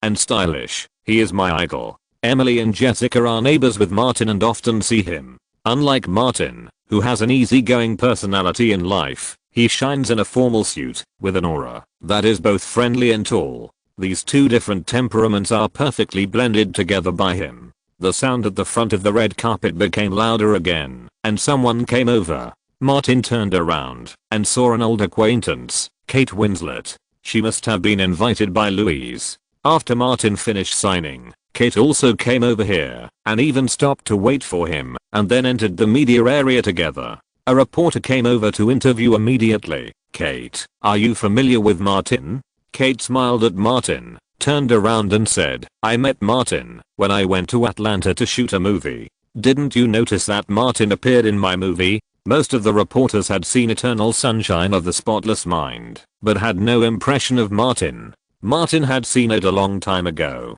In that movie, only 4 of his frontal shots were cut, and there was only 1 line left. The total appearance time was only more than 20 seconds. The reporter asked Martin about Kate again. Martin praised Kate. "There is no doubt that I'm Kate's eternal fan. Ruth is the eternal goddess in my heart, and so is Kate." The two stood in front of the advertising background board and cooperated with the reporters to take pictures. Then, they entered the theater together. Louise came out of the lounge at this time, greeted the two, and came to Kate. "You came back from out of town specially?" "Not specially, I'm done with the Toronto Film Festival." Kate smiled and said, "You are an investor and producer. If I don't please you, I won't have a role in the future." Martin followed the two and walked towards the theater. Kate said, "The award season has already begun. I'm preparing to hold a party and will send you invitations then." Martin continued, "Please introduce me to some British directors and producers." "No problem." Kate winked at Louise and said to Martin, "I can also introduce you to some British actresses." Louise looked back at Martin and said, "English roses." Martin just smiled and asked, "Does the award season officially begin?" Kate simply said, "In a narrow sense, it starts in December, but in a broad sense, it starts at the Toronto Film Festival in September." The 3 of them entered the theater together, and Martin sat in the front row. Director Zomi had already arrived. The two chatted for a while, and Min also entered the theater and sat next to Martin. He was a little excited. "Boss, you don't know, when I walked on the red carpet, fans on both sides shouted my name together. This feeling is so good." Martin said, "You are a celebrity now. You should be stylish." Min licked his face and said, "I didn't expect that I would get so much from just one time with Paris. I'm also a celebrity now." Eliza, who was wearing a red dress, came over and greeted the crew members one by one. When she came to Martin, she smiled and nodded. Martin also smiled and nodded, and neither of them spoke. Guests, audiences, and media reporters arrived one after another. Susan and Zomi took the main creative staff of the crew to the small stage in front of the curtain. After a short group photo and speech, the film began to be shown. This is a traditional American horror film, but the way of killing has changed from knives, axes and chainsaws to wax oil. The crew also made some innovations, such as the gimmick of twins fighting twins. The wax figure artist and his conjoined twin brother in the film are twins, and the heroine and supporting actor who killed them are also twins. Maybe Zoe did it on purpose, or maybe Paris was born with it. Her character in the film was bitchy when she appeared. The first climax for ordinary audiences occurred when Paris and Mean's two characters interacted intimately. Even sitting in the front row, Martin heard waves of curses. After the videotape, Paris's reputation was very bad. After the recent storm of publicity and hype, Paris's reputation as a rich and slutty woman hit the bottom faster than Martin's previous life. Because the first protagonist is Eliza, Martin's role can only be said to be mediocre. But Zoe, Susan and the editor know how to attract female audiences outside the scope of horror movies. Whenever Martin appears in the camera, he always has an upright posture, cool and handsome. In the audience, Phoebe, who came with Rachel, was full of infatuation. "This is my male god." Rachel nodded repeatedly. "He is good looking, has good acting skills, and a good personality. Our Martin will soon become popular." But Jessica said, "I think the real person is better." Everyone around agreed. Emily reminded, Martin also starred in a horror movie. He is the absolute male lead. It may be released next year. Cheers suddenly broke out in the theater. Everyone stopped talking and went to watch the movie. It turned out that Paris Hilton encountered a murderer. The part that many people have been looking forward to has finally come. Paris was chased by the murderer. I don't know who suddenly shouted, "Kill her! Kill her!" There were actually scattered responses. A person who can torment himself to the point of being hated by gods and ghosts is also a great talent. Take Paris for example. Born in the Hilton family, this kind of talent is not something that ordinary people can have. Perhaps House of Wax can create a record of audience expectations in the history of horror movies. There has never been such a character that the audience watched so eagerly beside her being tortured by the murderer. Therefore, the theater ushered in the real climax of the night. When Paris' ankle ligament was cut by the cannibal and she was taken to the wax museum to be sprayed with wax to make a statue, the audience burst into warm applause. The audience, bombarded by the news media and oppressed by the Paris scandal, vented their frustration and depression freely. Chapter 145 Fans need to be managed. At the end of the film, the twins Carly and Nick narrowly escaped death and defeated the murderous twins with great difficulty. There was warm applause at the scene. Susan opened her arms and asked all the crew members to stand up. Martin and the others turned around and applauded facing the audience. The first movie in his life was released, and Zoe was very excited. He came over to hug Martin. "I still can't believe it. This is real." Martin smiled and said, "Man, there will be a second movie after the first one." Zoe was very happy and turned around to hug other crew members. Martin high-fived Susan and bumped fists with Mean. Mean said, "I died tragically. I was stabbed to death by a pair of big scissors. There was not even a frontal shot when I died." Martin exerted force on his hand and hit him hard on the fist. "You are the most popular person in the crew except Paris." Mean laughed happily. Regardless of his performance as an actor, at least his value in the club will increase a lot. Susan took the main actors and staff of the crew to the small stage in front of the screen to take a bow. The premiere ended here. Martin followed the crew through the side door and entered the lounge next door. The crew prepared champagne. Everyone toasted and drank to celebrate the successful premiere of the film. Martin glanced at Eliza. She didn't drink alcohol, but pure natural juice. Thomas came over at this time and reminded him, "Let's go together later." Martin knew he had something to say. "No problem." The atmosphere in the crew was pretty good. Even Zoe and Susan, who were worried about the results, had smiles on their faces. The specific results will not be known until the film is released on a large scale, but the response to tonight's premiere was pretty good. Not only did no audience laugh or leave early, but when Paris was made into a wax figure, the atmosphere was so hot that it was about to explode. Susan also keenly noticed this. She couldn't wait until tomorrow, so she found Parker, the crew's publicity supervisor, and said, "Keep working on Paris's point." For many films, as long as one point meets the audience's appetite, the box office will be much better. After the premiere, People who supported Martin, including Rachel, Emily, Jessica and Phoebe, came out of the theater and did not disperse immediately. Jessica suggested, "It's not easy for us to get together through Martin. Let's go have a drink together." Rachel looked at the time. "It's better not to go back till late. The public security is not good recently." Emily said, "Martin's role is very good, right? Everyone should say more favorable things about Martin on the blog and movie website when you go back." Phoebe reminded, "IMDb can give scores." The freckled boy said, "Martin acted well and looked good. The only pity is that he is not the protagonist." Another person said, "The male lead, second only to the female lead." Rachel raised her voice, "Don't forget to rate and leave a message under Martin's blog.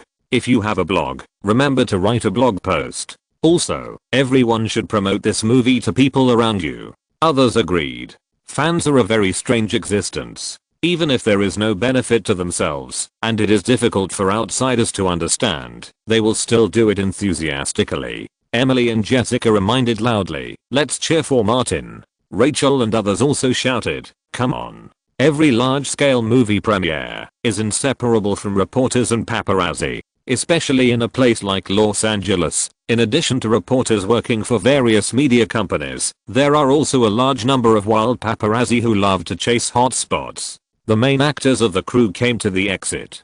Parker left first and then made a phone call, saying that a large number of reporters gathered outside.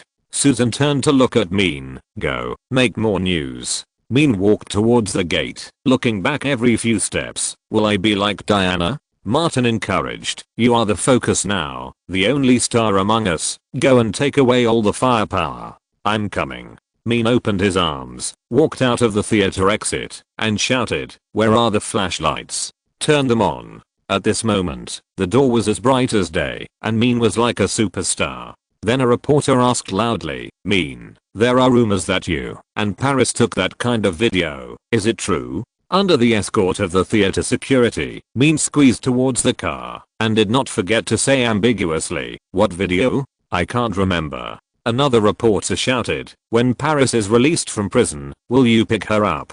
Mean said affectionately, "I will go to see her. I love her." Both sides need each other and cooperate very well. Mean got in the car and a large number of paparazzi chased him away. Looking at the whole of Los Angeles, because of his close relationship with Paris Hilton, Uncle Mean is definitely a hot spot. Others came out of the theater one after another, got into their cars and left. Thomas got into Martin's car. Bruce drove out of an intersection and reminded, "There are 2 motorcycles following us." Thomas looked back and said, "It's okay, just wild paparazzi." Martin smiled, "I'm starting to be followed by paparazzi too. Being a celebrity, you have to get used to this." Thomas said, "Since you're standing up as a public figure, you shouldn't be afraid of paparazzi. Not only do paparazzi need celebrities, but celebrities also need paparazzi." Martin thought of what Kardashian had revealed. Paris often has people call paparazzi to reveal her secrets. Thomas said seriously, "This is worth learning." Martin was very conscious. "Don't worry, I will fully cooperate if needed. Wait until the first week's box office comes out before buying newspaper space and deciding how to publish the news." Thomas followed Martin's instructions and made preparations for both situations. If the box office is not high, you're just a supporting role. If the box office is good, you'll be the leading actor. Martin said, "There's no rush. As far as actors are concerned, the one who benefits the most from success is Eliza, and the same is true for failure."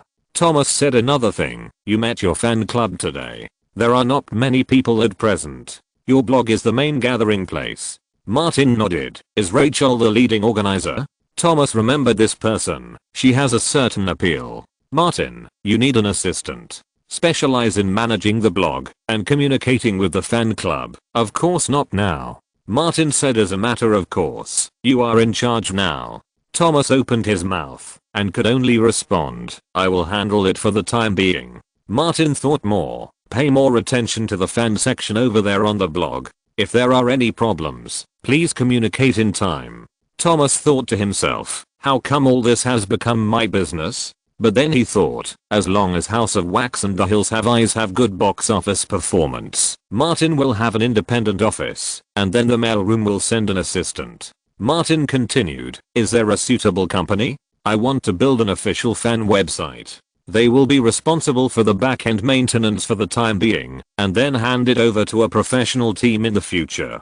Thomas said, you think too far ahead. The blog is enough for now. Martin smiled. We find a suitable company, the company gives a plan, we confirm the plan, and they make it. It all takes time. If it's slower, maybe The Hills Have Eyes will be released. Fans need to be managed. Thomas said, I'll ask someone. Martin will not rely solely on his agent. He will ask Louise later. Just like an accountant, he declined the candidate recommended by Thomas. At this stage, Martin and Thomas have the same interests and can basically work together. Who can guarantee what will happen in the future? Bruce drove to Century City and dropped Thomas off. Martin called Louise, who was going to have a chat with Kate Winslet that night, so he asked Bruce to return to North Hollywood.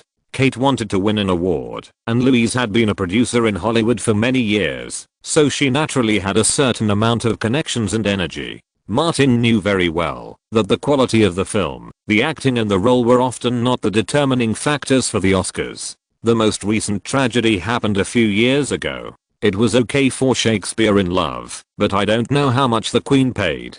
Paparazzi on 2 motorcycles followed Martin to his North Hollywood apartment. They even wanted to go in and take pictures. As soon as they arrived at the door, they saw a dark mountain of flesh. Antonio stood in the lobby on the first floor holding the gun of friendship, staring at the paparazzi outside and warning, this is private property, no entry. Martin and Bruce stepped aside because the criteria for judging the gun of friendship were very strange. Those who could not be hit were friends, and those who were hit were definitely not friends. With a click, the gun of friendship sounded as it was loaded. The paparazzi turned around and left. Antonio wiped his sweat, took a few shaky steps, sat on a chair, and said, it will be hard to be quiet here in the future. Martin went to the vending machine next to him and bought a can of beer, threw it to Antonio. I will move out when all my film remuneration is paid. Antonio said, don't leave yet, I'm going to raise the rent recently, and you are the best reason. Martin spread his hands, what's in it for me? Antonio looked at Bruce, you and Old Bull's rent will not increase. Bruce deliberately looked at Antonio with a strange look. The fat landlord shrank back. Old Bull, what do you want to do? Bruce went up the stairs. Go back and rest. Martin followed and reminded Antonio, guard the door. Yeah. Antonio responded subconsciously, and then realized, how did I become the doorkeeper? The two went upstairs. The door across the street opened, and Jessica and Emily came out. The latter said, Martin, you are so handsome. Jessica took credit, we mobilized your fans to give the film good reviews and high scores on the internet. Martin had not said it specifically, but he did not expect the other party to have such awareness.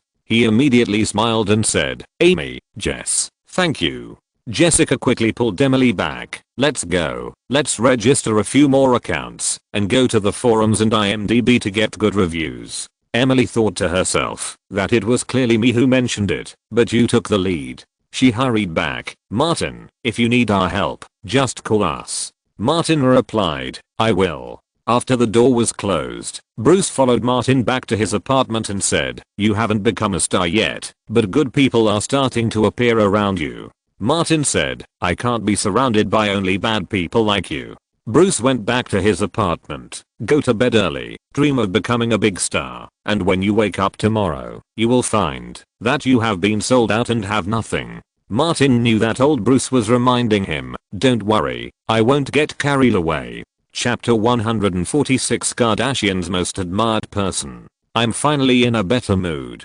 Although the media is still bombarding Paris Hilton, I'm in a different world from her. The same female host of Warner TV jumped out again after the last controversy and publicly discussed the rich and wild woman in the storm of public opinion on the show. In the movie I watched, Paris Hilton was sealed alive in the wax figure.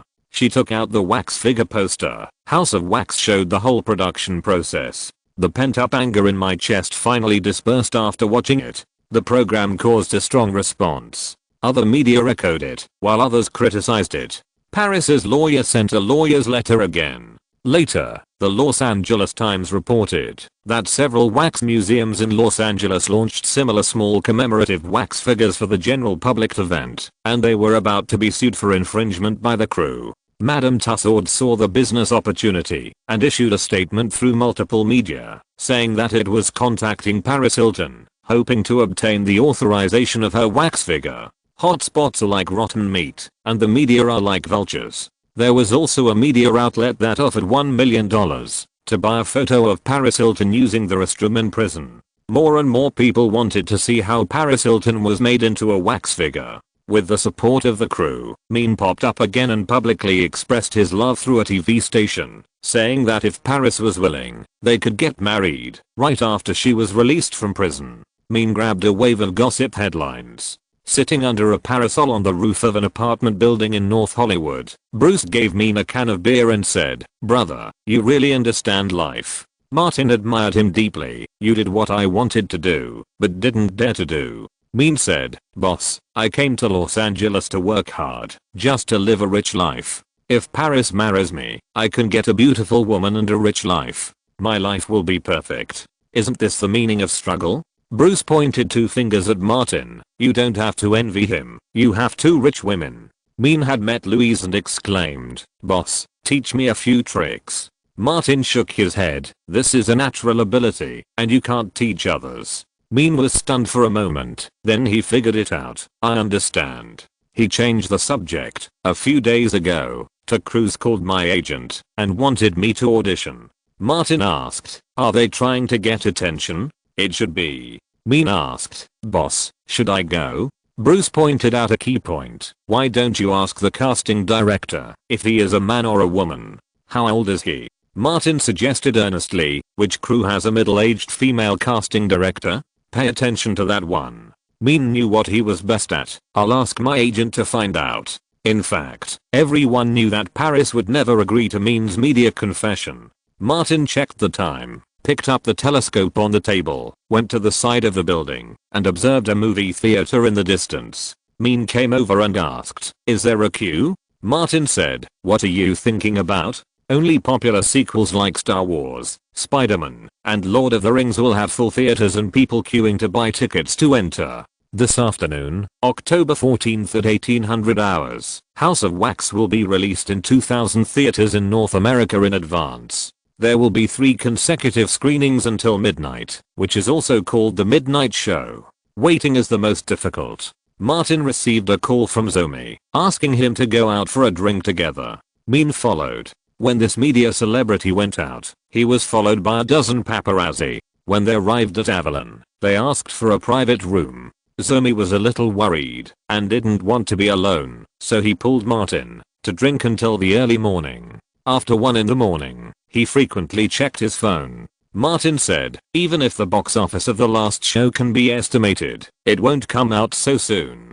Zomi picked up the wine glass and drank it in one gulp. "I'm more nervous than when I took the college entrance examination." Martin is not the protagonist, and he still has The Hills Have Eyes as a fallback, so his mentality is more relaxed than Zomi. Zomi messed up this one, and it is difficult for him to have a second chance. He also has no billions of assets to inherit. Even the active Mean was silent at this moment. More than half an hour later, Martin's cell phone rang suddenly. He glanced at it, picked it up and said, "Are you still awake so late? Wait to record a new account for you." Louise said directly, "The latest statistics from the North American Theater Alliance show that the advanced screenings of Wax Museum are $2.65 million US. Martin had enough understanding of the box office of the first weekend. The advanced screenings were much less, and asked, "Is the number high or low?" Louise said, "Generally, the first weekend can be about 7 times that of the advanced screenings. It also depends on the competitors during the same period." She was obviously in a good mood. "Okay, I won't talk to you anymore. I want to go to bed. Remember, you owe me another debt." Martin is not worried about having too many debts. "Save more, so I can pay you back in one go." He put down his phone and said to Zomi, $2.65 million US. Zomi breathed a sigh of relief. It should be over $15 million US in the first weekend. He wanted to laugh, but he couldn't laugh after the relaxation, after the tension. Martin continued, the American Soldier World Police, and Talk About Love and Dance, which are being screened on a large scale this weekend, are different from the genre of House of Wax. The audience conflict is not too great. I think it should be higher than $15 million. Bruce popped open the champagne and poured a glass for each person. Martin took the glass, patted the coffee table, and said loudly, anyway, this is good news. Cheers. As the leading actor, the film performed well, and he was equally excited. Guys, our career in Hollywood has had a really good start. Mean took the lead in toasting with Martin. Cheers. Zomi adjusted himself slightly and finally laughed, jokingly saying, I don't have to go back to Barcelona to inherit that old house. Martin laughed and toasted with Zomi, Mean and Bruce one by one. I probably don't have to go back to Atlanta to eat gigolo meals. The four of them were in a good mood and drank until after 3 in the morning before leaving. On Friday, House of Wax was released across North America, with 3,220 theaters opening. Thomas called Martin specifically and said, go to the cinema, go to public places, I don't care where you go, increase your exposure, let people know that you are the hero of this film. Martin immediately contacted the crew and asked them to organize a signing event for his movie in the evening. Susan agreed, and the crew would contact the venue and notify some media. Martin then said to Bruce, where are the entertainment media you are in contact with? It's time to let them come on stage. Recently, Bruce has been keeping a tight control on Kim Kardashian. Through the two topic-making machines of Kardashian and Paris, he has connected with many gossip media reporters, including the famous American Rumor and Hollywood Kaleidoscope. There are also some wild paparazzi. Martin would not overestimate himself and asked, old Bruce, I alone am not attractive enough, am I?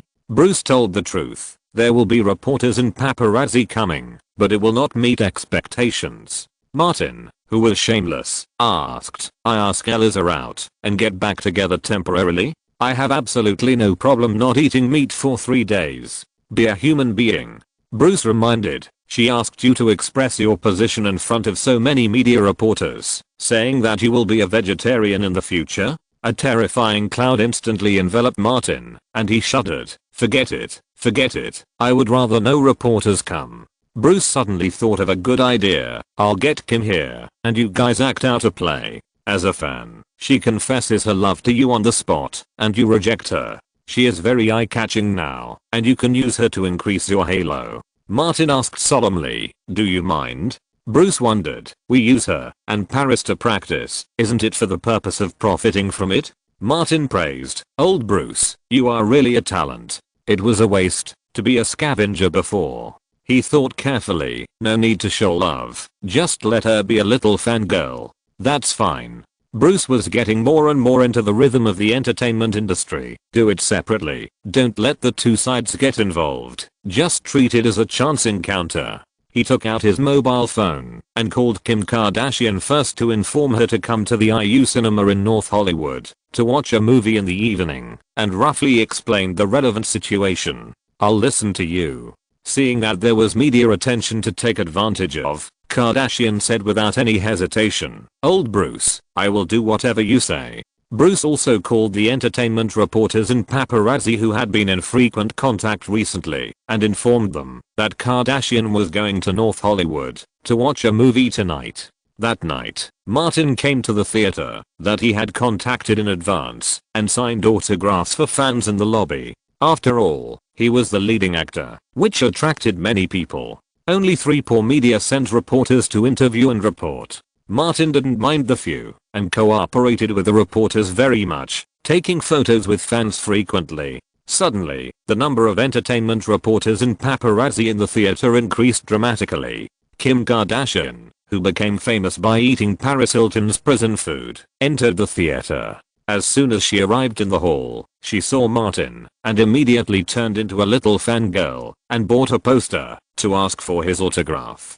Kardashian also accepted an interview with reporters. As if it had become a habit, she would first pull Paris out of the whip. During the filming, I was Paris's assistant and was often scolded by her. Martin helped me many times. At that time, I admired Martin very much. Martin signed on the poster and said, by the way, everyone should be treated fairly. Kardashian's instincts when facing the media are constantly awakening, and she automatically adds drama to herself. To be honest, I had a crush on Martin at that time. He was so outstanding, but he had a girlfriend at that time. I was sad for a long time. A reporter interrupted. Martin is single now, right? Martin took back the right to speak. Kim and I have been friends since The Crew, and I didn't expect to meet here tonight. Kardashian said no more, stood next to Martin, and asked reporters to take photos. There were only 3 reporters originally, but now there are more than 10. Martin always felt something was wrong. He and Brian created a social hotspot and then took advantage of the popularity of this hotspot. That night, entertainment news about Martin and Kardashian appeared on the internet. I will check and modify the sensitive words and paragraphs in the VIP chapter today. I will write more tomorrow and try to write more and update more. Double the monthly tickets. Please give some monthly tickets to encourage me. I'm really depressed recently. Chapter 147 Hollywood's #1 macho man. Early on Saturday morning, the pictures published in the gossip newspapers such as rumors in the United States were even more exaggerated. Kardashian seemed to want to eat Martin like a fangirl.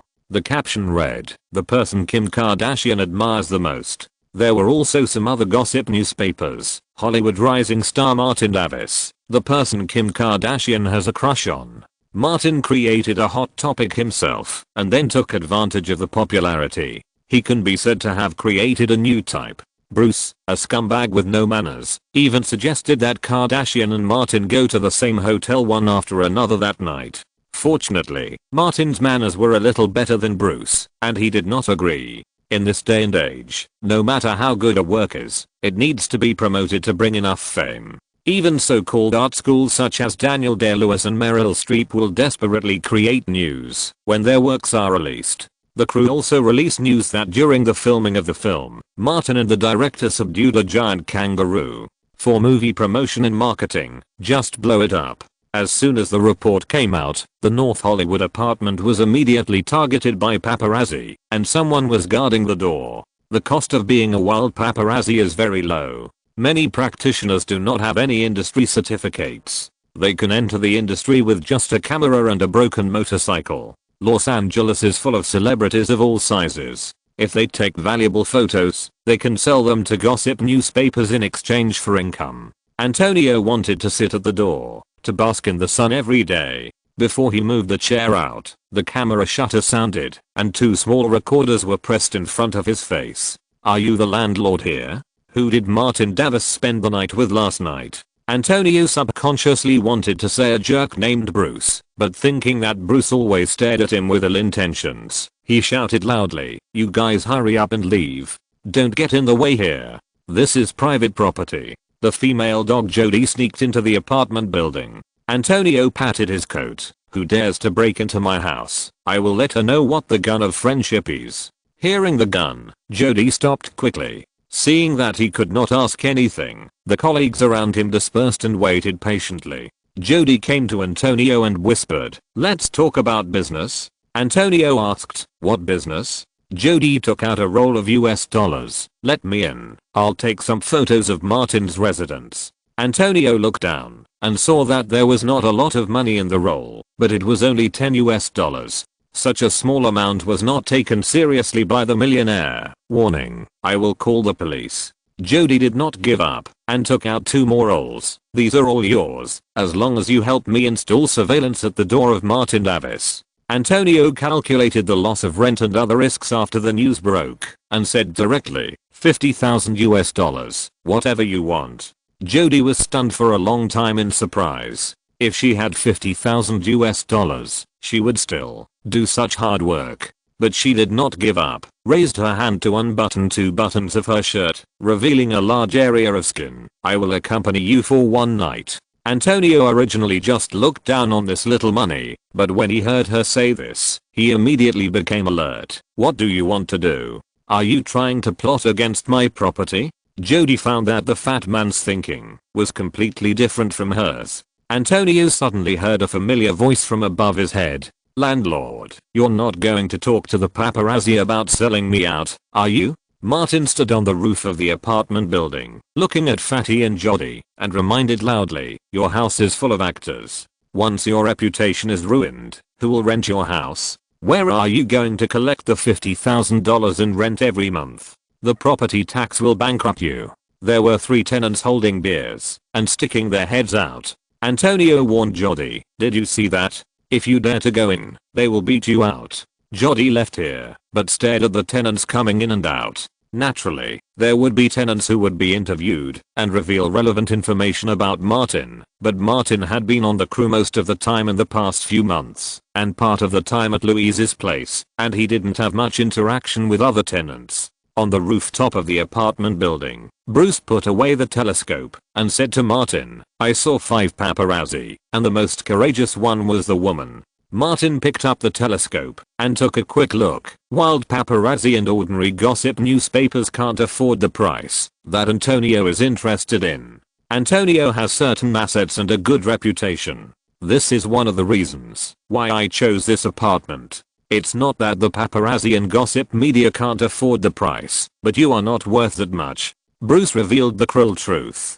Martin was helpless. Why did I find a piece of stinky shit like you to be my manager? Bruce said to himself, Antonio is not tempted by these small amounts of money, but other tenants may not be. Martin was prepared. The most valuable ones, of course. We have to sell them ourselves.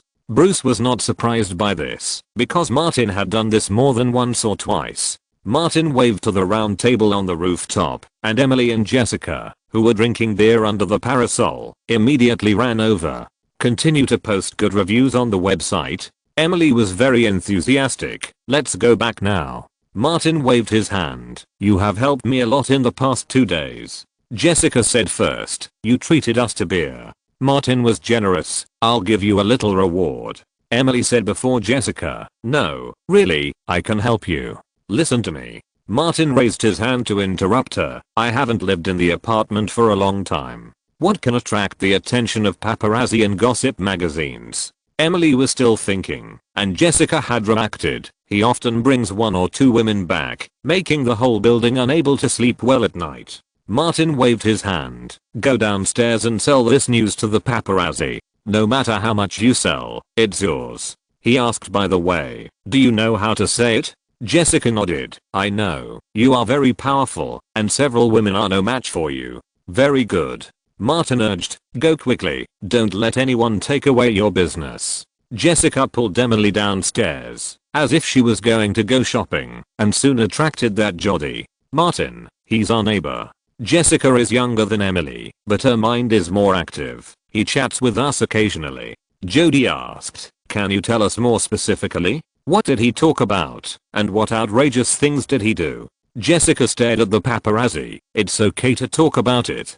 Jody understood, took out 2 $10 bills, and handed them over. These are yours. Emily subconsciously wanted to take it, but Jessica quietly pulled her back. It's very explosive news, related to a woman. We are his neighbors, so we know about it. Jody took out 2 more bills, and seeing that the girl with the white complexion that was reflective was still not satisfied, she simply gave her all the remaining bills in the roll. Martin Davis news is worth this much. In her eyes, the news about Martin Davis is worth at most $100, and that's because the opening of House of Wax was very well received, and Kim Kardashian's hotspot effect was added last night. Jessica collected the money and said, Martin often brings a few women back home. I don't know them specifically, but no matter how many they bring, Martin can make them sing all night. The apartment is not very soundproof, and the noise keeps people awake. The landlord almost shot Martin's door open several times. Jody became interested. Are those women celebrities? For example, Kardashian, Elisha Cuthbert? Jessica shook her head. Not sure, I don't know them. There was no valuable news later, so Jody gave up on Jessica and Emily. Looking back at the backs of the 2, she suddenly thought of a way and took a photo of them with the North Hollywood apartment as the back.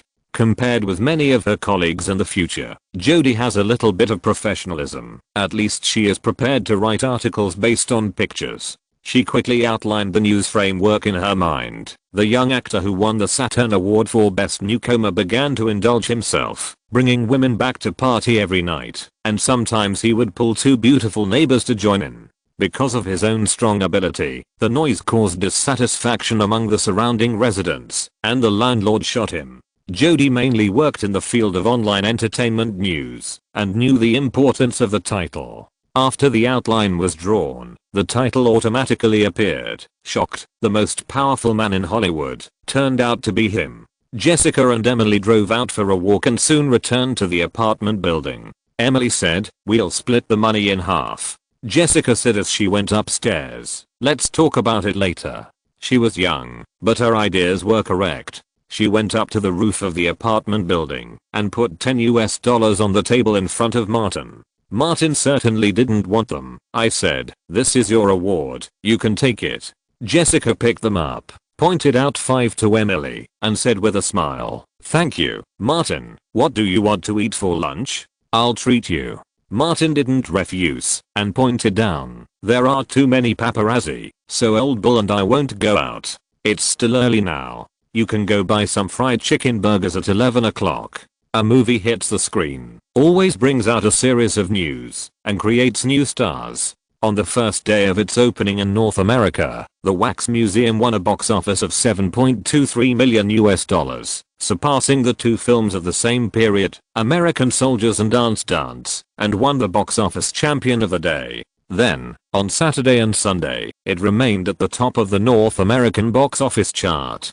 After 3 days of opening weekend, including advance box office, House of Wax earned $20.13 million in its first weekend, higher than the $15 million box office forecast by Warner Brothers and the North American Theater Alliance. As a traditional North American horror film, the word of mouth is naturally average, with an IMDb audience score of only 6.3. CinemaScore, which best reflects the market response, gave the audience a score of B, which is not bad.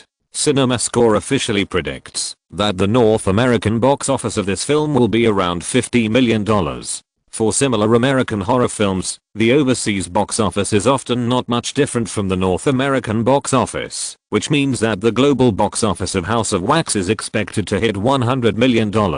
The public production cost of the film is an exaggerated $40 million, and most of the funds come from various platters. Martin would not be stupid enough to inquire about the actual investment, but the directors only mentioned a few words after drinking. He estimated that the production, publicity, and distribution of House of Wax would not cost a total of $40 million. Martin was not surprised to see Louise, who played the platter game, around him. The straw hat worth 7,000 yuan must be left over from playing here. The incident that Leo made a lot of noise about in his previous life would not be an exception in Hollywood. Chapter 148 Martin is a hero. Thomas arrived at the company early on Monday morning. It was early, and not many people entered the company. As soon as he entered the lobby on the first floor, Natasha, the front desk assistant, greeted him warmly. "Good morning. Good morning." Thomas could clearly feel that Natasha's smile was particularly bright today, comparable to when she was facing the company's partners. Natasha smiled happily. "Congratulations on winning the North American box office championship." Thomas understood and corrected, "It's not me, it's Martin, my client Martin Davis." Natasha took a step closer. "You cultivated the client." Thomas knew very well that he did put in a lot of effort, but many things were not done by him, such as the film and the role. The resources were mostly obtained by Martin himself. Natasha's position as a front desk assistant belongs to the management of the mailroom. She came to the company in the summer, and the front desk assistant was not a good position among the many positions in the mailroom. She took another step towards Thomas. "You have cultivated Martin as a star client. I think you will have an independent office soon. Thomas, if you need an assistant, don't forget me." Thomas quickly stepped aside. "I will remember." He was about to go to the elevator, looked up and saw the senior partner Jim Witt, and greeted him quickly. Jim Witt nodded in response, and stopped and called Thomas over. "Martin is the leading actor in the Wax Museum, right?" Thomas said, "Yes, the absolute leading actor. He has given the company another box office champion this year." Jim Witt was very satisfied. Martin is doing well, and you are not bad either. Thomas smiled and did not forget to borrow the name of the client to brag about himself. Martin often said that he and I are a golden pair. Keep working hard. Jim Witt encouraged. Martin has great potential. I'm optimistic about his future. Thomas was happy at first, but when Jim Witt walked towards the elevator dedicated to the high level, he was suddenly shocked. Agents poach each other. There should not be too many in the circle. It is not uncommon for partners in the same company to snatch clients from small agents. In the past, Martin was just a potential actor. The success of the Wax Museum will probably attract a lot of attention. When going upstairs, Thomas remembered another important thing. Martin's contract. Martin is a new client. According to laws and regulations, WMA can only sign a 1-year contract. After 1 year, the actor can sign the longest 3-year contract. It is already October, and there are still 2 months before Martin's contract expires. By then, even if Martin renews his contract with WMA, he can choose a new agent. The client is unknown, and Thomas is worried. The client is famous, but Thomas is still worried. Sitting down at the partition, Thomas couldn't help scratching his head, and more than a dozen strands of hair fluttered down. Hey, Thomas, congratulations. The agent in the left partition of the neighbor who usually doesn't talk much leaned on the partition. Your client won the box office champion with the leading role. Amazing. He pointed to Thomas's partition. Oh, you can move out soon. Thomas shook his head. No. The neighbor asked curiously, where did you discover Martin Davis? Share some experience. Why can't I meet such a good potential client? Another agent passing by also became interested. Thomas, the leading actor of the North American box office champion. Don't be secretive. The neighbor said again. How did you get the leading actor of a $40 million production? Introduce yourself. The neighbor on the other side also joined in the fun. I won't let you introduce yourself in vain. I'll treat you. After get off work today. Grapevine Manor or Avalon? It's up to you. The colleagues who usually only nodded to each other suddenly became so enthusiastic that Thomas couldn't adapt for a while. But he was still clear-headed and knew that all this was because Martin won the North American box office champion as the protagonist. These smiling colleagues might have secretly bought shovels. Agents are part of the entertainment industry. What Thomas said to Martin in the past also applies to him. He smiled and declined. I have to go to a meeting. Let's talk later. Atlanta, just afternoon, Beast House Club. Vincent stretched and came out of the lounge. He saw Hart running in from outside. The guy shouted as he ran, big news, big news. Vincent came to the fence on the second floor. What's going on? Hart shook the newspaper in his hand. The movie starring Martin's father, The Wax House, won the North American box office championship. The box office in the first weekend was $20.13 million. Hearing this, Vincent didn't care about the boss's airs and walked down from the second floor. Because he walked too fast, his cowboy hat fell off, and he didn't even turn back to pick it up. He took the newspaper from Hart's hand, saw the box office champion, and numbers published on it, and the image of Martin on the movie poster, and couldn't help laughing. His smile was so big that his big hooked nose was shaking. I knew that Martin was a talented guy. Did you see that? I was right. Hart nodded repeatedly beside him. Martin's father can get along well anywhere. Vincent said, I have a good eye. I gave him a chance and discovered him. Hart had different opinions in his heart, but Vincent was the boss and the boss had the final say. Kierrington came in from outside at this time, and Hart shouted to him, Martin's father won the North American box office championship. Let's book a plane ticket to Thailand now. Martin's father has always wanted a daughter. Martin's father is so amazing. Kierrington first praised, then sadly, Hart, we have missed the best opportunity. Hart knew that going to Thailand in Atlanta was the most suitable opportunity, but it was too late now. His eyes were red, and he was sad. It's all our fault for not having determination. Vincent put down the newspaper and called his stepmother Sophia to tell her the good news. Because the more successful Martin is, the greater the success of their investment in Eyes Across the Mountain. Merita Community Theater. A van drove to the theater in trance, and Robert brought several students to receive the goods. The driver opened the rear door, and inside was full of boxes of coke.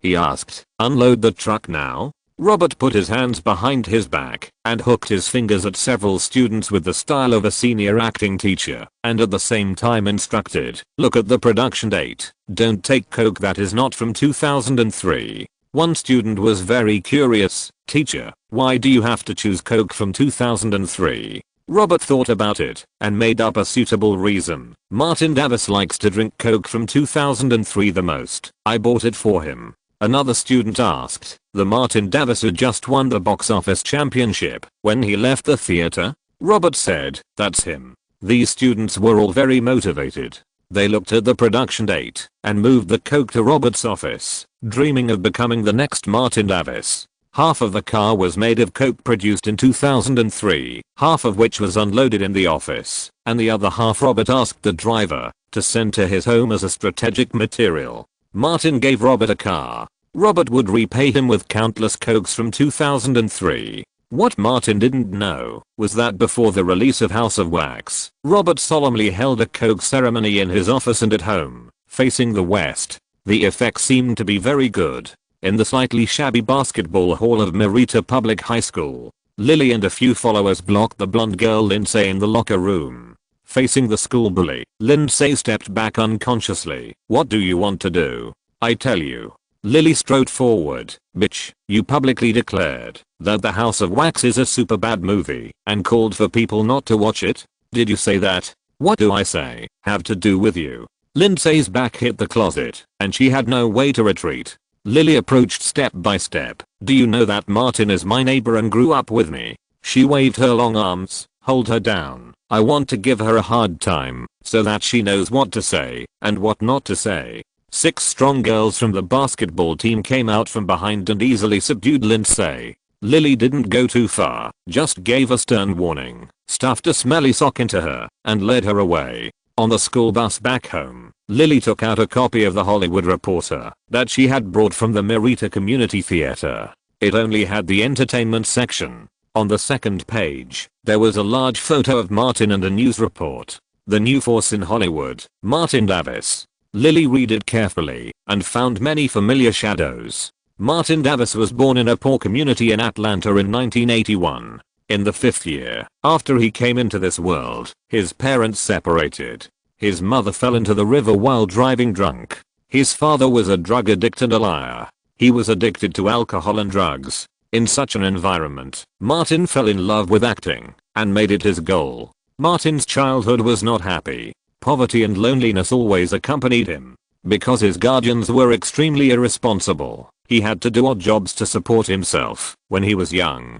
This made him lack friends in school and became the object of ridicule. Martin once wanted to give up acting, but this was Martin's dream after all, and he finally embarked on this path. Then there were all kinds of hardships in life, which were more exaggerated than what Lily actually experienced.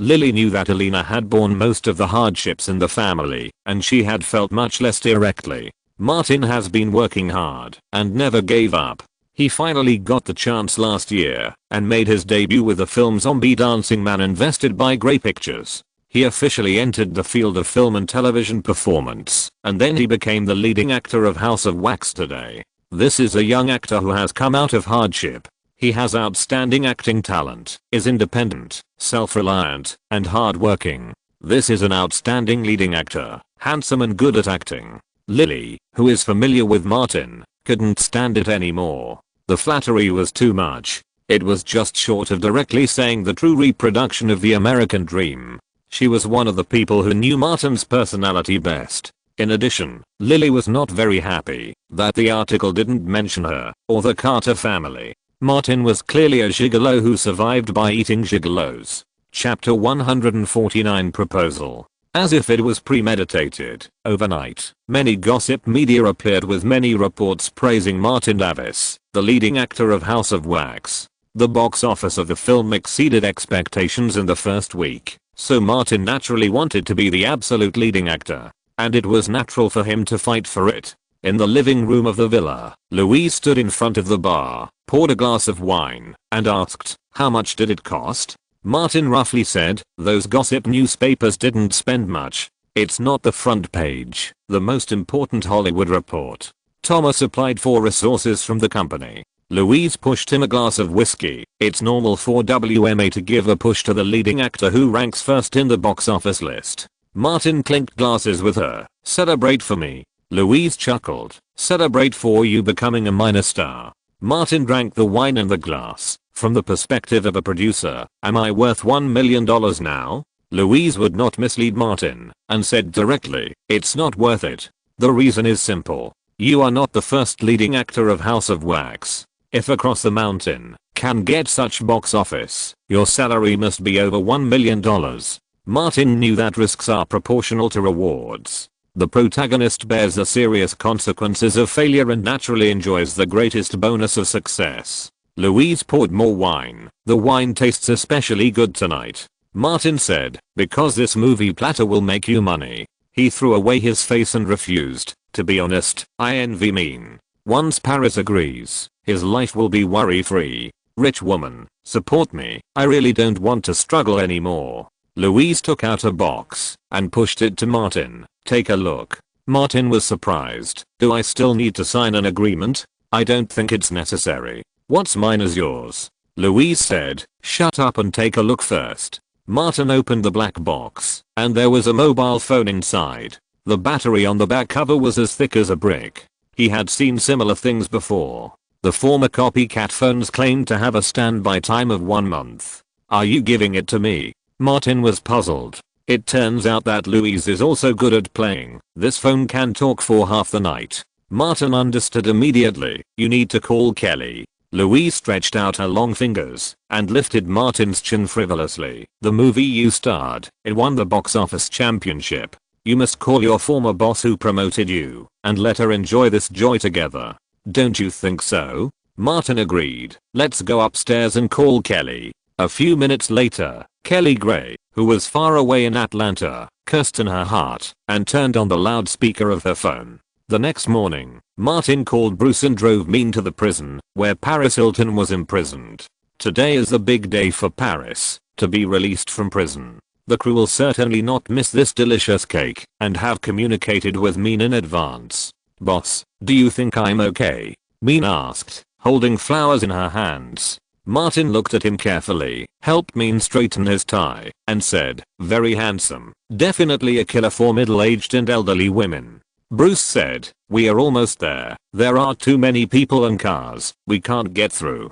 In the open space in front of the prison, countless media reporters and paparazzi gathered, and several TV stations simply drove their broadcast vehicles over. Mean asked, will she not go here? She will definitely go here. Susan has communicated with her in advance. Martin said, believe me, she will not give up this opportunity to make herself more famous. Susan had already communicated with Paris's agent, and Paris had been convinced that she had only one way forward, which was to bounce back. Bruce pressed the horn, but the people in front refused to give way. Martin patted Mean and said, lower the window and stick your head out. Those bastards will automatically make way for you. Mean opened the window, stuck his head out and shouted, guys, please don't delay my proposal, okay? Many reporters and paparazzi turned their heads and saw Mean's fiery face. They made way for him consciously and shouted to the people in front to get out of the way and not block Mean's way. Bruce drove smoothly to the gate and turned around. Hey, man, go ahead. Martin took out a box and handed it to Mean. If she agrees, don't forget to give her a ring. Mean opened the box and saw a big pigeon egg. Boss, this. Martin said, don't worry, it's fake. Paris doesn't want it. You keep it for the next one. Mean scratched his head. If she really agrees, it won't be good to wear a fake diamond ring. It's okay. Martin gave a bad idea. If she agrees, let her pay, and then you can buy a real one. Mean agreed. That makes sense. Martin looked at his watch. Time is almost up. Go. In the next occasion like this, he and old Bruce will not steal Mean's limelight. Mean got out of the car, adjusted his suit, straightened his tie, picked up the rose bouquet, and strode towards the prison gate. At this moment, the focus of dozens of cameras and video camera lenses was all on Mean. Mean stood more than 10 meters in front of the prison gate, waiting for his goddess to come out. This picture will grab many headlines in the gossip media tomorrow. Bruce unbuckled his seatbelt and said, "This circle is so fun, much more interesting than being a scavenger." Martin asked, "Are you addicted?" "Don't get lost in Kim." Bruce laughed. "Wait until the promotion period of this movie is over, and it will naturally end." Martin mocked again. "You don't speak like a civilized person. You sound like a scumbag." Bruce said, "I can't help it. I learned it all from you." The prison door opened at this time, and Paris Hilton came out with her bag on her back. Countless flashing lights came on, and the media feast began. Mean held a rose, and walked towards Paris. When he came to 2 meters in front of her, he knelt on one knee, and offered the rose. "Paris, marry me." The surrounding reporters and paparazzi joined in the fun and shouted loudly, "Marry him! Marry him!" The momentum was so great, that it was amazing. After all, if Paris agreed, the love story between the poor boy and the princess would be well known and the news would definitely explode. Paris suddenly realized and looked at Mean, the unknown actor in the crew. She took the rose, and threw it on the ground with her mouth curled up to her ears. What a boring trick. She turned and walked towards her car. Her agent was waiting in front of the car. Mean squeezed her eyes hard. Although her acting skills were not as good as her speech, she didn't waste them. 2 lines of tears flowed down. Suddenly, an idea popped into his mind. What would happen if he accused Paris of discriminating against black people? Mean slowly stood up, lowered his head, and walked towards the Volkswagen with tears. Many media reporters turned their cameras to him. Love is unattainable. The tragedy score is full. As Paris got in the car and left, the farce finally ended. Mean didn't want to be besieged by dozens of reporters and paparazzi, so he got into the Volkswagen before they came. The purpose has been achieved. Martin asked Bruce to start the car and run away quickly. Mean wiped away her tears and sighed. "My love ended before it even began." Martin received a call from Susan, talked for a while and hung up, and said to Mean, "Hey, man, I have good news for you. Susan asked me to tell you that in her next movie, she will give you a supporting role that is no less important than the one in House of Wax." Mean immediately became excited. "What movie, boss? Are you in it?"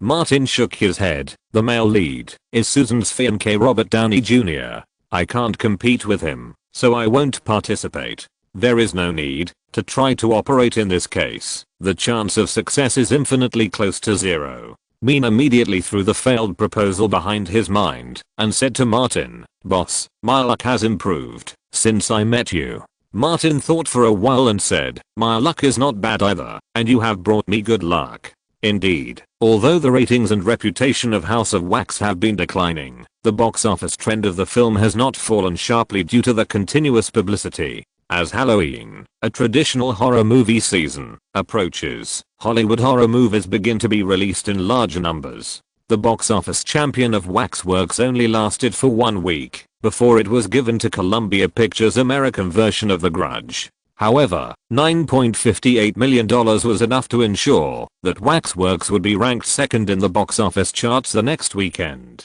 Including the box office revenue from Monday to Thursday, the film's North American box office has accumulated $36.14 million. It is not a problem for the North American box office to exceed $50 million.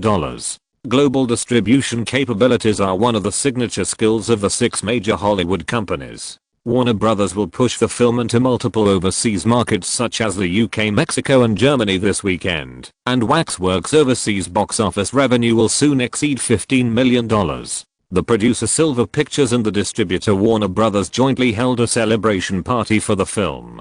The party also had a short red carpet ceremony. This is also a regular publicity. When Martin walked on the red carpet again, the media reporters treated him completely differently. The few fans at the hotel entrance screamed, and the camera flashes never stopped. Some reporters even took the initiative to call him and wanted to interview him.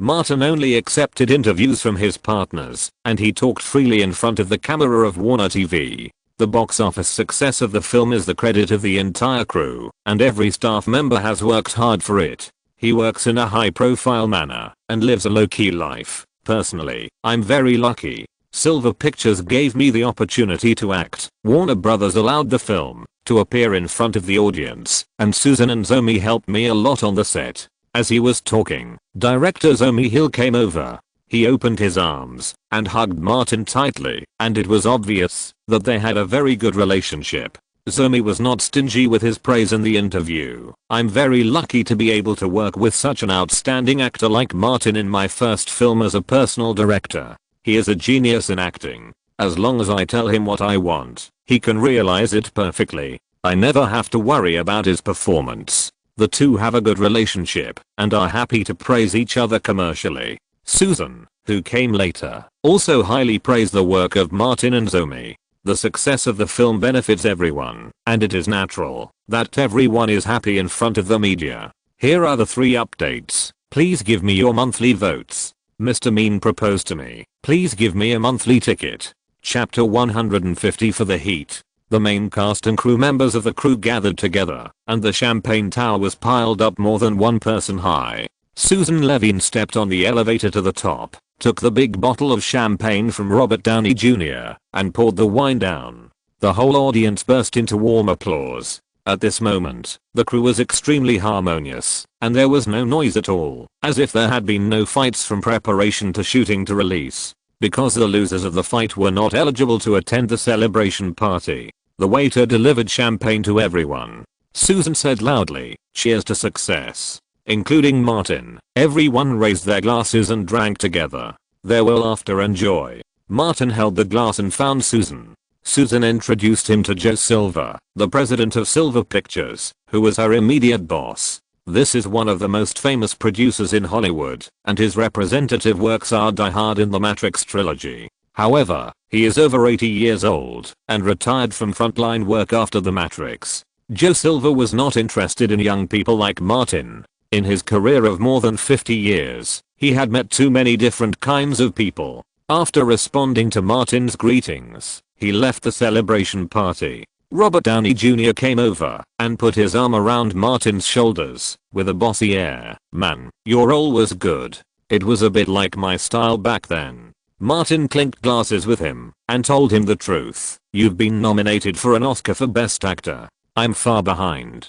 Downey was short and felt uncomfortable holding Martin's shoulders for a long time. He took the initiative to let go and said politely, "Let's have a drink together when you are free." "No problem." Martin could tell whether it was a sincere invitation or a polite remark. He left and found Zomi Sarah. Completely different from the uneasiness when the film was first released, Zomi was beaming with joy at this moment, and the successful director was almost written on his face. Martin smiled and said, "How many are you going to find tonight?" The 2 old perverts had a tacit understanding. "We won't find ordinary ones. Let's go to Avalon after the party and see who can hook up with a famous actress." Martin was full of confidence. "Man, success has made you forget who you are facing. The person standing opposite you is the Hollywood lover and the most handsome man in Georgia. You are doomed to fail." Zomi laughed. "I have the bonus of the director's halo now." Martin couldn't help scratching his head.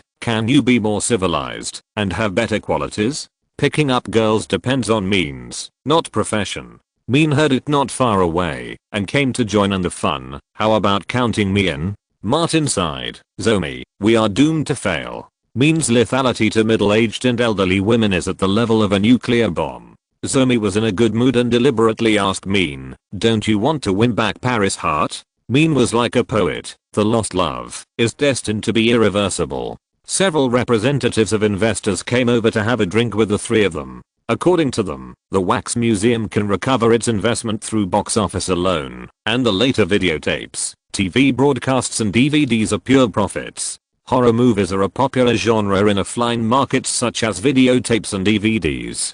Thomas was there tonight, and he felt that he was clearly valued. He talked to anyone in the crew, and everyone was willing to talk to him. Even Alicia Cuthbert's agent Victor came over to bring up the old matter. The movie is a big hit. Martin and Alicia are the male and female protagonists, and they had a relationship. The little star needs to maintain the popularity the most, and Victor suggested again, it's most appropriate to get together again.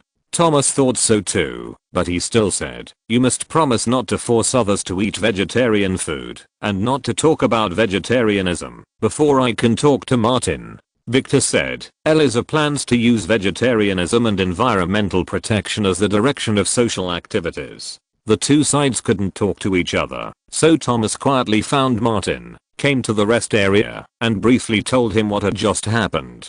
Martin had already made a decision. Ignore it. Thomas reminded, as the popularity of the film declines, your attention will also decline. You have just gained some fame, so there is no problem of marketing and overexposure. Before The Eyes on the Mountain is released, it is very necessary to maintain a certain level of exposure and topicality. Martin asked, romance is the best way, right? Thomas nodded. Even someone as strong as Leonardo uses this method to maintain exposure when he has no works. Martin suddenly realized, frequently changing girlfriends has this benefit. You and Eliza have very different ideas, and Paris is a pit. Neither of them is suitable. Thomas suggested sincerely, Martin, you are known as the most talented person in Georgia. Use all your skills to pick up a female star. Martin asked, the bigger the better? Thomas said, of course, if you can pick up an Oscar-winning actress, you will be more popular than mean. Martin is self-aware, except Kate. No one will pay attention to me as a first-line actress. Kate is married, and is still a friend of Louise, so it's not suitable. The two well-dressed guys discussed how to take advantage of the popularity of female stars. Thomas thought for a moment and said, I'll ask around in the company to see if any of the famous actresses under other agents want to use your popularity to create a topic, but the hope is slim. With his agent so concerned, what could Martin say? I usually pay attention to this aspect. There are so many stars in Los Angeles, maybe I'll get a chance someday. Identify your target, don't be afraid of losing face, rush up and pester. Before he finished speaking, Thomas shut up and slapped his forehead. You should teach me, not me. After the party, Martin, Mean, Zomi and Bruce drove to Sunset Boulevard and came to the Avalon Bar to start the second half. Just as they sat down at the bar, a woman in her 40s suddenly came over. She took the initiative to talk to Mean. Are you interested in having a drink with me? Mean took a look at the woman's Hermes bag and Patek Philippe watch and agreed, no problem. The two went to the booth on the second floor. Martin praised, you are indeed a middle-aged killer. Bruce put down his glass and said, Mene is very famous now, more popular than you and Zomi combined. Zomi regained his confidence. I see, she wants to try the one Paris used. Bruce reminded, aren't you two going to compete? The loser will treat you tonight, and I will be the referee. Nothing else. He looked around, and there was no one with a bigger butt than Kim. Avalon and the Grapevine Manor opposite are both nightclubs that Hollywood celebrities love to go to. Many female stars also like to come here for a drink. It is said that Sandra Bullock hooked up with Ryan Gosling, who is 16 years younger than her. Here, in the past 2 years of dating, Gosling's career has made great progress. Martin thought of Thomas' words and his eyes turned around. If there is no Nicole Kidman and Charlize Theron, it would be fine to have Halle Berry to practice with him. Anyway, he is thick-skinned, and will not be ashamed if he fails. Which little actor doesn't want to hug the thigh of an Oscar-winning actress? Zomi was the first to find his target. Having just achieved a huge success, his confidence soared. He winked at Martin, and walked towards a booth with a glass of wine. There were several women sitting there, the most conspicuous of whom was Penelope Cruz. Martin had no success on the first floor, so he turned his eyes to the second floor, and his gaze quickly stopped at the booth diagonally opposite. There sat a young actress with bright eyes, white teeth and a sweet smile. Martin tidied his clothes a little, got up and went up to the second floor. He looked at her as he walked towards her. Anne Hathaway was really beautiful when she was young, unless she laughed. How should he approach her? This would not be a problem for the old pervert. No, it would not be a problem for the most talented man in Atlanta. Martin took the car key, hooked it in his hand, and swung it for fun. When he passed by Anne Hathaway, his fingers loosened slightly, and the key swung out, hitting Anne Hathaway's table with a bang. Including Anne, the three girls at the same table were startled. Martin turned around quickly, his face full of embarrassment. Sorry, I was careless. He saw Anne, was stunned for a moment, and said with obvious surprise, You are Princess Maya. As if seeing a fan of his idol, he was at a loss. Sorry, I didn't mean it. Such a good looking sunny guy apologized sincerely, and the three girls didn't take what happened just now to heart and picked up the key and handed it to Martin. "It's okay, be more careful next time." Martin took the key and put it away, busy searching his pockets, and muttered, "Why didn't I bring a notebook? Damn, why didn't I bring a notebook?" He saw the tissue box on the table and pointed it. "Your Highness, can you leave an autograph for me?" Anne Hathaway took a tissue, signed her name on it, and handed it to Martin. "Thank you." Martin folded it carefully and put it away solemnly. The first step was successful, and he immediately started the second step. "I'm very sorry for disturbing you just now. I will buy you a drink as an apology. Please give me a chance to apologize." A fan of Princess Maya, a handsome man with elegant manners, a man who speaks so politely and well educated, it is difficult to refuse. Besides, this is the apology he deserves. The other two girls looked at Anne, and Anne nodded slightly. "You are too polite." Martin called the waiter, asked the three girls what they wanted to drink one by one, and then ordered 4 glasses of wine. One of the glasses was of course his own. When the wine came, Martin pulled out a chair and sat at the table. He raised his glass, "Thank you three for forgiving my stupid mistake," and took the lead, and the other two girls also raised their glasses and drank together. Martin took the initiative to find a topic.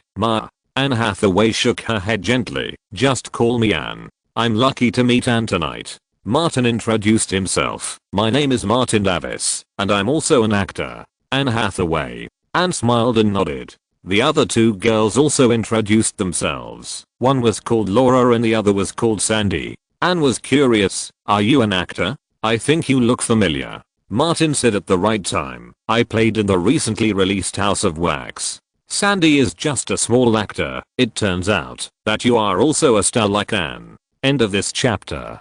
Thank you very much for reaching the end. Don't forget to like. Looking for more exclusive content and immediate access? Subscribe to our Patreon. Remember, every like, subscription, or donation encourages us to continue. Thanks to everyone. See you in the next video.